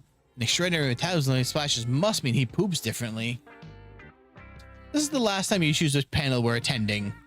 1 hour of learning way more about the digestive system you ever wanted to learn later. And now I'm going to pull out these techniques I've explained to you and make a quick render of a volunteer's digestive system. Any takers? Artist looks at you. No, thank you. You avoid her gaze. She keeps seeking out your gaze. You engage in a chase, dodging and seeking until your eyes meet for a split second. You there with the eyes. That's you, Flexi. Yes, please come up on stage. Let me get a feel for you before we get started. Can you describe your digestive system for me? I don't know. I've never really gotten a good look at it. Don't be shy. Just tell us about your guts. I bet his colon is ugly. Haha, just kidding. I'm not really thinking that. I am. Great, now you're insecure about how attractive your digestive system is. Oh no, I think we have to pick this one because we've already done this. Rectum is so clean you can eat off it, as a matter of fact.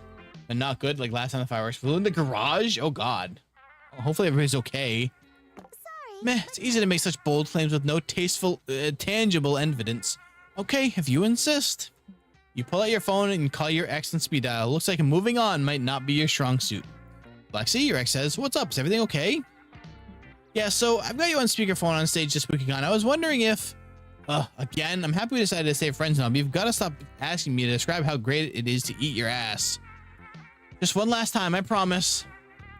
Your ex proceeds to describe eating your ass in vivid, luscious detail and defines it as the best full course I've ever eaten. Damn. Okay, Zoe. Nice when your ex has such nice things to say about you and your butt, isn't it? It's really sweet. Sheesh. Take a century-long vacation from society. When you get back, the local cuisine has changed drastically. In fact, it's not the first time. Valerie's into some things. The credentials are impressive. Would you mind if I performed a colonoscopy? Honey, I don't do that until the 3rd date. Okay, for how crass this whole thing has been, I gotta give it to him. That was a good one. Later, after several more butt-themed puns, ass-coded jokes, and overall compliments towards your behind, the battle comes to an end. Everybody's okay? That's good. Okay. Are you about to eat? I don't know why, but I'm sort of craving some donuts. Oh my god. Yay, donut time! You gain 2 fun for having such a delicious derriere, but you lose 2 boldness. What a time! Join the stream. Hello, Mr. Dutson. You just missed an entire section about eating ass. Wow. All right, Doug, please. You're the last of the base secret endings I don't have. Don't let me down, buddy.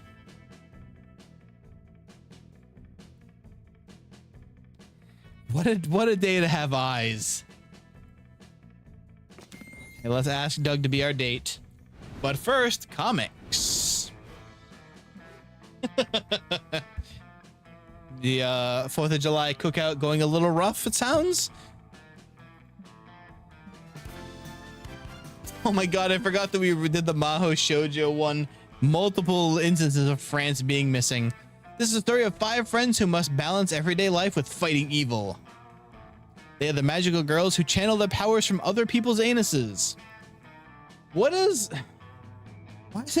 this ending just turning ass themed all of a sudden? Miranda is their leader. She's a powerful warrior with a strong sense of justice, but in her everyday life, she's a clumsy girl just trying her best. So relatable. Oh my god, I forgot that Dahlia is supposed to be Tuxedo Mask. It's such a bummer she's not in this one. I loved her character. People will go, she's so literally me for real when they see her most relatable quirk, tax evasion. Max Dahlia is our love interest. She's a masked vigilante who has loads of sexual tension with Miranda. Little do they know, they already know each other. From behind the mask, she's actually Dahlia, Miranda's neighbor. Max Dahlia will help the magical girls armed with her iconic magical weapon, a fancy-looking flower-themed gun. Flounders. Oh my god, I didn't even make that connection. You're right, that's supposed to be Luna. The Ring Mistress is our main villain, a powerful circus-themed sorceress who's bent on destroying the world. And no magical girl fiction would be complete without an incredibly dark twist. The anime takes place in a fictional world where France doesn't exist. Ring Mistress, I should have known you were the one behind the disappearance of France. Wait, I thought this said she was... I would have figured it would be April. Whatever. Fuck you. In the name of you... In the name of your anus, I'll punish you.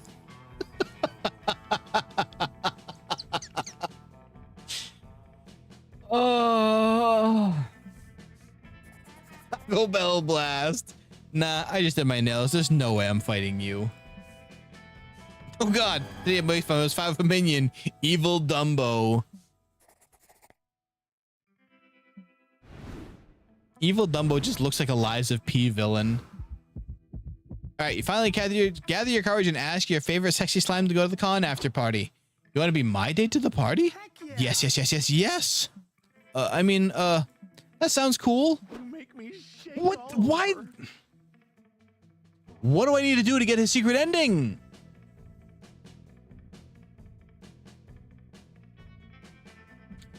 Like a motor drink to the juice and he wind up tearing up the dance floor. Turns out he's a solid dancer when he's not paralyzed by stage fright. Turns out the same is true for him in the bedroom. Hubba hubba. Slime, calm down. But I want the secret, damn it. Need more secrets. I can't find them. Ugh. God. There's only one other... I'm gonna have to run, not now, because I don't think I can run another game now, but I'm gonna have to do... I've already done the 3 pepper, the 1 pepper. We're gonna have to do the one with none. I figured the peppers would have indicated like the levels of spice at the ending, but I'm not sure that's what it is. All right, yep. We were young and unafraid, and we were always ready to start. Roll the song. You would not believe what you have to deal with. So many companies treat you like you're robbing like a thief. So if I remember correctly, did it say that Disobey did like the social stuff for this? Trying to 100% it. I don't know that I could ever do it. I love finding the secret stuff, but I don't know that I could ever put enough time into this. I only play it on stream. And the problem is I can only play it so many times per stream because my voice is shot now. I always have these grand plans to want to 100% it. Although this one's been out long enough, I wonder if I should look up if there's any kind of guides for what I need to be aiming at to bring in other voices. Do you own this? Yeah, there's a lot of voices in this.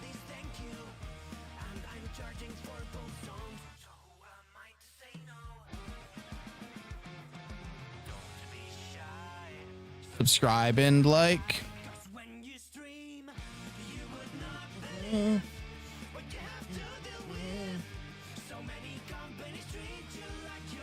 Yeah, that would actually work too, yeah. Also, where's Juan? Juan hasn't been in this at all that I've seen.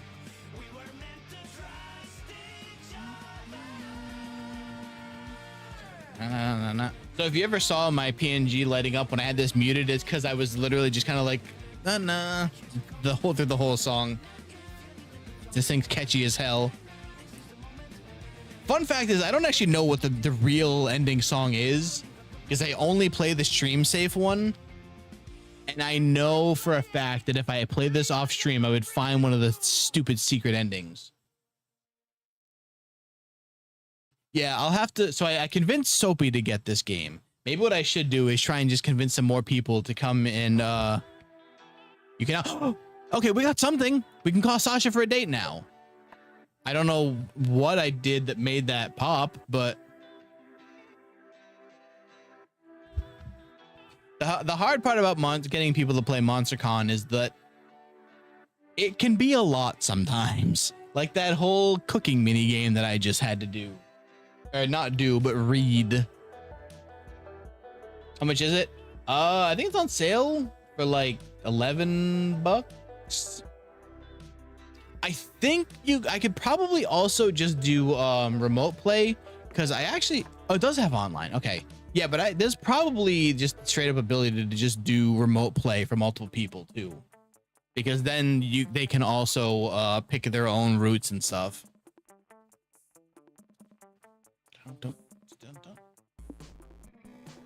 But yeah, actually, I never actually thought about doing that. That's not a bad idea. All right, but I need to like, I forget what the hell was their name? Oh, that opened the Steam page, right? I need to rest my voice because that was a lot. Wait, what do I have new?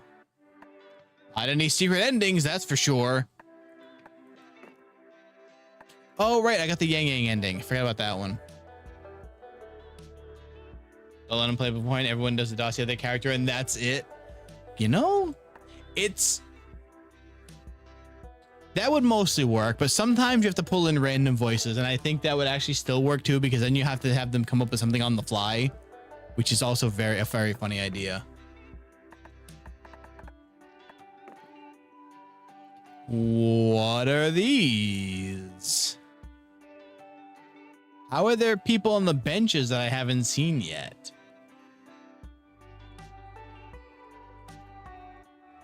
All right, but that's going to be it for now, because like I said, my voice is completely wasted from this. So, that's MonsterCon.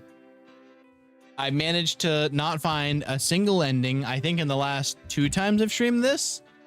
Although I did get Yang Yang's ending the last time. No, wait, we got Liam. We got Centaur Liam ending, which I think was the D&D one. I think that's what this was supposed to be, but then ended up showing the Centaur Liam one instead. Could they be longer runs? Yes, but as you add more people, watch, I can show you. So the first thing you do is when you pick a game, you pick the length. But the short mode doesn't have the mystery box or any of the secret stuff, which at that point, like, what are you even doing? So the regular game is the one that I do because it has, you get all the secret stuff, but without it. Oh, no. So you just need to at least play the regular game. You can get, it's more that there's probably somebody else I need to try and romance to get more of the endings. Because as you start getting more of the endings, it starts unlocking more things. But yeah, we'll have to make some plans to the next time I can get onto this. I have to do it sparingly because I'm dying right now. But yeah, if you're on YouTube and you haven't already, make sure you like the stream and subscribe, where maybe we'll make some plans with some people to get a roster of voices in this instead of me fighting my way through all of them. It would be a blast. It actually would be, because the couple of the people who voice some of the characters, I have actually, there we go. Let me go back to the menu here. Yes, let me out of the game. The voices for where are the characters? The voice actor for Doug and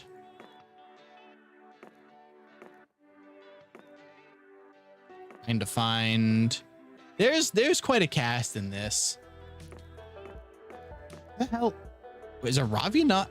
Okay, well, there's a couple of people who are voice actors for this who've done playthroughs where they just kind of spread out the character voices. Mossman was buff. Are they? No, that's not Mossman. That's Bruce.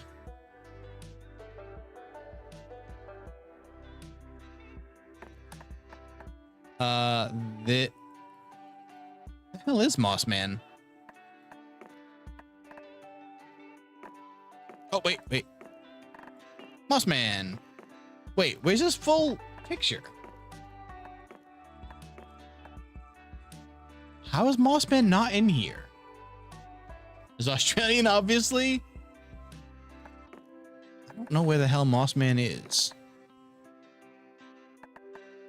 And surely he'll be in the concept art, right?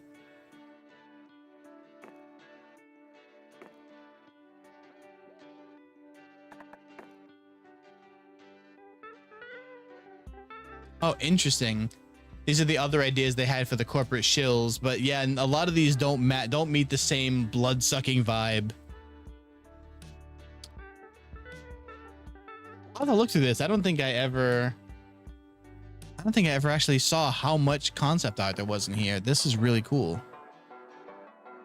Oh yeah, and that's also the foot artist, who is a foot that draws foot art. There's some truly terrible things to look at in this game. All right, it's rich to be sure. If I remember, there's a whole thing about how much money they make, but okay, for real now. Good night, YouTube. I'll see you. Oh, I'm gonna be off next week.